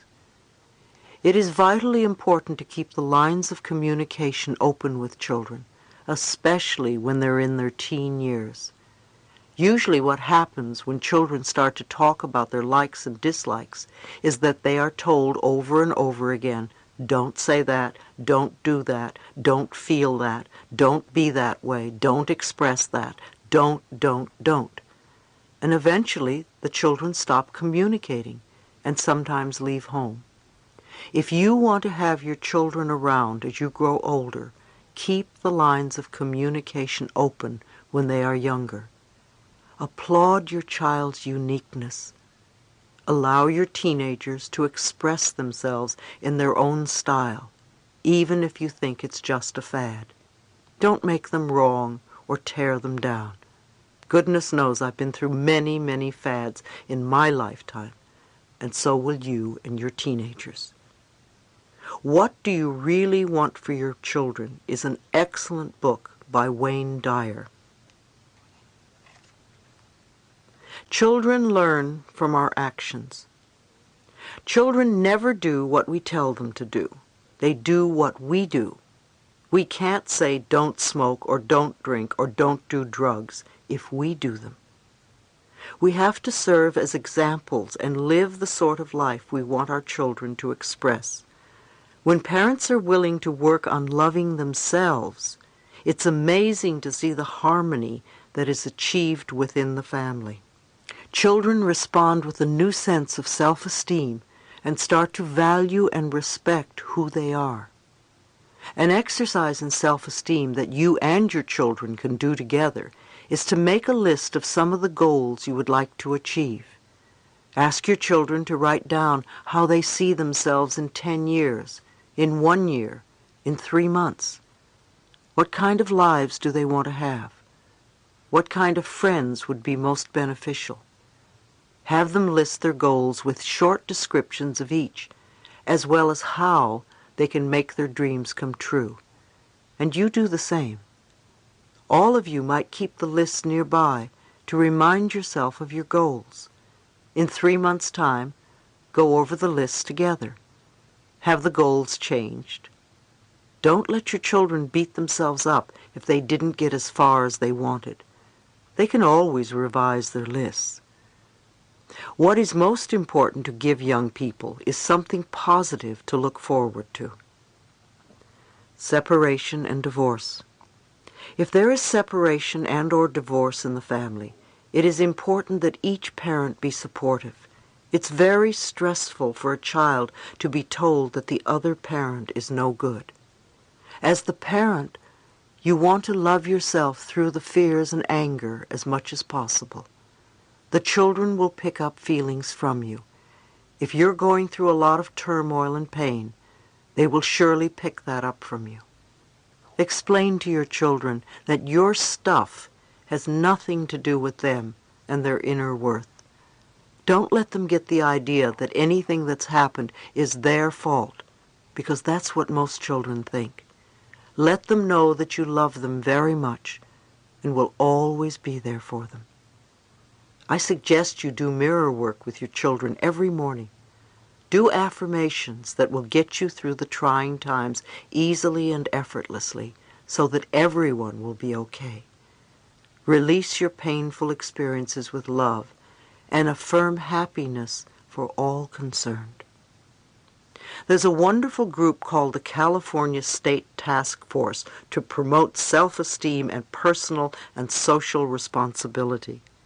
It was created in 1987 by Assemblyman John Vasconcellos. Among the appointed members are Jack Canfield and Dr. Emmett Miller. I support its efforts in researching and making recommendations to the government to bring self-esteem programs into the schools. Other states are following suit by including self-esteem curriculum in the classroom. Look into these groups. I believe that we are on the brink of some major changes in our society, especially with regard to understanding our own self-worth. If teachers especially can get their own self-worth on the right track, they will help our children tremendously. Children reflect the social and economic pressures with which we are faced. Any program having to do with self-esteem will need to encompass students, parents, and teachers, as well as businesses and organizations. Growing older graciously. So many of us fear growing old and looking old. We make growing old so terrible and unattractive. Yet it is a normal and natural process of living. If we can't accept our inner child and be comfortable with who we were and who we are, how can we accept the next stage? If you don't grow old, what is the alternative? You leave the planet. As a culture, we have created what I call youth worship. It's all very well and good to love ourselves at certain ages, but why can't we love ourselves as we get older? We will eventually go through every age of life. Many women feel a lot of anxiety and fear when they think about getting old. The gay community also deals with a lot of issues having to do with youth and looks and loss of beauty. Getting old may mean getting wrinkles and gray hair and saggy skin. And yes, I want to grow old. It's all part of being here. We are on this planet to experience every part of life. I can understand that we don't want to get old and sick, so let's separate those two ideas. Let's not imagine or envision ourselves getting sick as a way to die. I do not personally believe that we have to die with illness. Instead, when it is our time to leave, when we have accomplished what we came here to do, we can take a nap or go to bed at night and leave peacefully. We don't have to become deathly ill. We don't have to be hooked to machines. We don't have to lie suffering in a nursing home in order to leave the planet. There's a tremendous amount of information available on how to stay healthy. Don't put it off. Do it now. When we get older, we want to feel wonderful so we can continue to experience new adventures. I read something a while ago that intrigued me. It was an article about a San Francisco medical school that had discovered that the way we age is not determined by genes, but by something they call the aging set point, a biological time clock that exists in our minds. This mechanism actually monitors when and how we begin to age. The set point or aging clock is regulated in great part by one important factor, our attitudes towards getting old. For instance, if you believe that 35 is middle-aged, that belief triggers biological changes in your body that cause it to accelerate the aging process when you reach 35. Isn't that fascinating? Somewhere, somehow, we decide what is middle age and what is old age. Where are you setting that aging set point within you? I have this image in my mind that I'm going to live to be 96 years and still be active, so it's very important that I keep myself healthy. Remember, too, what we give out, we get back. Be aware of how you treat older people, because when you get old, that will be the way you are treated. If you believe certain concepts about old people, again, you are forming ideas that your subconscious will respond to. Our beliefs, our thoughts, our concepts about life and about ourselves always become true for us. Remember, I believe that you choose your parents before you were born in order to learn valuable lessons. Your higher self knew the experiences that were necessary for you to proceed on your spiritual course. So whatever you came to work out with your parents, get on with it. No matter what they say or do or said or did, you are here ultimately to love yourself. As parents, allow your children to love themselves by giving them the space to feel safe and to express themselves in positive, harmless ways. Remember, too, just as we choose our parents, our children also chose us. There are important lessons for all of us to work out. Parents who love themselves will find it easier to teach their children about self-love. When we feel good about ourselves, we can teach our children self-worth by example. The more we work on loving ourselves, the more our children will realize that it's an okay thing to do. Part 4. Applying your inner wisdom. All the theories in the world are useless unless there is action, positive change, and finally, healing. Chapter 11. Receiving prosperity. When we get frightened, we want to control everything, and then we shut off the flow of good. Trust life. Everything we need is here for us. The power within us is willing to give us our fondest dreams and enormous plenty instantaneously. The problem is that we are not open to receiving it. If we want something, our higher power doesn't say, "I'll think about it." It readily responds and sends it through. But we have to be ready for it. If not, it goes back into the storehouse of unfulfilled desires. Many people come to my lectures and sit with their arms folded across their bodies. And I think, how are they going to let anything in? It's a wonderful symbolic gesture to open our arms wide so the universe notices and responds. For many it's very scary, because if they open themselves up, they will think they may get terrible things, and they probably will, until they change whatever it is inside them that believes they will attract doom and gloom. When we use the term prosperity, a lot of people immediately think of money. However, there are many other concepts that come under the auspices of prosperity, such as time, love, success, comfort, beauty, knowledge, relationships, health, and of course money. If you are always feeling rushed because there isn't enough time to do everything you want, then you have a lack of time. You are poor in time.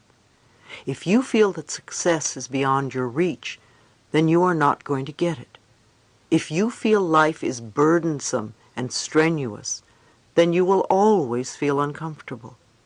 If you think you don't know very much and you're too dumb to figure things out, you will never feel connected to the wisdom of the universe. If you feel a lack of love and have poor relationships, then it will be difficult for you to attract love into your life. What about beauty? There is beauty all around us. Do you experience the beauty that is abundant on the planet? Or do you see everything as ugly and wasteful and dirty? How is your health? Are you sick all the time? Do you catch colds easily? Do you get many aches and pains? And then there is money. Many of you tell me there is never enough money in your lives. What do you let yourself have? Or perhaps you feel you are on a fixed income. Who fixed it? None of the above has anything to do with receiving. People always think, oh, I want to get this and that and whatever. However, abundance and prosperity is about allowing yourself to accept. When you are not getting what you want, on some level you are not allowing yourself to accept. If we are stingy with life, then life will be stingy with us. If we steal from life, life will steal from us. being honest with ourselves. Honesty is a word we use a lot, not always understanding the true significance of what it means to be honest. It has nothing to do with morality or being a goody-goody. Being honest really has little to do with getting caught or going to jail. It is an act of love for ourselves. The main value of honesty is that whatever we give out in life, we will get back. The law of cause and effect is always operating on all levels. If we belittle or judge others, then we too are judged. If we are always angry, then we encounter anger wherever we go.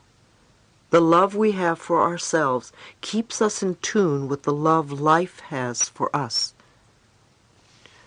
For instance, imagine that your apartment has just been burglarized.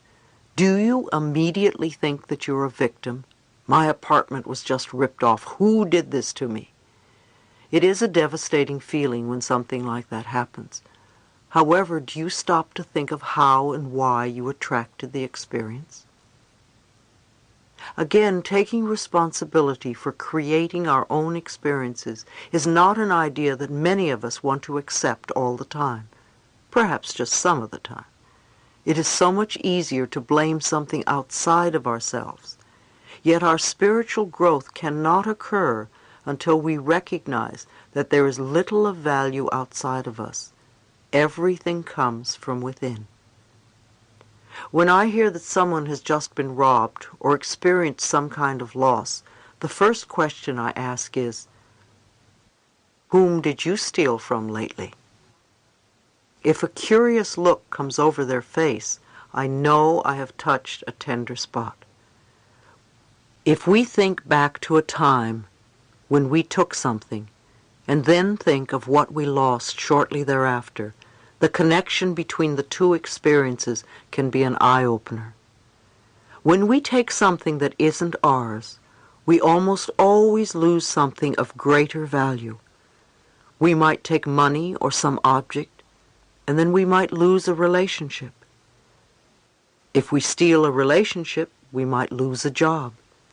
If we lift stamps and pens from the office, we might miss a train or a dinner date.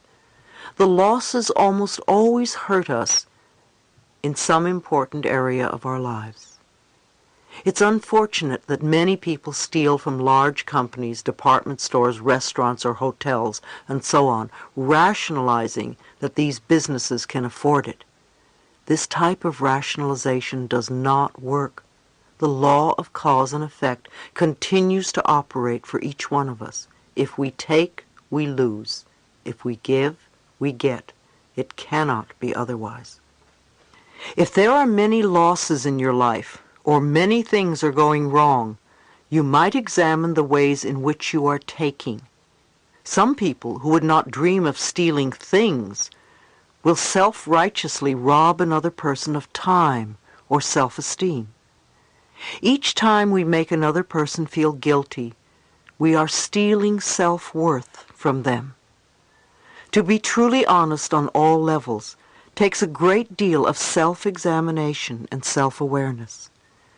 When we take something that does not belong to us, we are, in effect, instructing the universe that we don't feel worthy of earning. We aren't good enough, we want to be stolen from, or we believe there is not enough to go around. We believe that we must be sneaky and grab to get our good. These beliefs become effective walls around us that prevent us from experiencing abundance and joy in our lives. These negative beliefs are not the truth of our being. We are magnificent and deserve the very best. This planet is abundantly plentiful. Our good always comes to us by the right of consciousness. The work we do in consciousness is always one of refining what we say and think and do. When we clearly understand that our thoughts create our reality, then we use our reality as a feedback mechanism to let us know what we need to change next. Being absolutely honest, down to the last paperclip, is a choice we make out of love for ourselves. Honesty helps to make our lives run more smoothly and more easily. If you go to a store and they don't charge you for something you've bought and you know it, then it's your spiritual obligation to tell them so. If you are aware, you call it to their attention. If you don't know it, or only realize it when you get home or 2 days later, then that's something different. If dishonesty brings disharmony into our lives, imagine what love and honesty can create. The good in our lives, the wonderful surprises we have, these too we have created. As we look within ourselves with honesty and unconditional love, we will discover so much about our power. What we can learn to create with our own consciousness has far greater value than any amount of money we could possibly steal. Your home is your sanctuary. Everything is a reflection of what you believe you deserve. Look at your home. Is it a place that you really love to live in? Is it comfortable and joyous, or cramped, dirty, and always messy? The same with your car. Do you like it?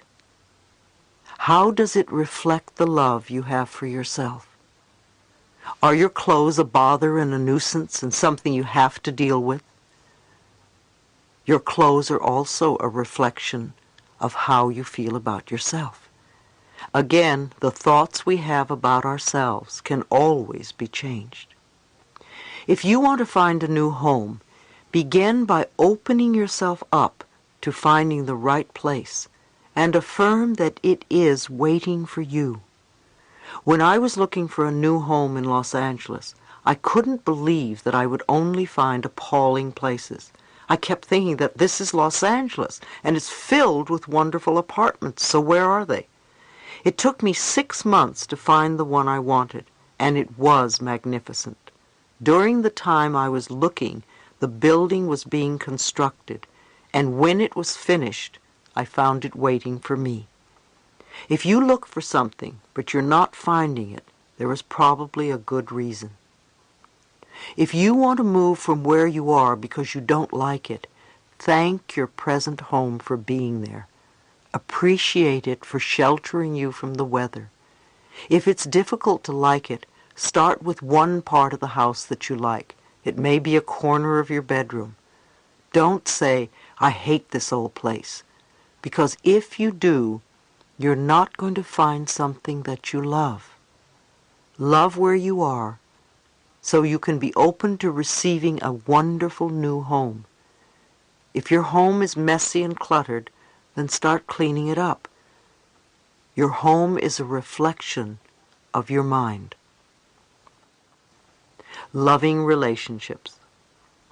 I'm a great admirer of Dr. Bernie Siegel, the Connecticut surgeon, who has written Love, Medicine, and Miracles. Dr. Siegel has learned much from his cancer patients, and I would like to share what he says about unconditional love. Many people, especially cancer patients, grow up believing that there is some terrible flaw at the center of their being, a defect they must hide if they are to have any chance for love. Feeling unloved and unlovable and condemned to loneliness if their true selves became known. Such individuals set up defenses against sharing their innermost feelings with anyone. Because such people feel a profound emptiness inside, they come to see all relationships and transactions in terms of getting something to fulfill the vaguely understood void within. They give love only on condition that they get something for it. And this leads to an ever deeper sense of emptiness which keeps the vicious cycle going. Whenever I give a lecture and allow my audience the opportunity to ask questions, I can always count on being asked one thing in particular. How can I create healthy, lasting relationships? All relationships are important because they reflect how you feel about yourself. If you are constantly beating yourself up by thinking that everything that goes wrong is your fault, or that you are always a victim, then you are going to attract the type of relationships that reinforce those beliefs in you. One woman told me that she was in a relationship with a very caring and loving man, yet she had a need to test his love. So I asked her, why would you test his love? She said that she felt unworthy of his love because she wasn't loving herself enough. So I suggested that 3 times a day she stand with her arms open and say, I am willing to let the love in. It's safe to let the love in. Then I told her to look into her own eyes and say, I deserve and I am willing to have, even if I don't deserve. Too often you deny your good because you don't believe you can have it. For instance, you want to get married or have a long-lasting relationship. The person you go out with has 4 of the qualities you want in a partner. You know you're on your way. You want a little more of this or want to add a little something new to your list. Depending on how much you believe you deserve to be loved, you may have to go through a dozen people before you get what you really want. Likewise, if you believe that a higher power has surrounded you with truly loving people, or that everyone you meet or know brings only good into your life, then those are the types of relationships you will ultimately draw to yourself. Codependent relationships. Personal relationships always seem to be the first priority for many of us. Perhaps you are always searching for love. Hunting for love doesn't bring the right partner because the reasons for wanting love are unclear. We think, oh, if I only had someone who loved me, my life would be all better. That's not the way it works. One exercise that I recommend is to write down the qualities you want from a relationship, such as fun, intimacy, open and positive communication, etc., and look at your list. Are these standards impossible to fulfill? Which of these requirements could you supply yourself? There's a big difference between the need for love and being needy for love. When you are needy for love, it simply means that you are missing love and approval from the most important person you know, yourself. You become involved in relationships that are codependent and ineffectual for both partners. When we need someone else to fulfill us, we are codependent. When we rely on another to take care of us so that we don't have to do it ourselves, we become codependent. Many of us from dysfunctional families have learned codependency from the way we grew up. I believed for years that I was not good enough, and I sought love and approval wherever I went. If you are always telling the other person what to do, then you are probably trying to manipulate the relationship. On the other hand, if you are working to change your own inner patterns, then you are allowing things to happen in their right course. Take a moment to stand in front of a mirror and think about some of your own negative childhood beliefs that have been affecting your relationships. Can you see how you are still recreating the same beliefs? Think of some positive childhood beliefs. Do they hold the same charge for you as the negative ones? Tell yourself that the negative beliefs no longer serve you and replace them with new positive affirmations. You may want to write down the new beliefs and place them where you can see them every day. Again, be patient with yourself. Persevere with the new belief as much as you did with the old one. There were many times when I slipped back into old patterns before my new beliefs took root. Remember, when you are able to contribute to the fulfillment of your own needs, then you will not be so needy, so codependent. It all begins with how much you love yourself. When you truly love yourself, you stay centered, calm and secure, and your relationships at home as well as at work are wonderful. You will find yourself reacting to various situations and people differently. Matters that once may have been desperately important won't be quite as important anymore. New people will enter your life, and perhaps some old ones will disappear, which can be scary at first, and also wonderful, refreshing, and exciting. Once you know what you want in a relationship, you must go out and be with people. No one is going to suddenly appear at your doorstep. A good way to meet people is in a support group. It enables you to connect with people who are like-minded or who are involved in the same interests. It's amazing how quickly you can meet new friends. There are many groups and classes available in cities all around the world. You need to seek these groups out. It helps when you associate with people traveling a similar path. An affirmation I suggest is, I am open and receptive to wonderful good experiences coming into my life. It's much better than saying I'm looking for a new lover. Be open and receptive, and the universe will respond for your highest good. You will find that as your self-love grows, so will your self-respect, and any changes that you find yourself needing to make will be easier to accomplish when you know that they are the right ones for you.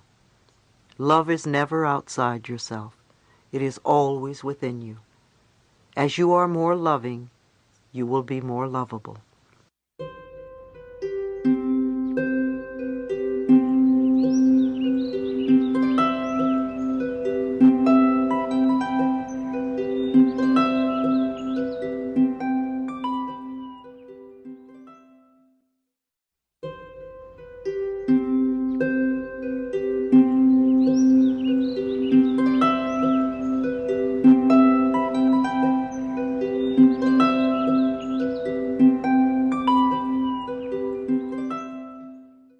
Beliefs about money. Having fear about the issue of money comes from our early childhood programming. A woman at one of my workshops said that her wealthy father had always had a fear of going broke, and he had passed on the fear that money would be taken away. She grew up being afraid that she wouldn't be taken care of. Her freedom with money was tied to the fact that her father manipulated his family through guilt. She had plenty of money all her life, and her lesson was to let go of the fear that she couldn't take care of herself. Even without all the money, she still could take care of herself. Many of our parents grew up in the Depression, and many of us have inherited beliefs when we were young, such as we may starve, or we may never find work, or we may lose our home or our car or whatever. Very few children say, no, that's nonsense. Children accept it and say, yes, that's right. Make a list of your parents' beliefs about money. Ask yourself if you are still choosing to believe them now. You will want to go beyond your parents' limitations and fears because your life is not the same now. Stop repeating these old beliefs to yourself. Begin transforming the pictures in your mind. When an opportunity comes up, don't echo your past history of lack. Begin proclaiming the new message for today. You can begin now to affirm that it's okay to have money and riches, and that you will use your money wisely. It is normal and natural for us to have more money at certain times than others. If we can trust the power within us to always take care of us no matter what, we can easily flow through the lean times, knowing that we will have more in the future. Money isn't the answer, although many of us think that if we have a lot of money, everything will be fine. We won't have any more problems or worries. But money is truly not the answer. Some of us have all the money that we could ever need, and we still aren't happy. Be grateful for what you have.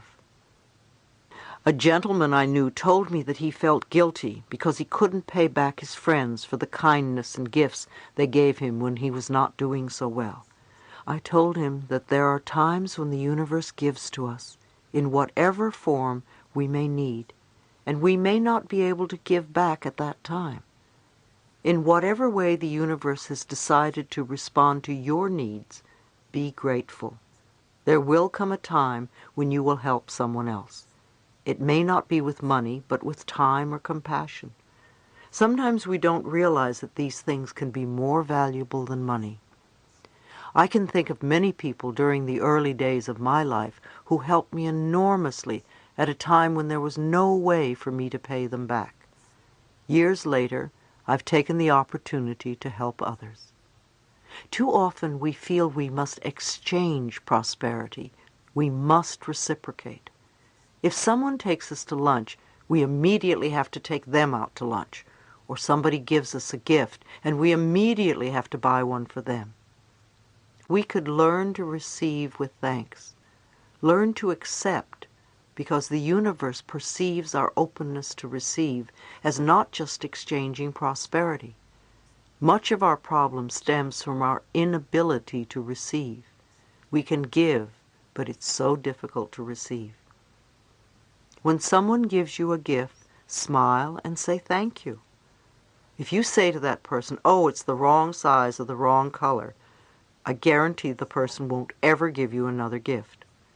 Accept graciously. And if it really isn't right for you, give it to someone else who can use it. We want to be grateful for what we do have, so that we can attract more good to us. If we focus on lack, then we will draw it to us. If we are in debt, we need to forgive ourselves, not berate ourselves. We need to focus on the debt being paid off by doing affirmations and visualizations. The best thing we can do for people who are having money problems is to teach them how to create it in consciousness, because then it's lasting. It's much more lasting than handing them some money. I'm not saying don't give your money away, but don't give it away because you feel guilty. People seem to say, "Well, I have to help other people." You're a people too. You are somebody, and you're worthy of prosperity. Your consciousness is the best bank account you can have. When you put in worthwhile thoughts, you will reap large dividends. Tithing is a universal principle. One of the ways to attract money into your life is to tithe. Tithing 10% of your income has long been an established principle. I like to think of it as giving back to life. When we do that, we seem to prosper more. The churches have always wanted you to tithe to them. It's one of their principal ways of gathering income. In current years, that has expanded to tithing to where you get your spiritual food. Who or what has nourished you on your quest for improving the quality of your life? That could be the perfect place for you to tithe. If tithing to a church or a person doesn't appeal to you, there are many wonderful non-profit organizations that could benefit others by your contributions. Investigate and find the one that is right for you. People often say, "I will tithe when I have more money." Of course, then they never do.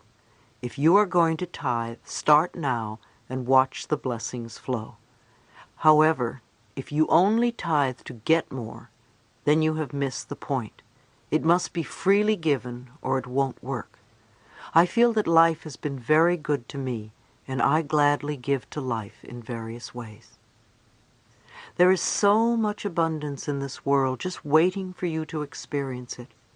If you would know that there is more money than you could ever spend, or more people than you could ever meet, and more joy that you could possibly imagine, you would have everything you need and desire.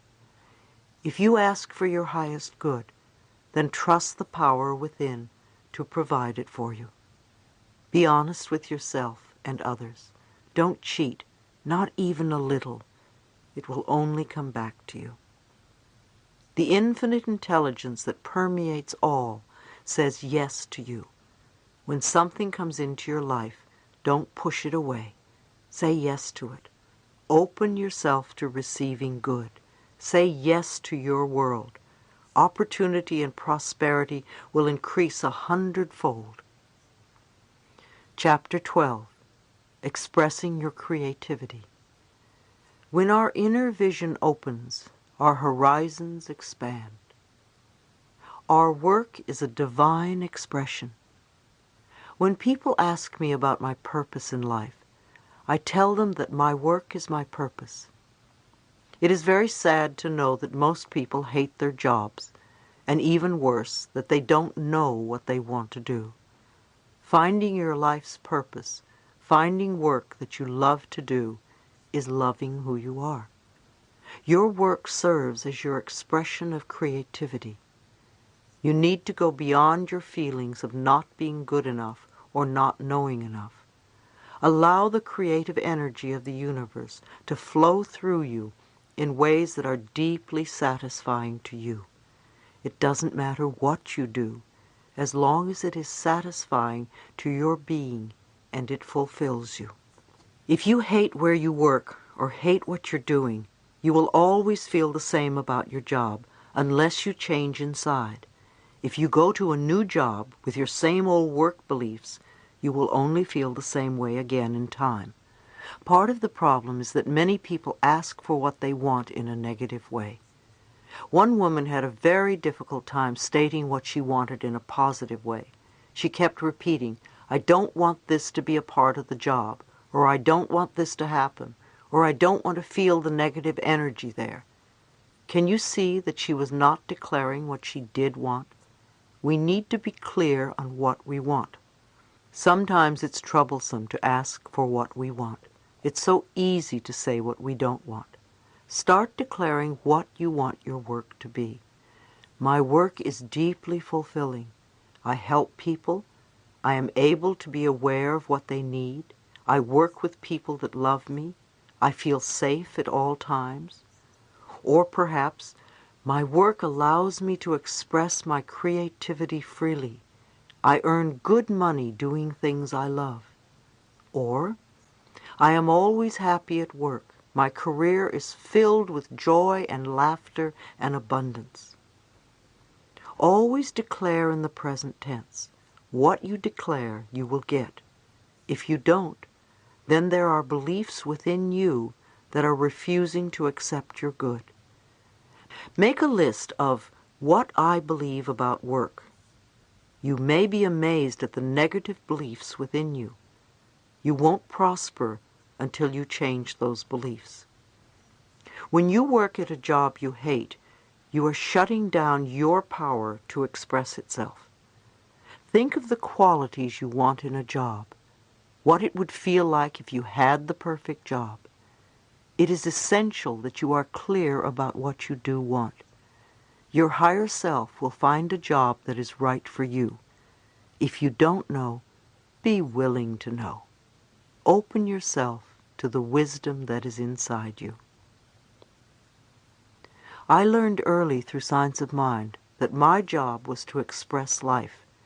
Every time I was presented with a problem, I knew it was an opportunity to grow, and that the power that created me had given me everything I needed to solve that problem. After my initial panic, I would quiet my mind and turn within. I gave thanks for the opportunity to demonstrate the power of the divine intelligence working through me. A woman at one of my workshops wanted to be an actress. Her parents persuaded her to attend law school, and she was under a lot of pressure from everyone around her to go into law. However, she stopped going after 1 month. She decided to take an acting class because that is what she always wanted to do. Soon after, she started having dreams that she was going nowhere in her life, and she became miserable and depressed. She was having a problem letting go of her doubts and had reservations about making the biggest mistake in her life, which she feared she could never go back and change. I asked her, "Whose voice is that in there?" And she said those were the words that her father had told her several times. There are many people who can relate to this young woman's story. She wanted to act, and her parents wanted her to be a lawyer.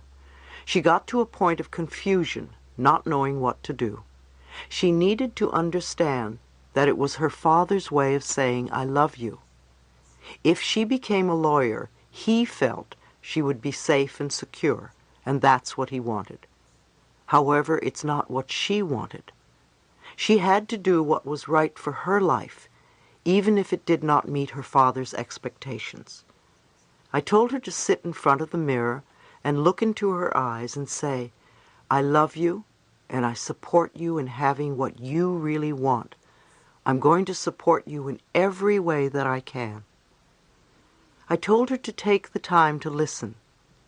She needed to connect to her inner wisdom and realize that she didn't have to please anyone other than herself. She could love her father and still fulfill herself. She had the right to feel worthy and able to do it.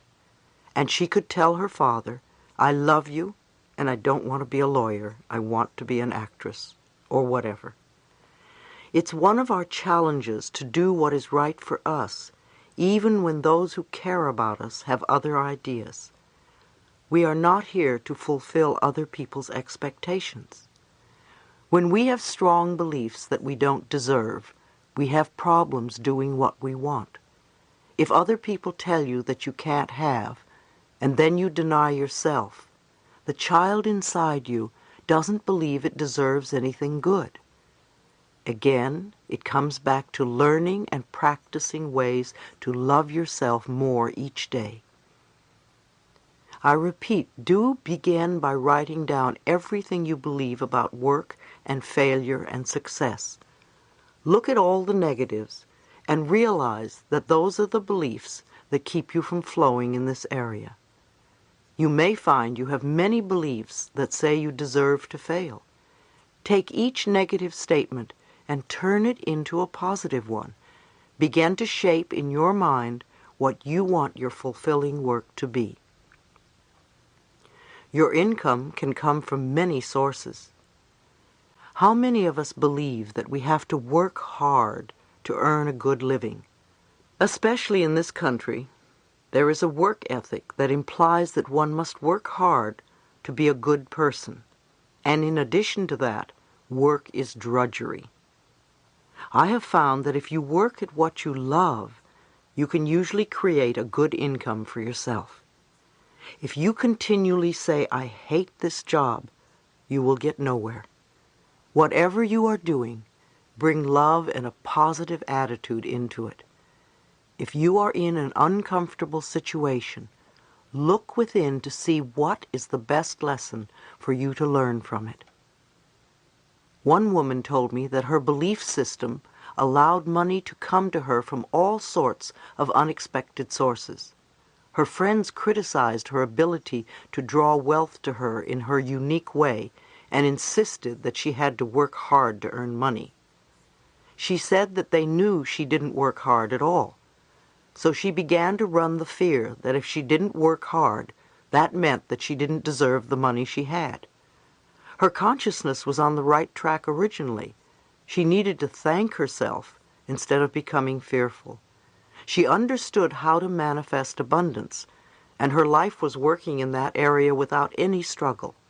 However, her friends wanted to pull her down because they all worked hard and they didn't have as much money as she did.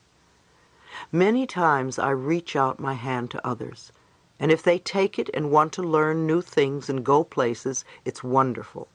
If they try and drag me down, I say goodbye, and I work with somebody who really wants to come up out of the mud.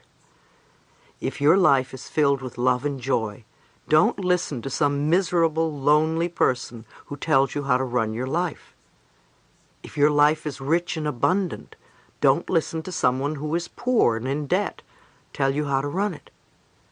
Very often our parents are the ones telling us how to do things. They often come from a place of burden and hardship and misery, and then try to tell us how to run our lives. Many people worry about the economy and believe they will either earn or lose money due to the economic situation at present. However, the economy is always moving up and down. So it doesn't matter what is happening out there or what others do to change the economy. We are not stuck because of the economy. No matter what is happening out there in the world, it only matters what you believe about yourself. If you have a fear about becoming homeless, ask yourself, where am I not at home within myself? Where do I feel abandoned? What do I need to do to experience inner peace? All outer experiences reflect inner beliefs. I have long used the affirmation, my income is constantly increasing. Another affirmation I like is, I go beyond my parents' income level. You see, you have a right to earn more than your parents did. It's almost a necessity as things cost more now. Women especially experience a lot of conflict with this one. Often they find it difficult to earn more than their fathers are earning. They need to go beyond their feelings of not deserving and accept the abundance of financial wealth that is their divine right. Your job is only one of many channels of an infinite source of money. Money is not the object of your right work. Money can come to you in many ways and from many avenues. No matter how it comes, accept it with joy and as a gift from the universe. A young lady was complaining that her in-laws were buying her new baby all sorts of nice things and she could not afford to buy anything. I reminded her that the universe wanted that baby to be well supplied with an abundance of all good and used the in-laws as a channel to supply it. She then could be grateful and appreciate the way in which the universe was providing for her baby. Relationships on the job. The relationships we create at work are similar to the relationships we have as a family. They can be healthy or they can be dysfunctional. A woman once asked me, as a person who is usually positive, how do I deal with people in a work environment who are constantly negative? First of all, I thought it interesting that she was in a work environment where everybody was negative when she said she was positive. I wondered why she was attracting negativity to her. Perhaps there was some negativity within her that she did not recognize. I suggested that she start to believe for herself that she always worked in an area where it was peaceful and joyful, where people really appreciated each other and life as a whole, where there was respect on all sides. Instead of complaining how so-and-so had to do it his way, she could affirm for herself that she always worked in the ideal place. By adopting this philosophy, she could either help bring out the best qualities in others, because they would be responding differently to her inner changes, or she would find herself in another work arena where the conditions would be as she declared. A man once told me that when he started his job, he had all these incredible instincts and his job was wonderful and sailed along smoothly. He was precise, direct, and satisfied. Suddenly he began to make mistakes every day, and I asked him what he was frightened of. Could it be an old childhood fear that was surfacing? Was there someone at work with whom he was angry? Or was he trying to get even with somebody? Did that person remind him of one of his parents? Had this happened in other jobs? It seemed to me that he was creating some chaos at work because of an old belief system. He recognized that it was an old family pattern where he was ridiculed every time he made a mistake. I suggested that he forgive his family and affirm that he now has wonderful, harmonious relationships at work where people totally respect him and appreciate everything he does. When you think of your coworkers, don't think, oh, they're so negative. Everybody has every quality in them, so respond to the good qualities that are in them and respect their peacefulness instead. When you can focus on these qualities, they will rise to the surface. If others are constantly saying negative things, don't pay attention. You want to change your consciousness. Since they are reflecting something negative within you, When your consciousness really changes, negative people won't be around very much. Even if you feel frustrated, start affirming what you want to have in your workspace. Then accept it with joy and thanksgiving. One woman had an opportunity at work to do what she loved and to grow from the experience. However, she would constantly get sick and sabotage herself. She recalled that when she was a child, she was always getting sick because it was her way of getting love and affection. So she kept recreating the pattern of getting sick as an adult. What she needed to learn was how to get love and affection in a more positive way. When anything went wrong at work, she went right back to being the 5-year-old girl. So when she began to take care of her little inner child, she also learned to feel safe and to accept her power. Competition and comparison are two major stumbling blocks to your creativity. Your uniqueness sets you apart from all others. There has never been another person like you since time began. So what is there to compare or compete with? Comparison either makes you feel superior or inferior, which are expressions of your ego, your limited mind thinking. If you are going to compare to make yourself feel a little bit better, then you are saying somebody else isn't good enough. If you put others down, you may think you will raise yourself up. What you really do is put yourself in a position to be criticized by others. We all do this on some level, and it's good when we can transcend it. Becoming enlightened is to go within and shine the light upon yourself so that you can dissolve whatever darkness is in there. I want to say again that everything changes, and what was perfect for you once may not be anymore. In order for you to keep changing and growing, you keep going within and listening for that which is right for you in the here and now. Changing the way we do business. For the past several years, I've owned my own business. My motto has been that we open the mail and answer the phone and handle what is in front of us, and there is always plenty to do. As we did this day by day, the business grew from a few people to well over 20 employees. We established our business on spiritual principles, using affirmations to open and close meetings. We realized that many other businesses ran on competition, often condemning others, or greed, and we did not want to put that energy out to others, knowing that it would come back to us. We decided that if we were going to live by the philosophy, we were not going to operate under the old concepts of doing business. If problems arose, we would spend time affirming what we wanted to change. We also had a soundproof screaming room where employees could let off steam without being heard or judged. It was also a place where they could meditate or relax, and we supplied it with plenty of tapes for people to listen to.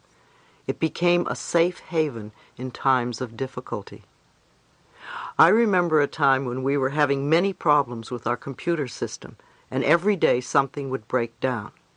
Because I believe machines reflect our consciousness, I realized that many of us were sending negative energy to the computers, and we were expecting them to constantly break down. I had an affirmation programmed into the computer. Good morning. How are you today? I work well when I am loved, and I love you. In the morning, when everyone turned on their computers, that message would appear. It's amazing how we had no more problems with our computers. Sometimes we think of things that happen, especially at work, as disasters. But we must look at them for what they are, simply life experiences that always teach us something. I know that I have never had a disaster that did not end up a good learning experience in the end, often moving me to a much better level in life. For instance, recently my company Hay House was not doing so well. Like the economy, our sales would go up and down, and it appeared that sales were down and staying that way, at least for the moment. However, we did not adjust to that, and month after month we were spending more than we took in. Anyone who has owned a business knows that that is not the way to do it. Eventually it looked as if I would lose my business if I didn't take some drastic measures. Those drastic measures included letting go of over half my staff. You can imagine how difficult it was for me to do that. I remember walking into the conference room where all my staff had gathered to deliver the news. I was in tears, but I knew it had to be done. As difficult as it was for all of us, I also trusted that my much-loved employees would soon find new and better jobs, and almost all of them have. Some of them have even started their own businesses and are very successful. At the darkest time, I kept knowing and affirming that this experience would turn out to be for the highest good of all concerned. Of course, everyone else assumed the worst. Rumors were flying that Hay House was belly up, not just within the people I knew, but all over the country. Our sales staff were surprised that so many business people even knew about our company, let alone its financial condition. I have to admit that we took great joy in proving these forecasts wrong. By tightening our belts tremendously, we didn't go belly up. With our smaller staff, and each of us determined to make it work, we've come through it very well. But most importantly, we have learned a lot. In the meantime, Hay House is now doing better than ever. My staff is enjoying their work, and I am enjoying my staff. Even though we are all working harder, the interesting thing is that no one feels that they have too much work to do. We are even getting more books out than we ever had, and are attracting much more prosperity in all areas of our lives. I believe that everything does work out for the best in the end, but sometimes it is hard to see that while you are going through the experience. Think of a negative experience that may have happened to you in your work or in your past in general. Perhaps you were fired, or maybe your spouse left you. Now go beyond it and take a look at the big picture. Didn't many good things happen as a result of that experience? I've heard so many times, yes, that was a horrible thing that happened to me, but if it hadn't, I would never have met so-and-so, or start my own business, or admit that I had an addiction, or learn to love myself. By trusting the divine intelligence to let us experience life in the way that is best for us, we empower ourselves to actually enjoy everything that life has to offer, the good as well as the so-called bad. Try applying this to your work experiences and notice the changes that happen to you. Those who own or operate businesses can begin to function as an expression of divine intelligence. It is important to keep the lines of communication open with employees and allow them to express their feelings about their work in a safe way. Make sure the offices are a neat and clean place to work. Here again, clutter in an office reflects the consciousness of the people working there. With all the physical clutter, how can the mental or intellectual tasks be done well and on time? You could adopt a statement of purpose that reflects the desired philosophy of your business. At Hay House, we feel our purpose is creating a world where it is safe for us to love each other. When you allow divine intelligence to operate in all aspects of business, then everything flows on purpose and according to a divine plan. The most wonderful opportunities will fall in your lap. I see many businesses beginning to change.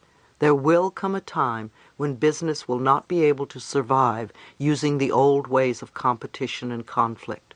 One day we will all know that there is plenty for everyone, and that we can bless and prosper each other. Companies can begin to shift their priorities and make it a great place for their workers to express themselves and have their products and services benefit the planet in general. People want to get more out of their work than just a paycheck. They want to contribute to the world and feel fulfilled. In the future, the ability to do good on a global level will overshadow the need for materialism.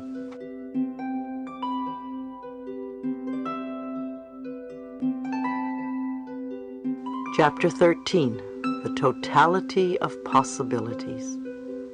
Each one of us is totally linked with the universe and with all of life. The power is within us to expand the horizons of our consciousness. Now I want you to stretch even further. If you have been on the pathway and doing work on yourself for some time, does that mean you have nothing else to do? Are you really going to sit on your laurels and rest? Or do you realize that this inner work is a lifetime occupation, and once you start, you never really stop? You can hit plateaus and take vacations, but basically it's a lifetime's worth of work. You may want to ask yourself what areas you still need to work on, and what you need. Are you healthy? Are you happy? Are you prosperous? Are you creatively fulfilled? Do you feel safe? Do you feel secure? Are you loved? Limitations learned from the past. There is an expression I love, the totality of possibilities. I learned it from one of my early teachers in New York, Eric Pace. It always gave me such a taking off place for letting my mind go beyond what I thought possible, far beyond the limited beliefs I grew up with when I was young. Being a child, I didn't understand that the passing criticisms of grown-ups and friends were just the result of a bad day or a small disappointment, and really weren't true. I accepted these thoughts and beliefs about myself willingly, and they became part of my limitations. I may not have looked awkward or dumb or silly, but I sure felt it. Most of us create the ideas we believe about life by the time we are 5 years old.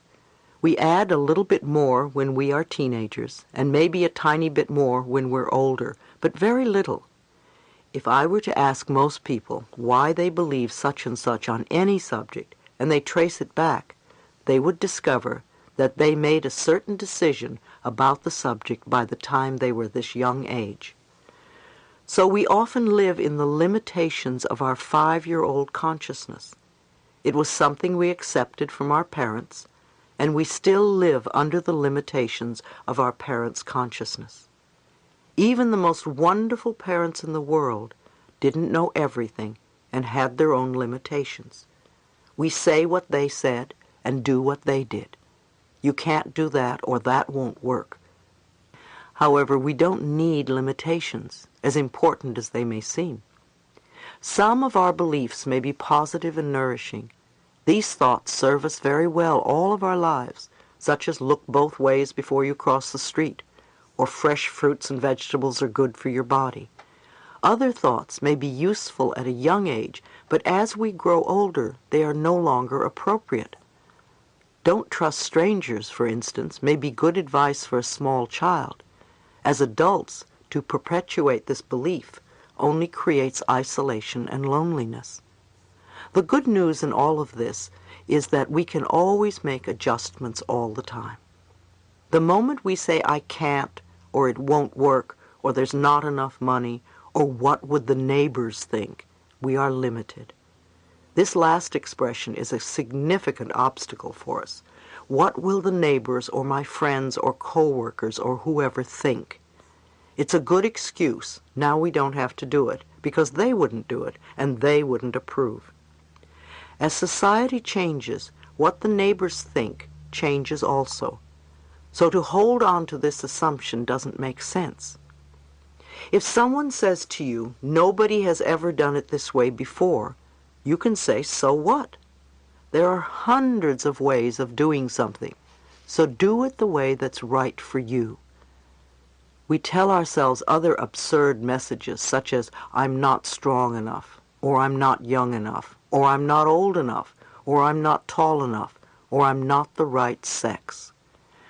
How often have you used the last one? Because I'm a woman, I can't do this, or because I'm a man, I can't do that. Your soul has no sexuality. I believe you agreed upon your sexuality before you were born, to learn a spiritual lesson. To feel inferior because of sexuality is not only a poor excuse, but also another way to relinquish your power. Our limitations often stop us from expressing and experiencing the totality of possibilities. I don't have the right education. How many of us have let that one stop us? We want to realize that education is something set up by groups of people who say you can't do such and such unless you do it our way. We can accept that as a limitation, or we can go beyond it. I accepted it for many, many years because I was a high school dropout. I used to say, oh, I don't have any education. I can't think. I can't get a good job. I can't do anything well. And then one day I realized that the limitation was all in my mind and had nothing to do with reality. When I dropped my own limiting beliefs and I allowed myself to move into the totality of possibilities, I discovered that I could think. I discovered that I was very bright and I could communicate. I discovered all sorts of possibilities, which when viewed from the limitations of the past seemed impossible. Limiting the potential within us. Then there are some of you who think you know it all. The trouble with knowing it all is that you don't grow and nothing new can come in. Do you accept that there is a power and an intelligence greater than you? Or do you think that you are it, you in your physical body? If you think that you're it, then you will be running scared because of your limited mind. If you realize that there is a power in this universe that is far greater and wiser, and you are part of it, then you can move into the space where the totality of possibilities can operate. How often do you allow yourself to dwell in the limitations of your present consciousness? Every time you say, I can't, you're putting a stop sign in front of you. You shut down the door to your own inner wisdom, and you block the flow of energy that is your spiritual knowingness. Are you willing to go beyond what you believe today? You woke up this morning with certain concepts and ideas. You have the ability to move beyond some of them, to experience a far greater reality. It's called learning, because you are taking in something new. It may fit in with what is already there, or it may be even better. Have you ever noticed that when you start rearranging your closet, you discard clothes and odds and ends that you no longer need?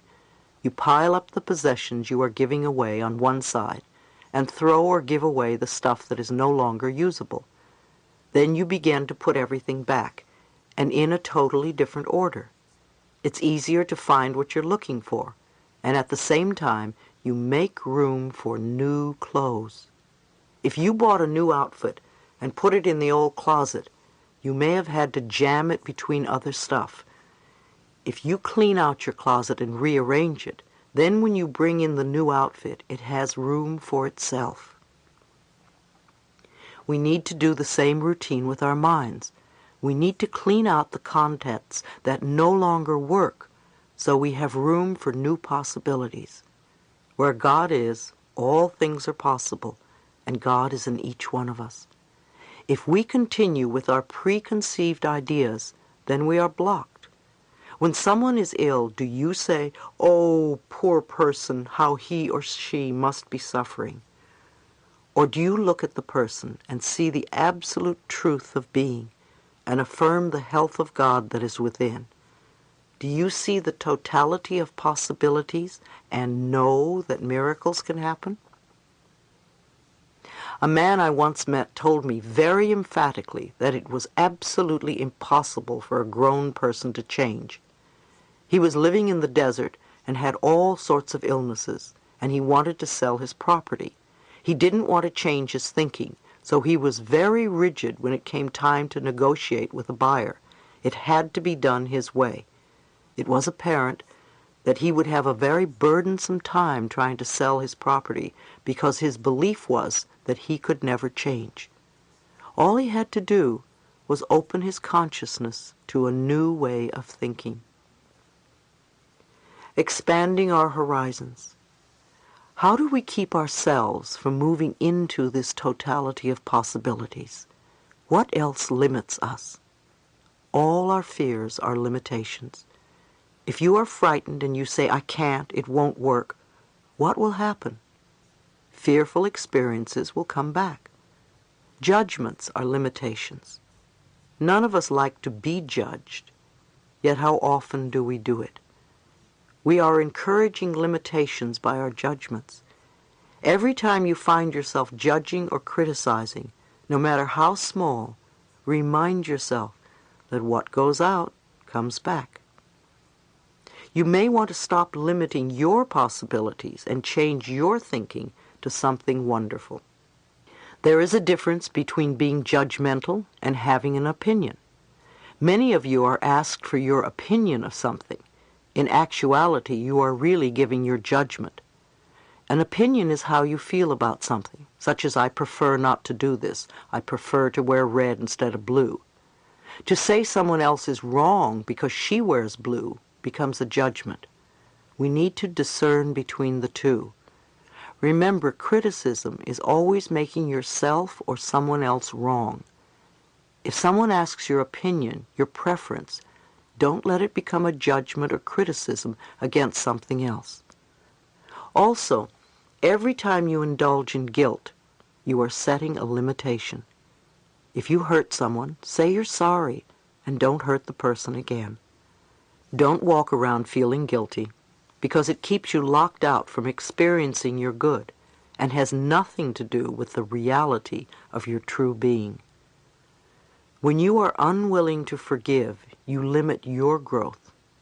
Forgiveness allows you to right a wrong in your spiritual self, to have understanding instead of resentment, to have compassion instead of hatred.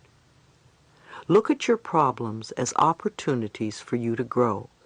When you have problems, do you see only the restrictions of your limited mind thinking? Do you think, "Oh, poor me, why did this happen to me?" You don't always have to know how situations are going to work out.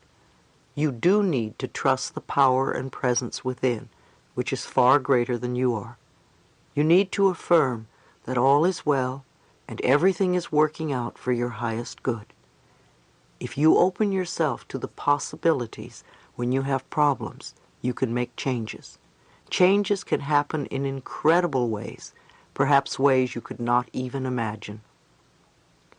We've all been in situations in our lives where we've said, "I don't know how I'll work this out."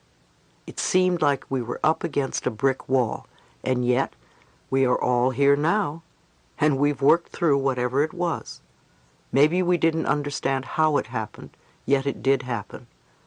The more we can align ourselves with the cosmic energy, the one intelligence, the truth and power within us, the quicker those wonderful possibilities can be realized.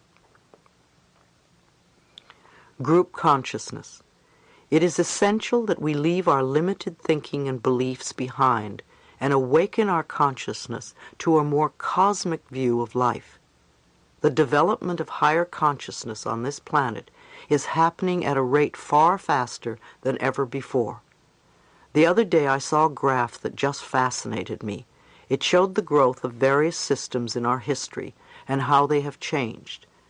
The agricultural development was overshadowed by industrial growth, and then around 1950 the informational phase took over as communication and computer operation became widespread.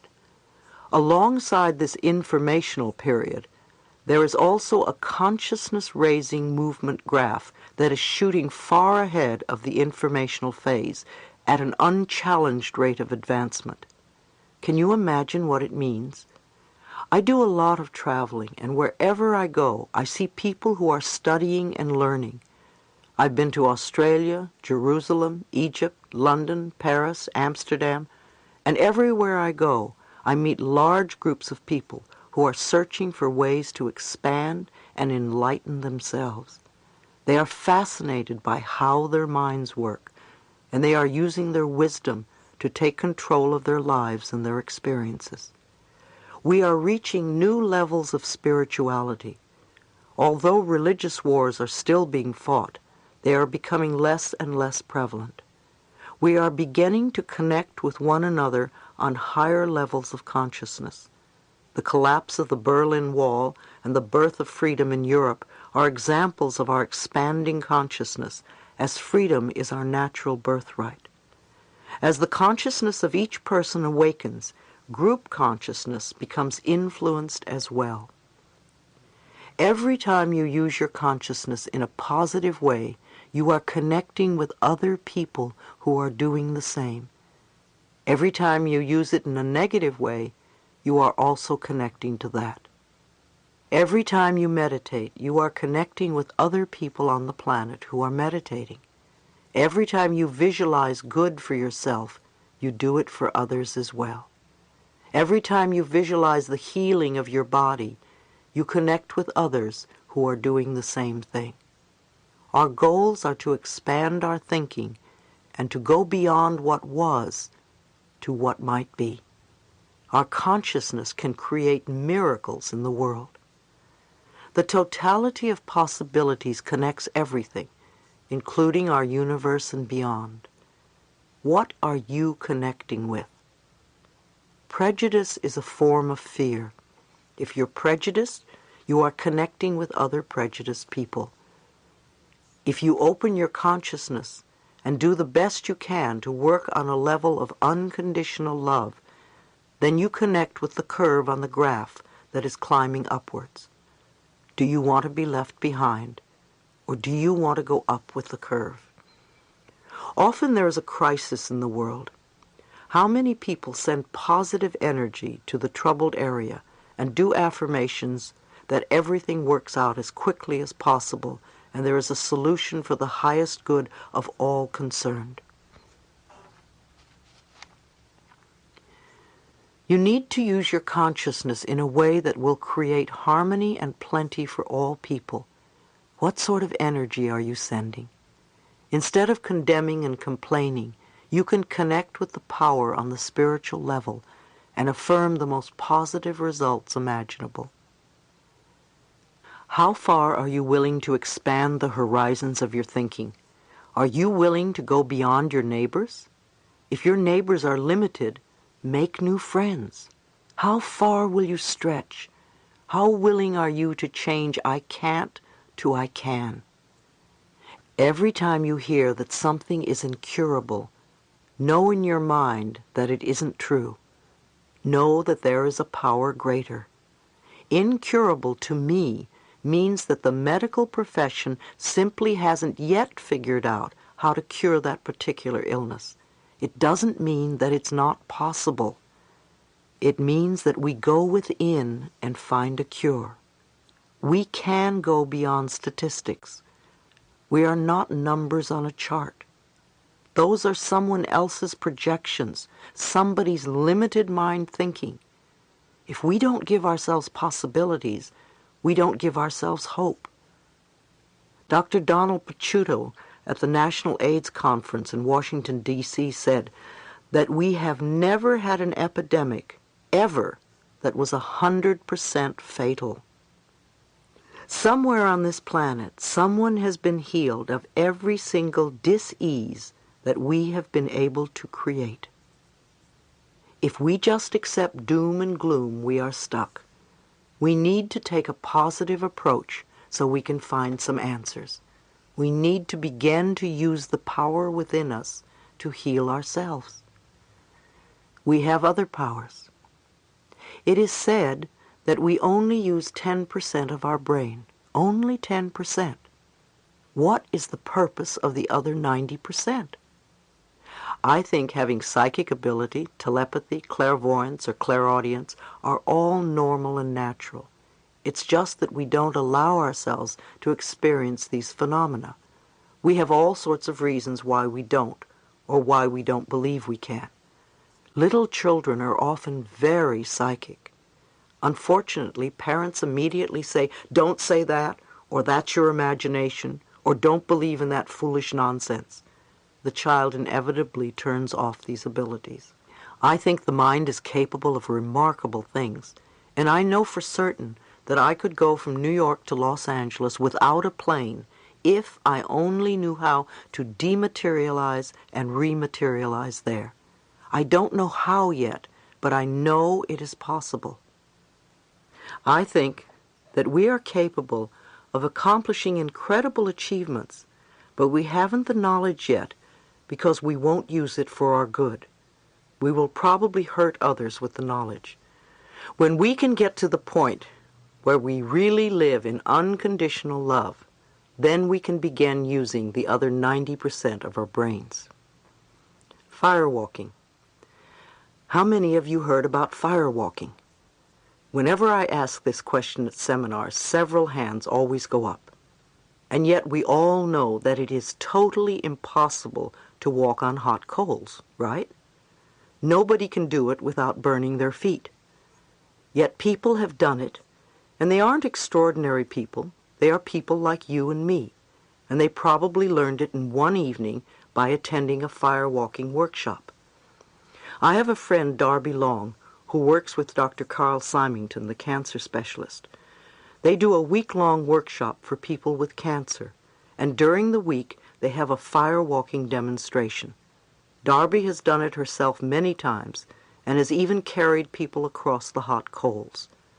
I always think how incredible it must be for people with cancer to see and experience such a process. It probably blows a lot of people's minds. Their concepts about limitation would somehow be different afterwards. I believe Tony Robbins, the young man who started firewalking in this country, is here to do something really extraordinary on the planet. He studied NLP, neuro-linguistic programming, a process whereby he could observe someone's patterns of behavior and then repeat that person's responses and cues of behavior to achieve similar results. NLP is based on the hypnotic techniques of Milton Erickson, which were systematically observed and recorded by John Grindler and Richard Bandler. When Tony heard about firewalking, he wanted to learn it and in turn teach it to others. He was told by a yogi that it would take years of study and meditation. However, using NLP, Tony learned it within a few hours. He knew that if he could do it, anyone could do it. He has been teaching people how to walk on coals, not because it's a wonderful parlor trick, but because it shows them how to go beyond their limitations and fears. Everything is possible. Repeat with me. I live and dwell in the totality of possibilities. Where I am, there is all good. Think about these words for a minute. All good. Not some, not a little bit, but all good. When you believe that anything is possible, you open yourself up to answers in every area of your life. Where we are is the totality of possibilities. It is always up to us, individually and collectively. We either have walls around us, or we take them down and feel safe enough to be totally open to allow all good to come into our lives. Begin to observe yourself. Notice what is going on inside you, how you feel, how you react, what you believe. And allow yourself to observe without comment or judgment.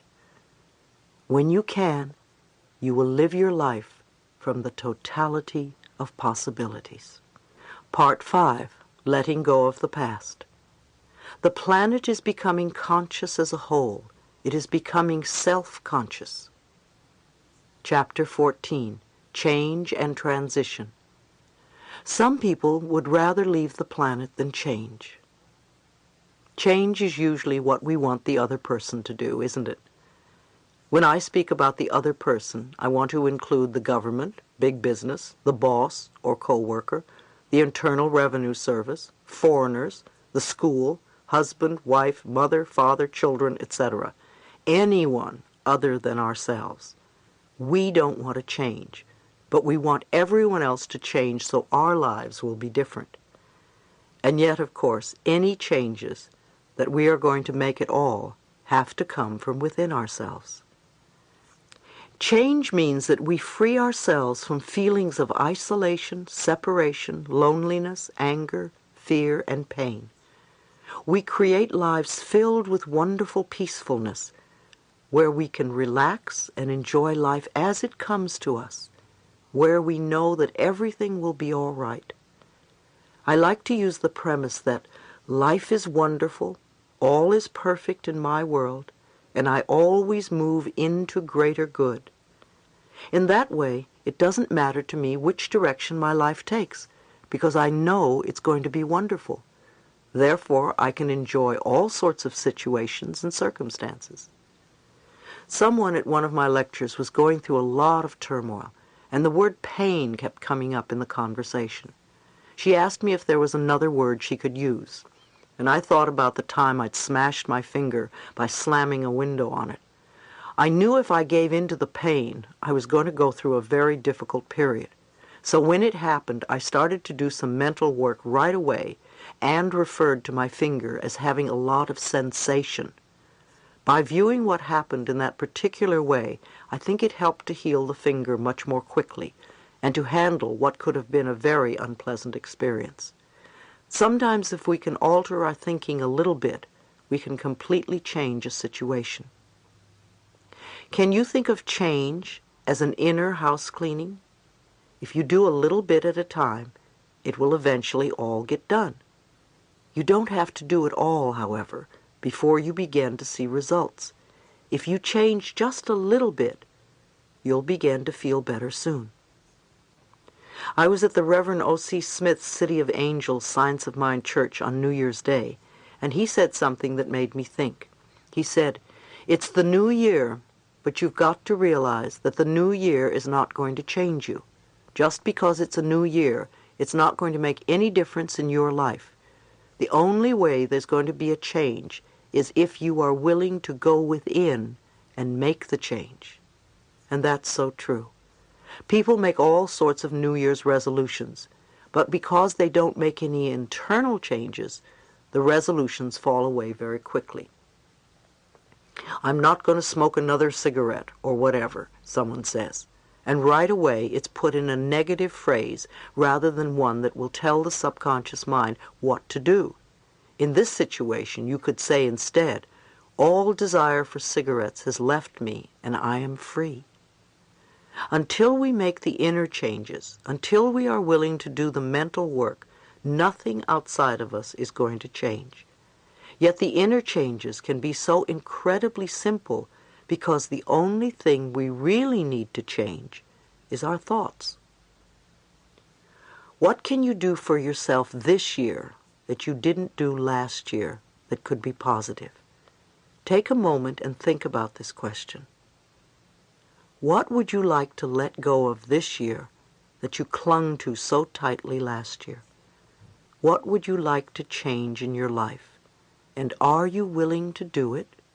There is a lot of information available that will give you ideas once you are willing to change. The moment you are willing to change, it is remarkable how the universe begins to help you. It brings you what you need. It could be a book, a tape, a teacher, or even a friend making a passing remark that suddenly has deep meaning to you. Sometimes conditions will get worse before they get better, and that's okay, because the process is beginning. The old threads are untangling, so flow with it. Don't panic and think it's not working. Just keep working with your affirmations and the new beliefs you are planting. Making progress. Of course, from the moment you decide to make a change until you get the demonstration, there is a transitional period. You vacillate between the old and the new. You go back and forth between what was and what you would like to be or have. It is a normal and natural process. Often I hear people saying, "Well, I know all this stuff." And my answer is, are you doing it? Knowing what to do and doing it are two separate steps. It takes time until you are strong in the new and have gone the complete shift.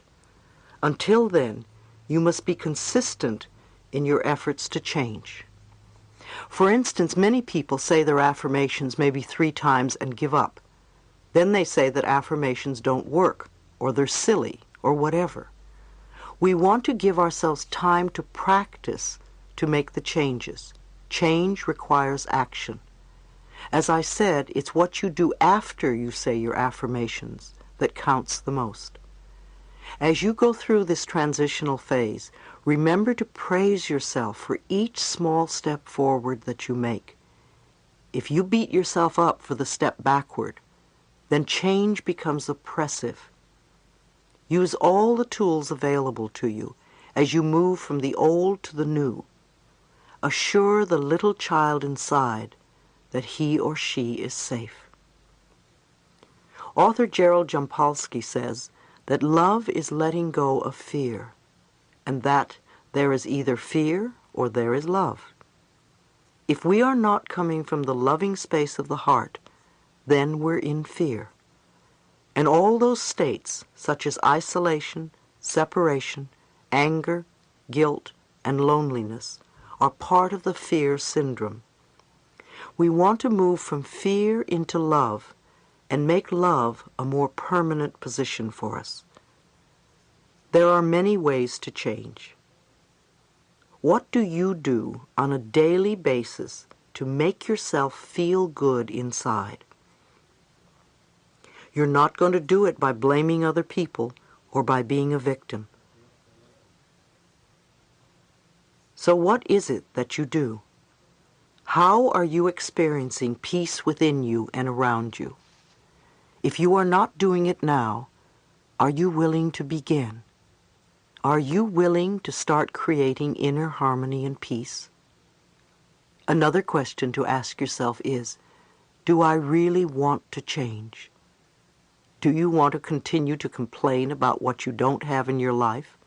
Or do you want to really create a much more wonderful life than you have now? If you are willing to change, you can. If you are willing to do the work involved, then you can change your life for the better. I have no power over you, and I can't do it for you. You have the power, and you need to keep reminding yourself of that. Remember, maintaining inner peace will help us connect with like-minded, peaceful people all over the world. Spirituality connects us all over this planet on a soul level, and the sense of cosmic spirituality that we are just beginning to experience is going to change the world for the better. When I speak of spirituality, I don't necessarily mean religion. Religions tell us who to love and how to love and who is worthy. To me, we are all worthy of love, and we are all lovable. Our spirituality is our direct connection with our higher source, and we don't need a middleman for that. Begin to see that spirituality can connect us all over the planet on a very deep soul level. Several times during the day, you might stop and ask yourself, what kind of people am I connecting with now? Ask yourself periodically, what do I really believe about this condition or situation? And think about it. Ask, what do I feel? Do I really want to do what these people are asking of me? Why am I doing this? Start to examine your thoughts and feelings. Be honest with yourself. Find out what you are thinking and believing. Don't go on automatic pilot, living your life by routine. This is the way I am and this is what I do. No, why do you do it? If it isn't a positive, nourishing experience, figure out where it came from. When did you first do it? You know what to do now. Connect to the intelligence within you. Stress is another word for fear. We talk a lot about stress these days. Everybody seems to be stressed out about something. Stress seems to be a buzzword, and we use it to the point where I think it's a cop-out. I'm so stressed out, or this is so stressful, or all is stress, stress, stress. Stress to me is a fearful reaction to life's constant changes. It is an excuse we use for not taking responsibility for our feelings. If we can equate the word stress with the word fear, then we can begin to eliminate the need for fear in our lives. The next time you think about how stressed you are, ask yourself what is scaring you. Ask, how am I overloading or burdening myself? Why am I giving my power away? Find out what you are doing to yourself that is creating this fear within you that keeps you from achieving inner harmony and peace. Stress is not inner harmony. Inner harmony is being at peace within yourself. It's not possible to have stress and inner harmony at the same time. When you're at peace, you do things one at a time. You don't let things get to you. When you feel stressed, breathe and do something to release the fear so you can move through life feeling safe. Don't use the word stress as a cop-out. Don't give a little word like stress a lot of power. Nothing has any power over you. You are always safe. Life is a series of doors closing and opening. We walk from room to room having different experiences. Many of us would like to close some doors on old negative patterns, old blocks, situations that are no longer nourishing or useful to ourselves. Many of us are in the process of opening new doors and finding wonderful new experiences. I think that we come to this planet many, many times, and we come to learn different lessons. It's like coming to school. Before we incarnate at any particular time on the planet, we decide the lesson we are going to learn so that we can evolve spiritually. Once we choose our lesson, we choose all the circumstances and situations that will enable us to learn the lesson, including our parents, sexuality, place of birth, and race. If you've gotten this far in your life, believe me, you've made all the right choices for you. As you go through life, it is essential to remind yourself that you are safe. It is only change. Trust your higher self to lead you and guide you in ways that are best for your spiritual growth. As Joseph Campbell once said, follow your bliss. See yourself opening doors to joy, peace, healing, prosperity, and love. Doors to understanding, compassion, forgiveness, and freedom. Doors to self-worth, self-esteem, and self-love.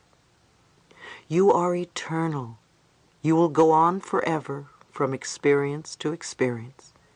Even when you pass through the last doorway on this planet, it is not the end. It is the beginning of another new adventure. Ultimately, you cannot force anyone to change. You can offer them a positive mental atmosphere where they have the possibility to change if they wish. However, you cannot do it for or to other people.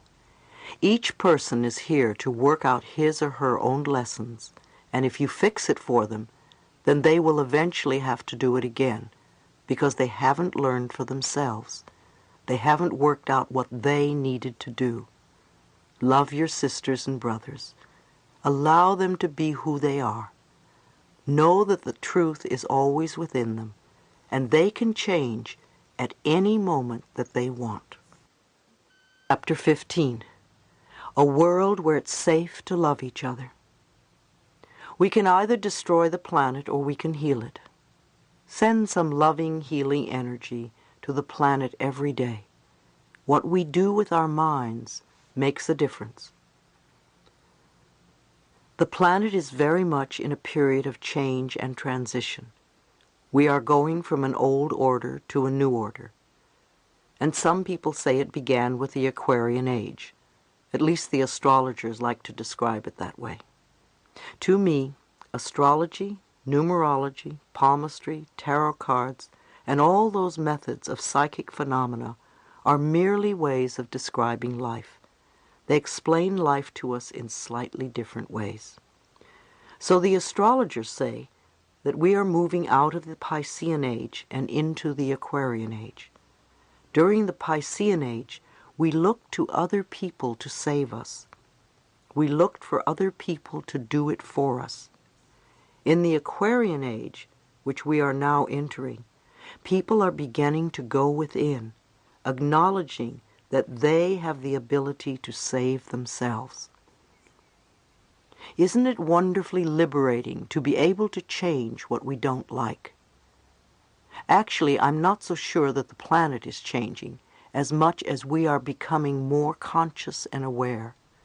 Conditions that were brewing for a long time are coming to the surface, such as family dysfunction, child abuse, and our endangered planet. As with everything else, first we must become aware in order to make changes. In the same way that we do our mental house cleaning so that we can change, we are doing the same thing with Mother Earth. We are beginning to see our Earth as a whole, living, breathing organism, an entity, a being unto itself. It breathes, it has a heartbeat, it takes care of its children, it provides everything here that we could possibly need. It's totally balanced. If you spend a day in the forest or somewhere in nature, you can see how all the systems on the planet work perfectly. It's set up to live out its existence in absolute perfect equilibrium and harmony. So here we are, great mankind who knows so much, and we are doing our very best to destroy the planet by disrupting this balance and harmony. Our greed gets in the way to an enormous extent. We think we know best, and through ignorance and greed, we are destroying the living, breathing organism of which we are a part. If we destroy Earth, where are we going to live? I know that when I talk to people about caring more for the planet, they become overwhelmed by the problems we are encountering now. It seems that just one person doing something will not affect anything in the entire scheme of things. But that is not so. If everyone did a little, it would wind up being a lot. You may not be able to see the effects right in front of you, but believe me, Mother Earth feels it collectively. We have a little table set up to sell books at my AIDS support group. Recently, we ran out of bags to put products in, so I thought I would start saving the bags I received when I was out shopping. At first I thought, oh, you don't have that many bags by the end of the week. But boy, was I mistaken. I had bags coming out of my ears. One of my workers experienced the same thing. He said he had no idea how many bags a week he used until he started saving them. And when you put that in terms of Mother Earth, that's quite a few trees we're cutting down just to use for 1 or 2 hours, because we usually end up by throwing the bags away. If you don't believe me, just try it for 1 week. Save all the bags you receive, and just be aware of how many you use. I now have a cloth shopping bag that I use, and if I'm shopping and have forgotten to bring it, I ask for a big bag, and as I shop at other stores, I put my merchandise in 1 bag instead of collecting several. No one has ever looked at me twice for doing it. It just seems so sensible. In Europe, they've been using cloth shopping bags for a long time. A friend of mine from England visited and loved to go shopping at the supermarkets here because he wanted to carry the paper bags home. He thought they were very American and very chic. It may be a cute tradition, but the truth is, we want to start thinking globally and consider the effects that these little traditions have on our environment.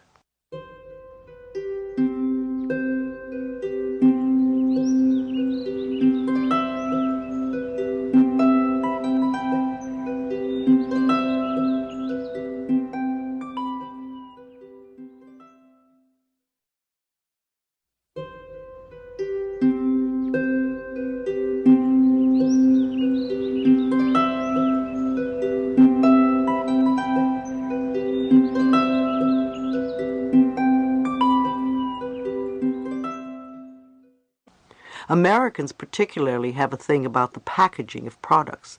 When I was in Mexico a few years ago, I visited a traditional marketplace and was fascinated by the unvarnished fruits and vegetables that were laid out. They certainly weren't as pretty as the ones we have in the States, but they looked natural and healthy to me. However, some of the people I was with thought they looked terrible and unappealing. In another part of the market there were open bins with powdered spices in it. Again it fascinated me, because all the bins next to each other looked so bright and colorful. My friends said that they would never buy any spices from an open bin like that, and I asked why, and they said because it wasn't clean. When I asked why again, the answer came back that it wasn't in a package, and I had to laugh.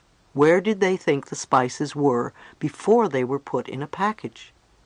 We have become so used to having things presented to us in a certain way that it's hard to accept it if we don't have all the frills and pretty packaging attached to it. Let's be willing to see where we can make small adjustments for the sake of the environment, even if all you do is buy a cloth shopping bag or turn the water tap off while you brush your teeth. You have contributed something by doing it. At my office we conserve as much as possible. There's a maintenance man in our building who picks up our recyclable copy paper every week and takes it to the recycling plant. We use padded envelopes over again. We use recycled paper in our books whenever possible, even though it costs a little more. Sometimes it isn't possible to get it, but we always ask for it anyway, as we realize that if we continue to ask for it, eventually enough printers will have it available. It works that way in all areas of conservation. By creating a demand for something, we can help heal the planet in different ways as a collective power. At home, I do organic gardening and make compost for the garden. Every piece of used vegetation goes into that compost pile. Not a lettuce leaf or a leaf from a tree leaves my property. I believe in returning to the land what is taken away. I have a few friends who even save their vegetable trimmings for me. They put them into a bag in the freezer, and when they visit, they put their collection into my compost bin. What goes in as trash comes out as rich earth filled with nourishment for plants. Because of my recycling practices, my garden produces lavishly for all my needs and is beautiful too. Eat nourishing foods. Our planet is designed to give us every single thing we need to take care of ourselves. It has all the food we need. If we eat the foods of the planet, we are going to be healthy because it is part of the natural design. However, we, in our great intelligence, have designed foods such as Twinkies, and we wonder why our health isn't so good. A lot of us give lip service to diets. We say, yes, we know, as we reach for one sugar-filled treat after another. 2 generations ago, when Betty Crocker or Clarence Birdseye or whomever came out with the first convenience-type food, we said, oh, isn't this wonderful? And then came another, and another, and another. Until generations later, there are people in this country now who have never tasted real food. Everything is canned, processed, frozen, chemicalized, and ultimately microwaved. I recently read that the young people in the military today do not have the healthy immune systems that young people had 20 years ago. If we don't give our body natural foods, which it needs to build and repair itself, how can we expect it to last a lifetime? And add to this drugs and cigarettes and alcohol abuse, a dose of self-hatred, and you have the perfect climate for dis-ease to flourish. I had a very interesting experience recently. I took something called a responsible driver's course.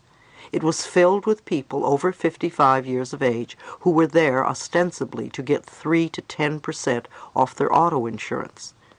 I really found it fascinating that we spent the whole morning talking about illness, all the illnesses we could look forward to as we grew older.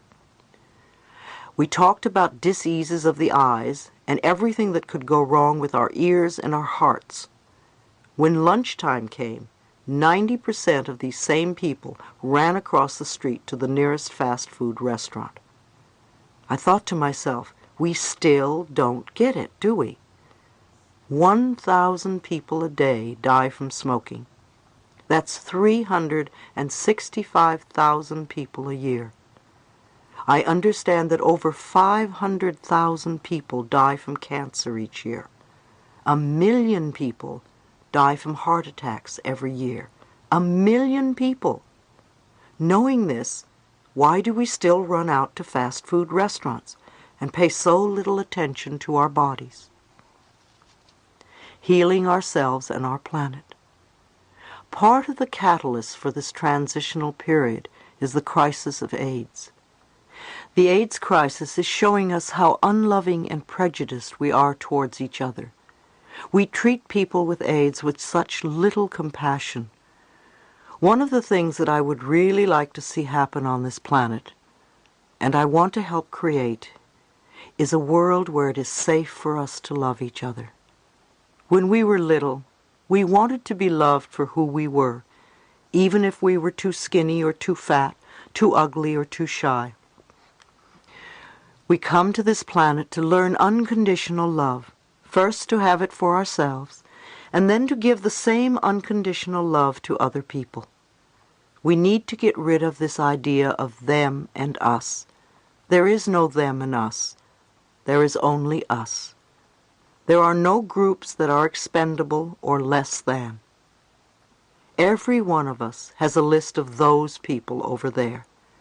We can't really be spiritual as long as there is one person over there.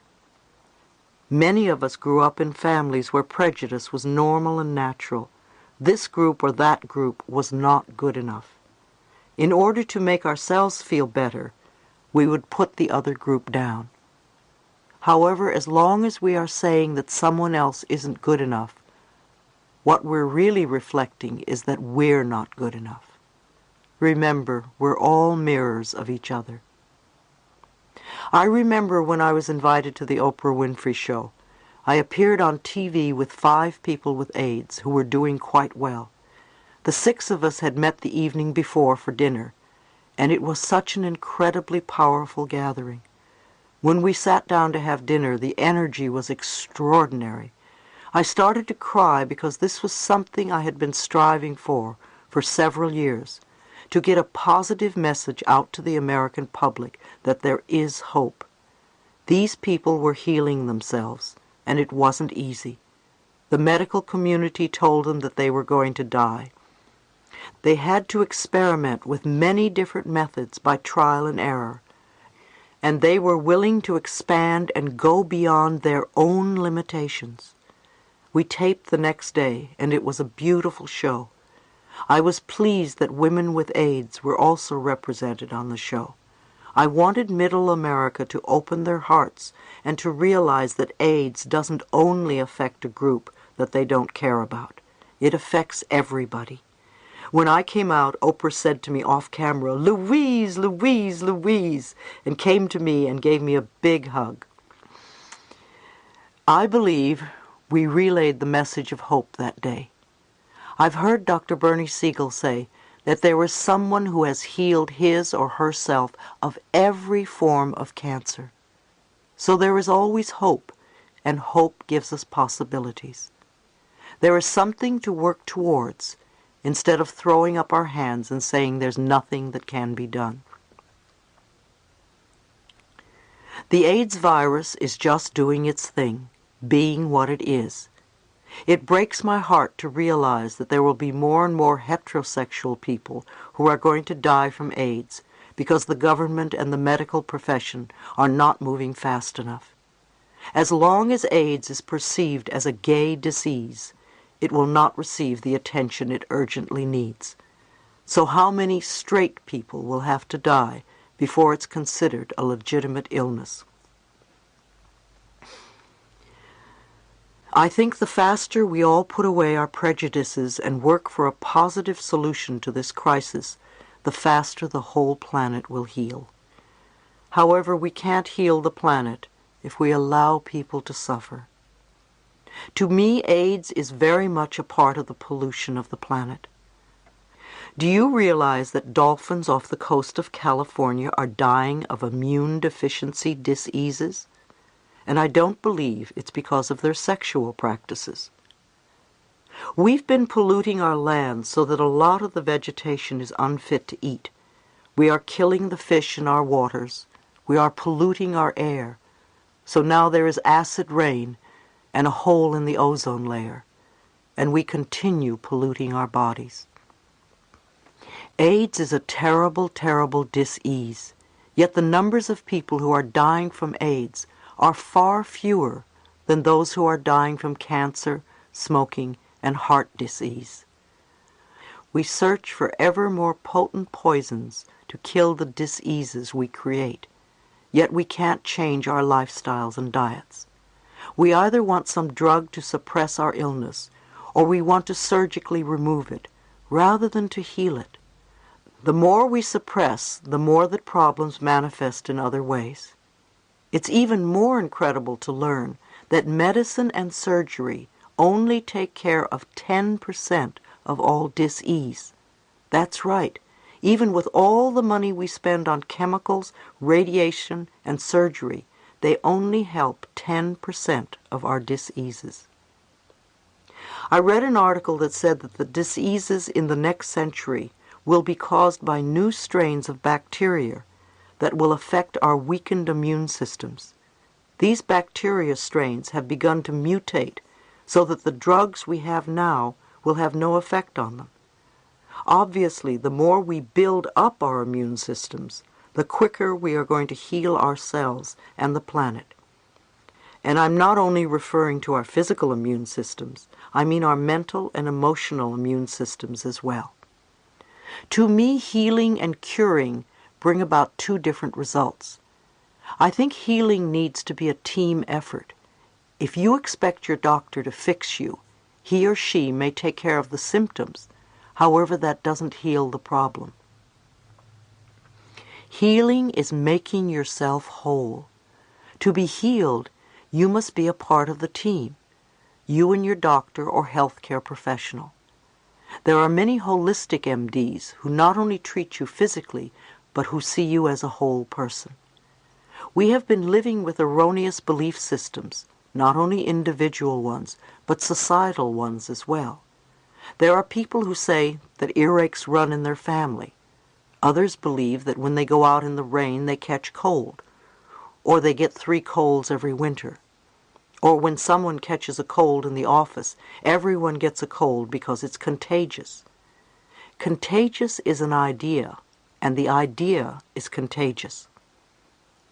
A lot of people talk about dis-ease being hereditary. I don't think that's necessarily so. I think that what we pick up are the mental patterns of our parents. Children are very aware. They begin to imitate their parents, even their illnesses. If a father tightens his colon every time he feels angry, the child picks up on that. It's no wonder that when the father gets colitis years later, the child gets colitis too. Everyone knows that cancer is not contagious. Yet why does it run in families? Because the patterns of resentment run in families. Resentment builds and builds until finally there is cancer. We must allow ourselves to be aware of everything so that we can make conscious, intelligent choices. Some things may horrify us, which is part of the awakening process, but then we can do something about them. Everything in the universe, from child abuse and AIDS to the homeless situation and starvation, needs our love. A tiny child who is loved and appreciated will become a strong, self-assured adult. The planet, which has everything here for us and all of life, if we allow it to be itself, will take care of us always. Let's not think about our past limitations. Let's open ourselves to the potential of this incredible decade. We can make these final 10 years of the century a time of healing. We have the power within us to clean up, clean our bodies, our emotions, and all the various messes we have made. We can look around and see what needs care. The way each of us chooses to live will have a tremendous impact on our future and on our world. For the highest good of all. You can take this time to apply your personal growth methods to the entire planet. If you just do things for the planet and not for yourself, then you're not in balance. If you only work for yourself and stop there, then that's not balanced either. So let's see how we can begin to balance ourselves and the environment. We know that our thoughts shape and create our lives. We don't always live the philosophy totally. Nonetheless, we've accepted the basic premise. If we want to change our immediate world, we must change our thinking. If we want to change the greater world around us, we need to change our thinking about it, not viewing it as them and us. If all the effort you put out in complaining about what's wrong with the world is applied to positive affirmations and visualizations of the world, you could really help to turn things around. Remember, every time you use your mind, you are connecting to like-minded people. If you inflict judgment, criticism, and prejudice on others, you are connecting to all the other people who are doing the same. However, if you are meditating, visualizing peace, loving yourself, and loving the planet, you are connecting with these kinds of people. You could be at home bedridden and still help to heal the planet by the way you use your mind, by practicing inner peace. I heard Robert Schuller of the United Nations once say, "The human species needs to know that we deserve to have peace." How true these words are. If we can make our young people aware of what is happening in the world and give them options as to what they can do about it, then we can really begin to see a shift in consciousness. Teaching our children early about conservation efforts is one way to reassure them that important work is being done. Even though some adults still won't take responsibility for what is going on in the world around them, we can assure our children that more and more people throughout the world are becoming aware of the long-term effects of global pollution and are striving to change the situation. Becoming involved as a family in an ecological foundation such as Greenpeace or EarthSave is wonderful, as it is never too soon to impress upon children that we all have to accept responsibility for the good of our planet. I recommend that you read John Robbins' book, Diet for a New America. I find it so interesting that John Robbins, heir to the Baskin-Robbins ice cream business, is doing his best to help create a holistic and peaceful planet. It's wonderful to know that some of the children of people who exploit the health of the nation turn around and do things to help the planet. Volunteer groups are also helping to take over where the government is falling short. If the government won't help heal our environment, we can't sit around and wait. We have to get together on a grassroots level and take care of it. We can all do our part. Start to find out where you can help. Volunteer where you can. Give 1 hour a month if you can't do anything else. We are definitely on the cutting edge of the forces that are going to help heal this planet. We are at a point right now where we can all go down the tubes, or we can heal the planet. It isn't up to them. It's up to us, individually and collectively. I see more and more opportunities for a blending of the scientific technologies of the past and the future with the spiritual truths of yesterday, today, and tomorrow. It is time these elements come together. By understanding that acts of violence come from a person who is a traumatized child, we could combine our knowledge and technologies to help them heal and change. We only perpetrate violence by starting wars or throwing people in prisons and forgetting them. Instead, we want to encourage self-awareness, self-esteem, and self-love. The tools for transformation are available. We just have to use them.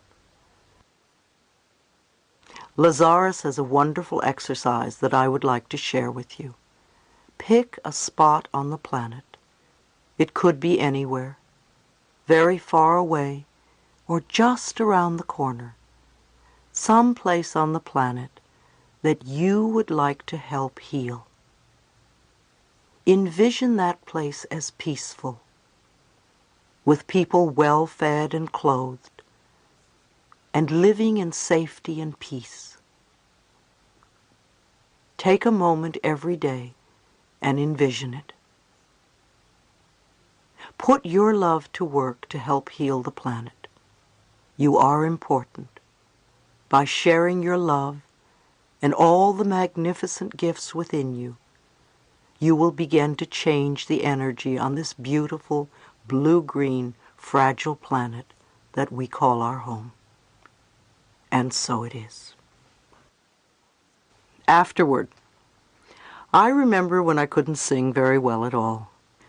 I still don't sing very well, but I'm much more brave. I lead people in song at the end of my workshops and support groups. Perhaps one day I will take some lessons and learn. However, I haven't gotten around to it yet. At one event, I began to lead everyone in song, and the man in charge of the sound system turned off my microphone. Joseph Vatimo, my assistant, said, "What are you doing?" And the other man said, "She's singing off-key." It was so terribly embarrassing. Now, it really doesn't matter anymore. I just sing my heart out, and it seems to open up a little bit more. I've had some extraordinary experiences in my life, and the one that has opened my heart on a very deep level has been working with people with AIDS. I can hug people now who, a few years ago, I couldn't even look at. I've gone beyond a lot of my own personal limitations. In reward for that, I have found so much love. Wherever I go, people give me tremendous amounts of love. In October 1987, Joseph and I went to Washington, D.C. to march for governmental help for AIDS. I don't know how many are aware of the AIDS quilt. It's rather incredible. Many, many people from around the country got together and made quilt patches to commemorate someone who has died from AIDS. These patches are made with so much love and put together with patches from all over the world to make an enormous quilt. When we were in Washington, the patches were put into sections and displayed between the Washington and Lincoln monuments. At 6 o'clock in the morning, we began to read the names of the people on the quilt. As we did, people would unfold the patch and put it in place next to the others. It was a very emotional time, as you can imagine. People were crying everywhere. I was standing with my list waiting to read when I felt this tap on my shoulder. I could hear someone say, "Could I ask you a question, please?" And I turned around, and the young man standing behind me looked at the badge with my name on it and shouted, "Louise Hay, oh my God!" And he went into absolute hysteria and flung himself in my arms. We held each other, and he just sobbed and sobbed. Finally, when he could contain himself, he told me that his lover had read my book many times, and when he was about to leave the planet, his lover had asked him to read a treatment from my book. He read it slowly, as his lover read the lines with him, and the very last words his lover said were, "All is well," and he died. So here was I right in front of him. He was extremely touched. When he could compose himself enough, I said, "But what did you want to ask me?" It seems that he had not been able to complete his lover's patch on time, and he wanted me to add his lover's name to my list. He just happened to pick me. I remember this moment very well, because it showed me that life is really very simple, and the things that are important are also simple, and everything falls into place. I want to share a quote with you from Emmett Fox. If you don't know Emmett Fox, he was a very popular teacher in the 40s and 50s and early 60s, and one of the clearest teachers I know. He has written some beautiful books, and these are some of my favorite words of his. "There is no difficulty that enough love will not conquer. There is no dis-ease that enough love will not heal, no door that enough love will not open, no gulf that enough love will not bridge, no wall that enough love will not throw down, and no sin that enough love will not redeem.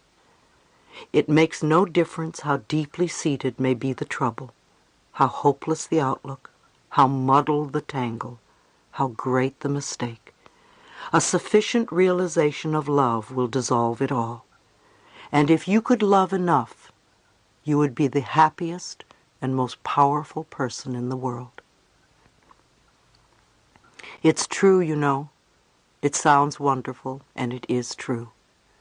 What do you need to do to get to that space where you could be the happiest and most powerful person in the world? I think inner space travel is just beginning. We are just beginning to learn about the power that we have inside us. We are not going to find it if we contract. The more we can open to ourselves, the more we are going to find the universal energies available to assist us. There are incredible accomplishments that we are capable of. Take a few deep breaths. Open your chest and give your heart room to expand. Keep practicing, and sooner or later, the barriers will begin to drop. Today is your beginning point. And so it is. Appendix A. Meditations for personal and planetary healing. Acknowledge yourself for being centered when there is incredible chaos around you. Acknowledge yourself for being courageous and for doing so much more than you thought you could. The healing work we do at the end of our workshops and support groups is very powerful. We usually break into groups of 3 and do a form of laying on of hands for each other. It is a wonderful way to accept energy and also share energy with many people who are reluctant in one way or another to ask for help. Often, profound experiences occur. I would like to share some of the meditations we do at our healing circles. It would be wonderful if we did them on an ongoing basis, either by ourselves or in groups. See your inner child in any way that you can, and notice how it looks and feels. Comfort your child. Apologize to it. Tell it how sorry you are for forsaking it. You have been away for so long, and you are now willing to make it up.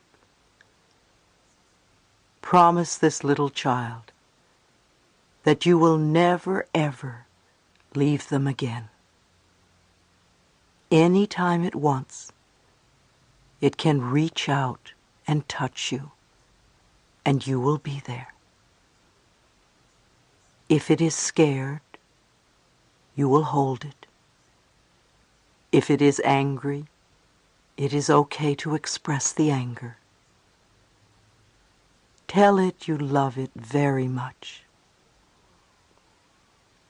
You have the power to help create the kind of world that you want you and your child to live in. You have the power of your mind and your thoughts. See yourself creating a wonderful world. See your child relaxed and safe, peaceful, laughing, happy, playing with friends, running free, touching a flower, hugging a tree, picking a piece of fruit, and eating it with delight,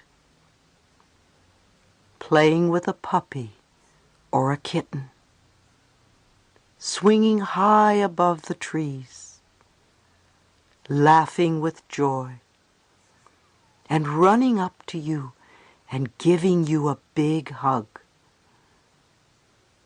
See the two of you healthy and living in a beautiful, safe place, having wonderful relationships with your parents, friends, and co-workers, being greeted with joy wherever you go, having a special kind of love. See where you want to live and what you want to work at. And see yourselves as healthy, very healthy, joyous and free. And so it is.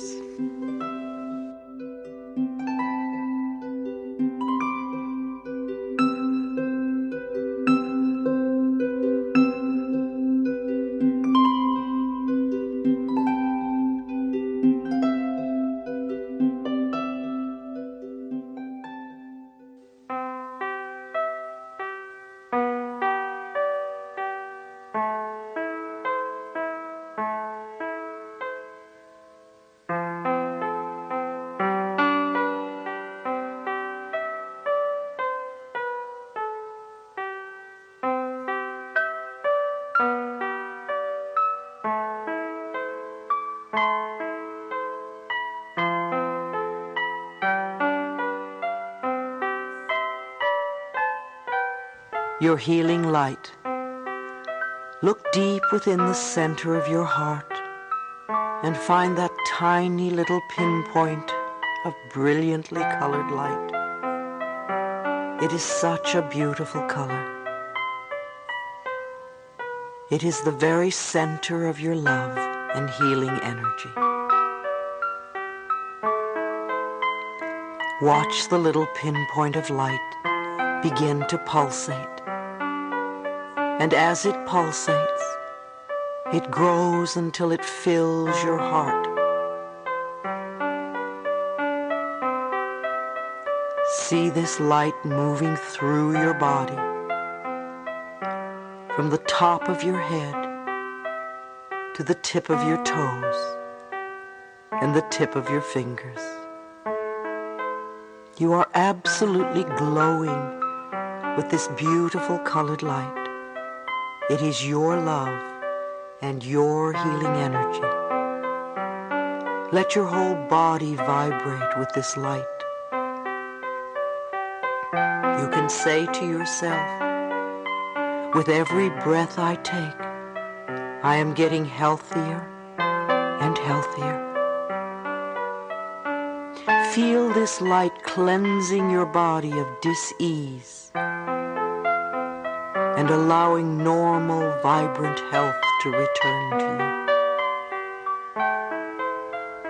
you. Let this light begin to radiate out from you in all directions. Let your healing energy touch everyone whom you know needs it. What a privilege it is to share your love and light and healing energy with those who are in need of healing. Let your light move into hospitals and nursing homes and orphanages and prisons, mental hospitals, and other institutions of despair.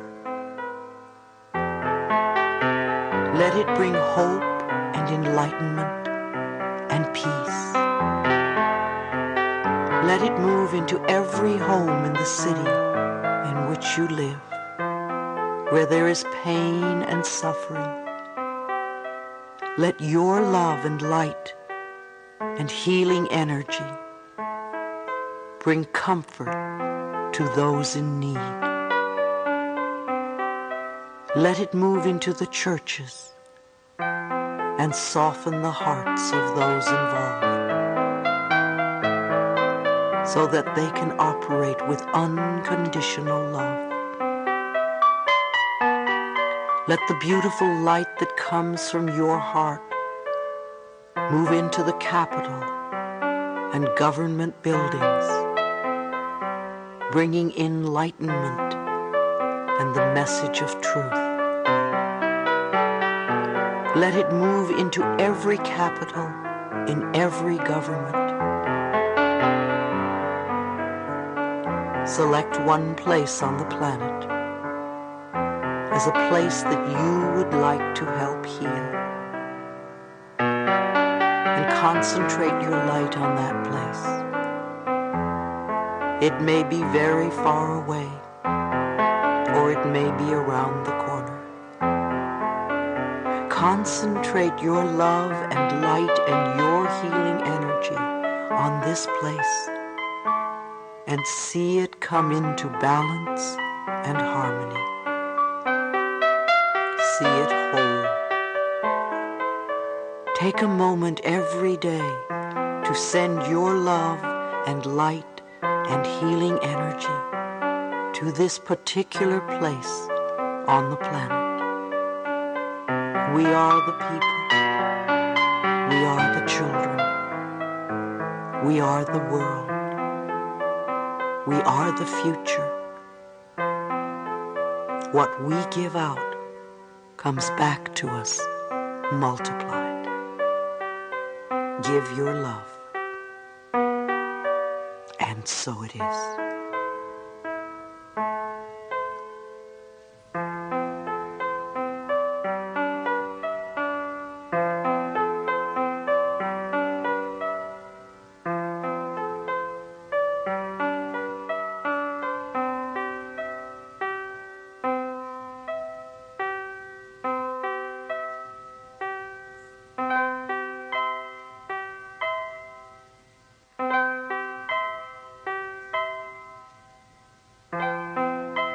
Receiving prosperity.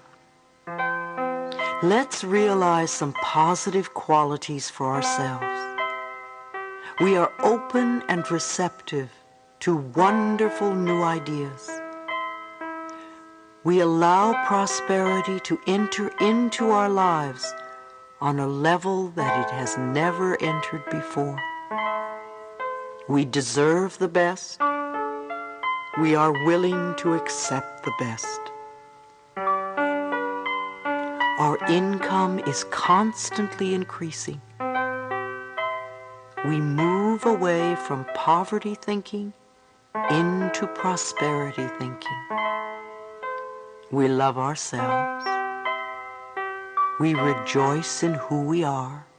And we know that life is here for us and will supply us with everything that we need.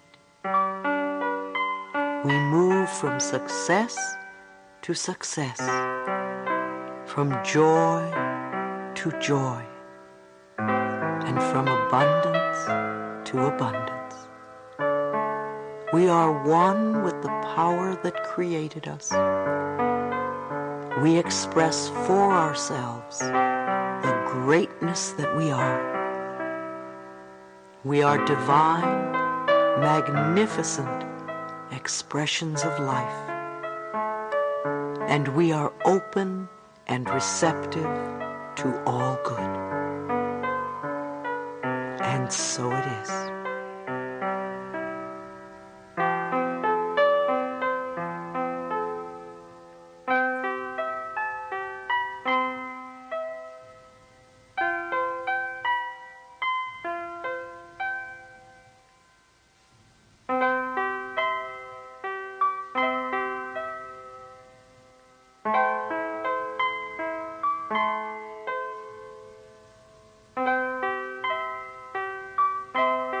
Welcome the child.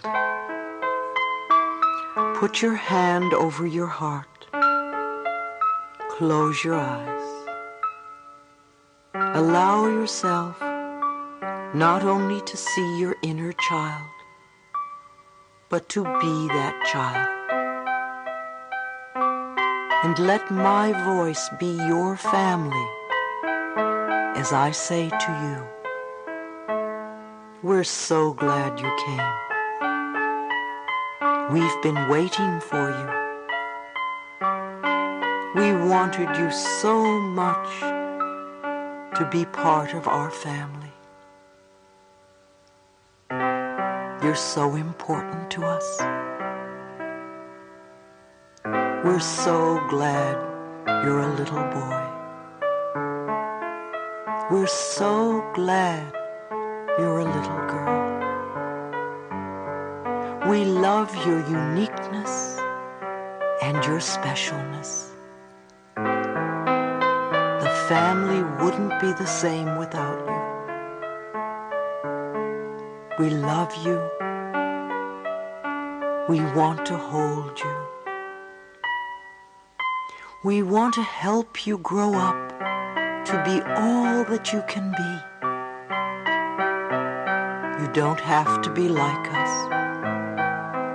You can be yourself.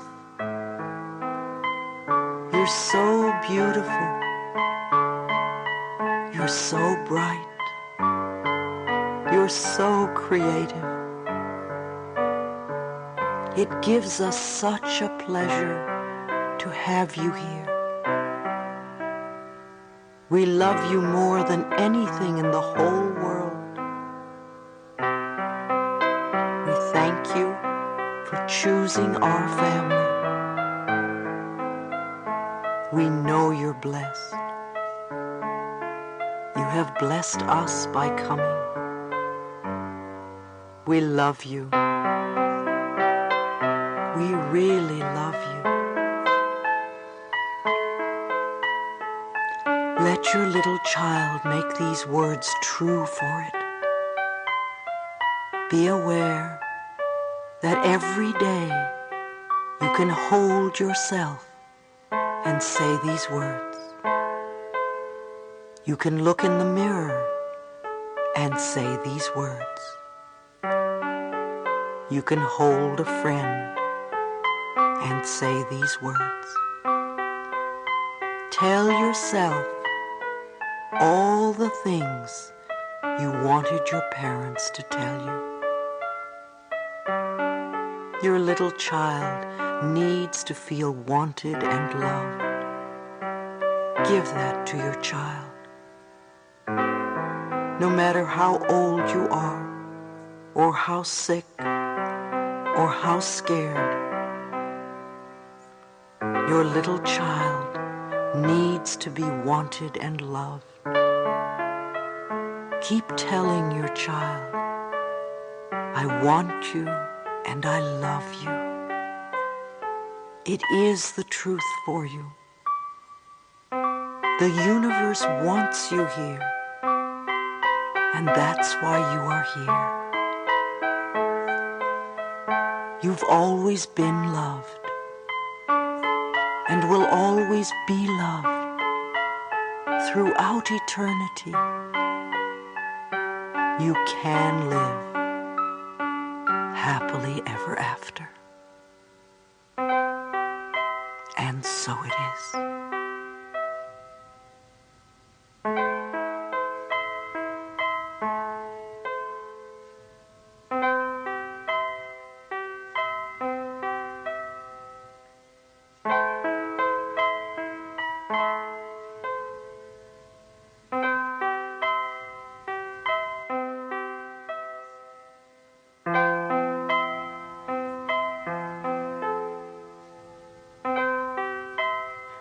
Love is healing. Love is the most powerful healing force there is. I open myself to love. I am willing to love and to be loved. I see myself prosper. I see myself healthy. I see myself creatively fulfilled. And I live in peace and safety. Send everyone you know thoughts of comfort and acceptance and support and love. Be aware as you send these thoughts out, you also receive them back. Envelop your family in a circle of love, whether they are living or not. Include your friends, the people at work, and everyone from your past, and all the people you would like to forgive, but don't know how. Send love to everyone with AIDS and cancer, and to the friends and lovers, hospice workers, doctors, nurses, alternative therapists, and caretakers. Let's see an end to AIDS and cancer and other terminal illnesses. In your mind's eye, see a headline that reads, "Cure for cancer found. Cure for AIDS found." Put yourself in this circle of love. Forgive yourself. Affirm that you have wonderful, harmonious relationships with your parents, where there is mutual respect and caring on both sides. Let the circle of love envelop the entire planet, and let your heart open so you can find that space within you where there is unconditional love. See everyone living with dignity and in peace and joy. You are worth loving. You are beautiful. You are powerful. You open yourself to all good. And so it is.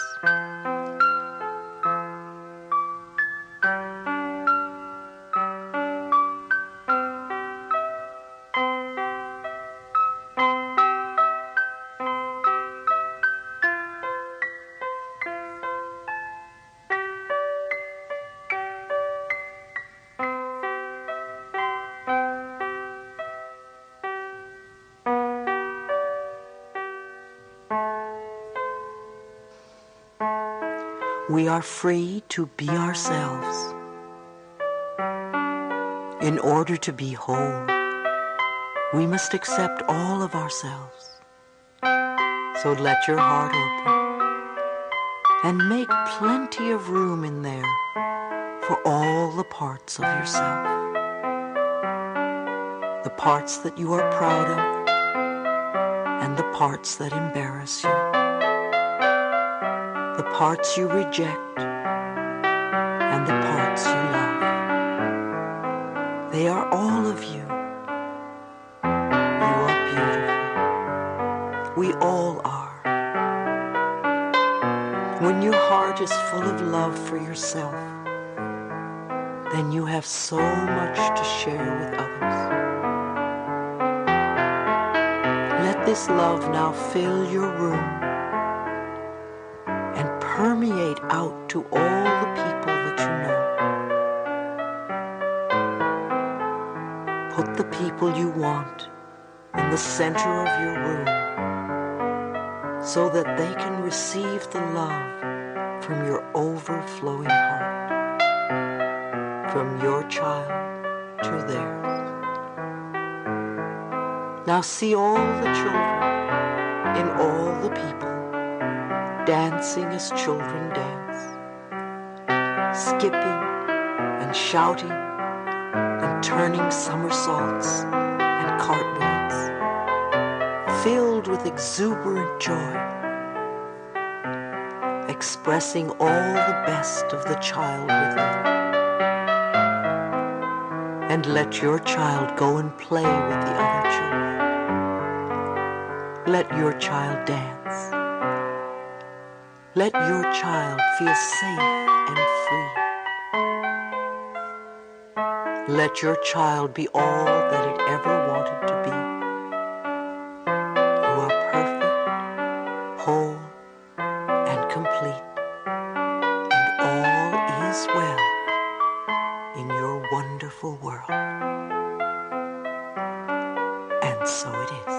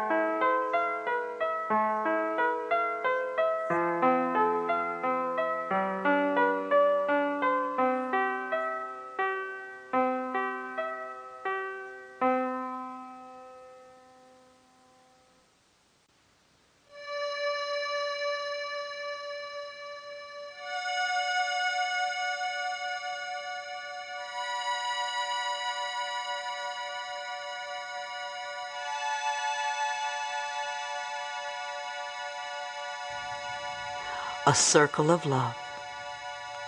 See yourself standing in a very safe space. Release your burdens and pains and fears, old negative addictions and patterns. See them falling away from you. Then see yourself standing in your safe place with your arms wide open, saying, I am open and receptive to, declaring for yourself what it is you want, not what you don't want, but what you do want, and know that it is possible. See yourself whole and healthy, at peace. See yourself filled with love. All we need is one idea to change our lives.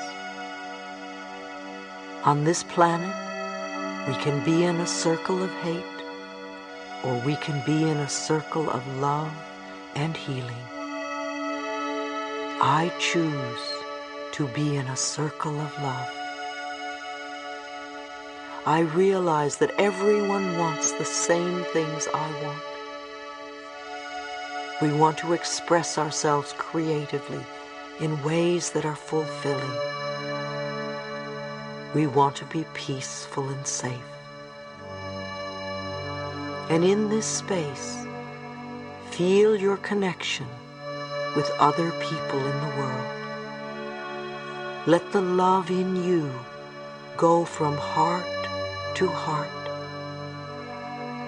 And as your love goes out, know that it comes back to you multiplied. I send comforting thoughts to everyone, and know that these thoughts are returning to me. See the world becoming an incredible circle of light. And so it is.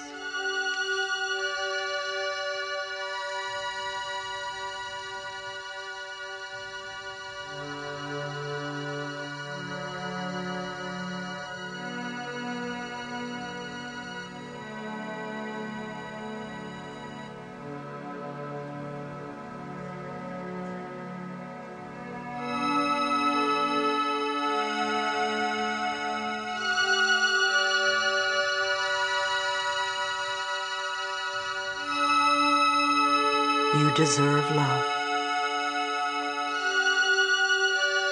We don't have to believe everything. In the perfect time-space sequence, that which you need will rise to the surface.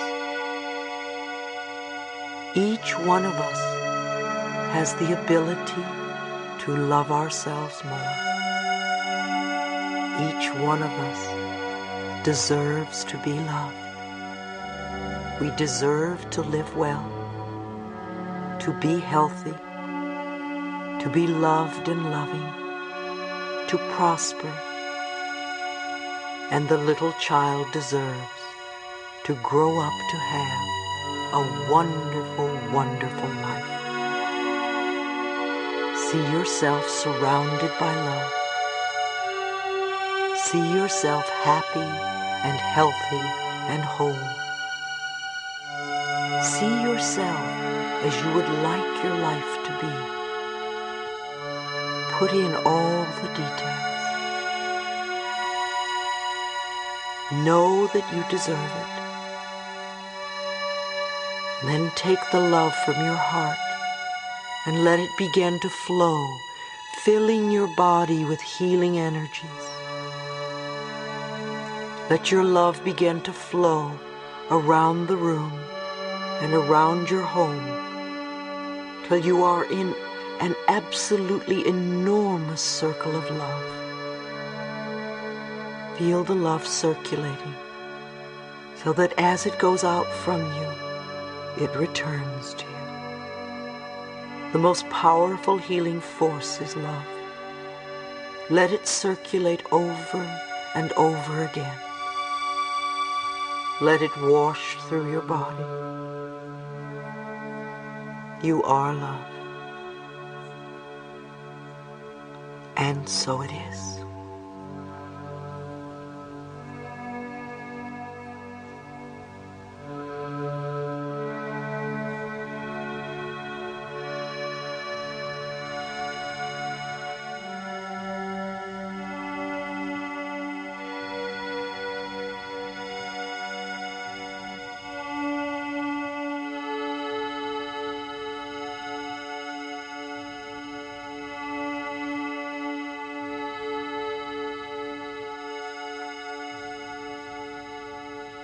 A new decade.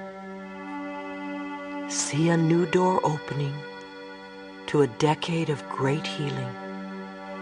Healing that we have not understood in the past.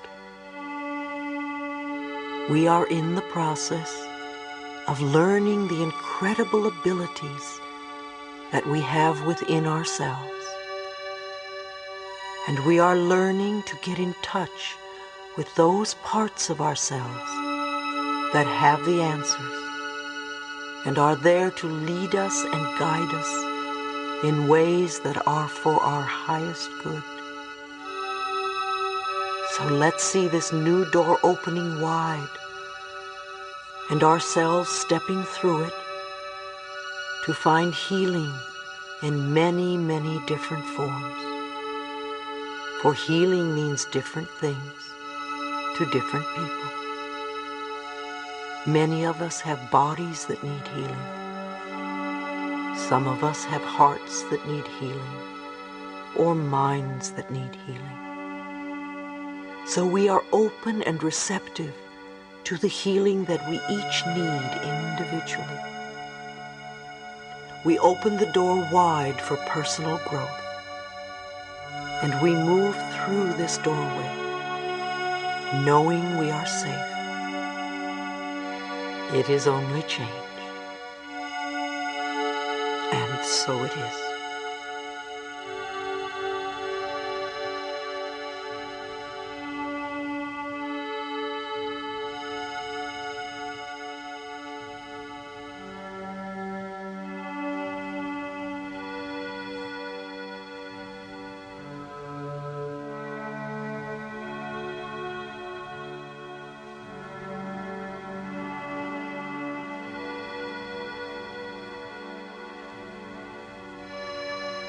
Spirit am I.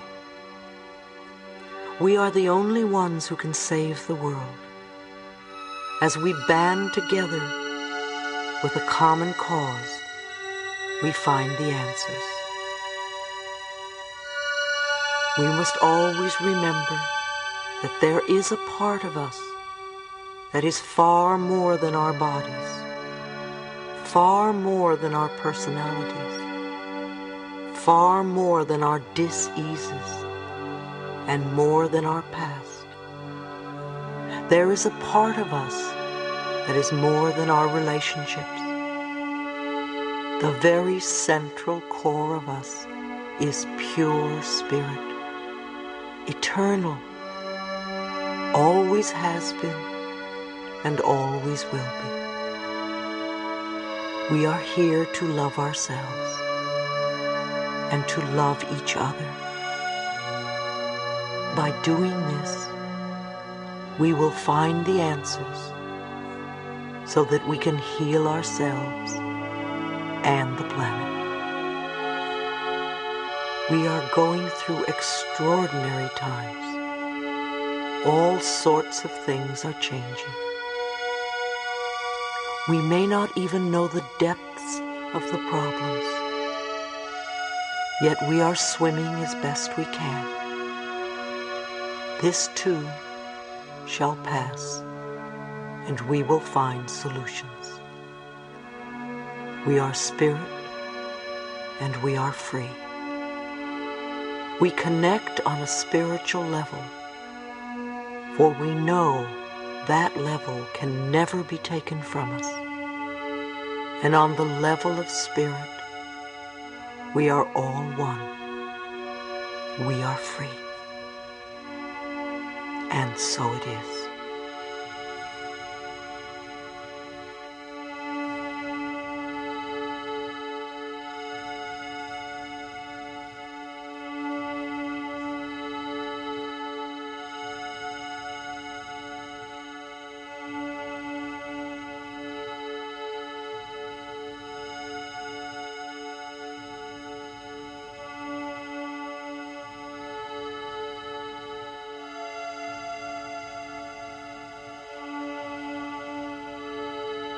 A world that is safe. If you're in a group, you might like to hold a hand on either side of you. We've touched on many things, and each of us has something we can relate to. We've talked about negative things and positive things. We've talked about fears and frustrations, and how scary it is to go up to somebody and just say hello. Many of us still do not trust ourselves to take care of ourselves, and we feel lost and lonely. Yet we have been working on ourselves for some time and have noticed that our lives are changing. Lots of problems in the past aren't problems anymore. It doesn't change overnight, but if we are persistent and consistent, positive things do happen. So let's share the energy we have and the love we have with other people. Know that as we give from our hearts, we are also receiving from other hearts. Let's open our hearts so that we can take in everyone with love, support, and caring. Let's move that love to people in the street who have no homes and no place to go. Let's share our love with those who are angry, frightened, or in pain. Every person, and all those in denial. Those who are in the process of leaving the planet, and those who have already left. Let's share our love with everybody, whether they accept it or not. There is no way we can be hurt if our love is rejected. Let's hold the entire planet in our hearts. The animals, fish, the birds, the vegetation, and all the people we are angry at or frustrated with, those who are not doing it our way, and those who are expressing so-called evil. Let's take them into our hearts too, so that out of the feeling of safety, they can begin to recognize who they really are. See peace breaking out all over the planet. Know that you are contributing to that peace right now. Rejoice that you have the ability to do something. You are a beautiful person.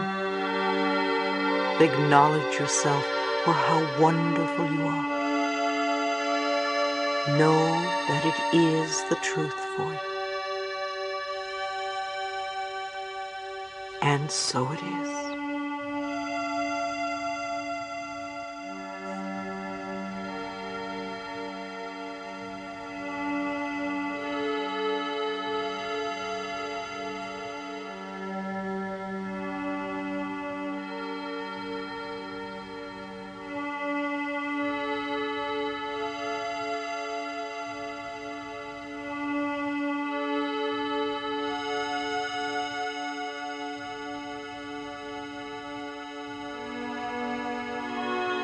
The light has come, an exercise for two people.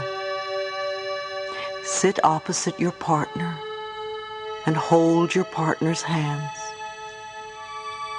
Look into each other's eyes. Take a nice deep breath and release any fear that you may have. Take another deep breath and release your judgment. And allow yourself to be with this person. What you see in them is a reflection of you, a reflection of what is in you. It's all right. We are all one. We breathe the same air. We drink the same water. We eat the foods of the earth. We have the same desires and needs. We all want to be healthy. We all want to love and be loved. We all want to live comfortably and peacefully.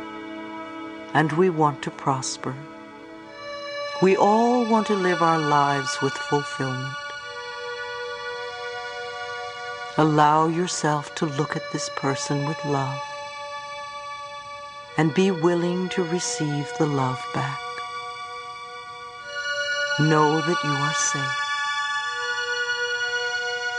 As you look at your partner, affirm for them perfect health.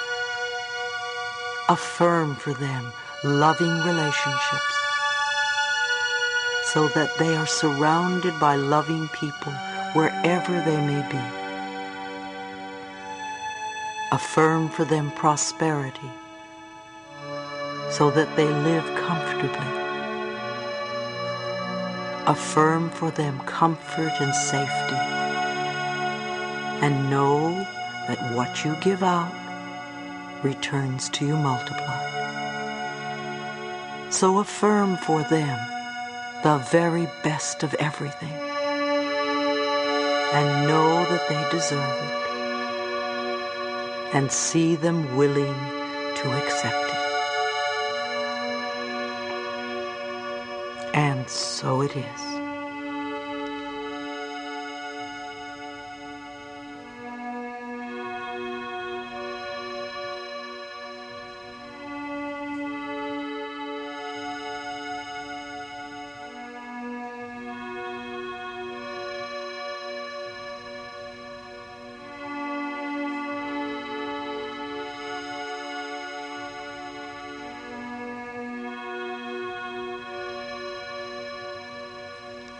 Feel your power.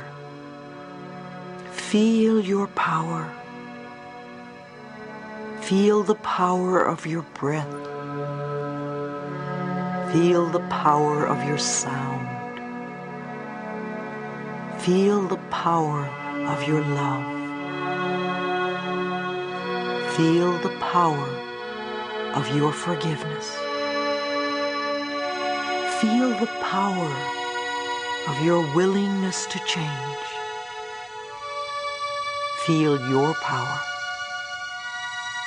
You are beautiful. You are a divine, magnificent being. You deserve all good, not just some, but all good. Feel your power. Be at peace with it, for you are safe.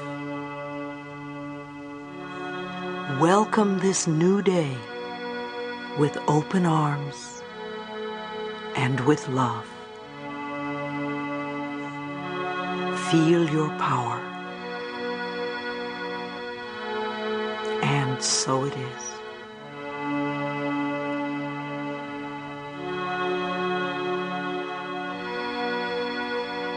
I love you. This is Louise Hay.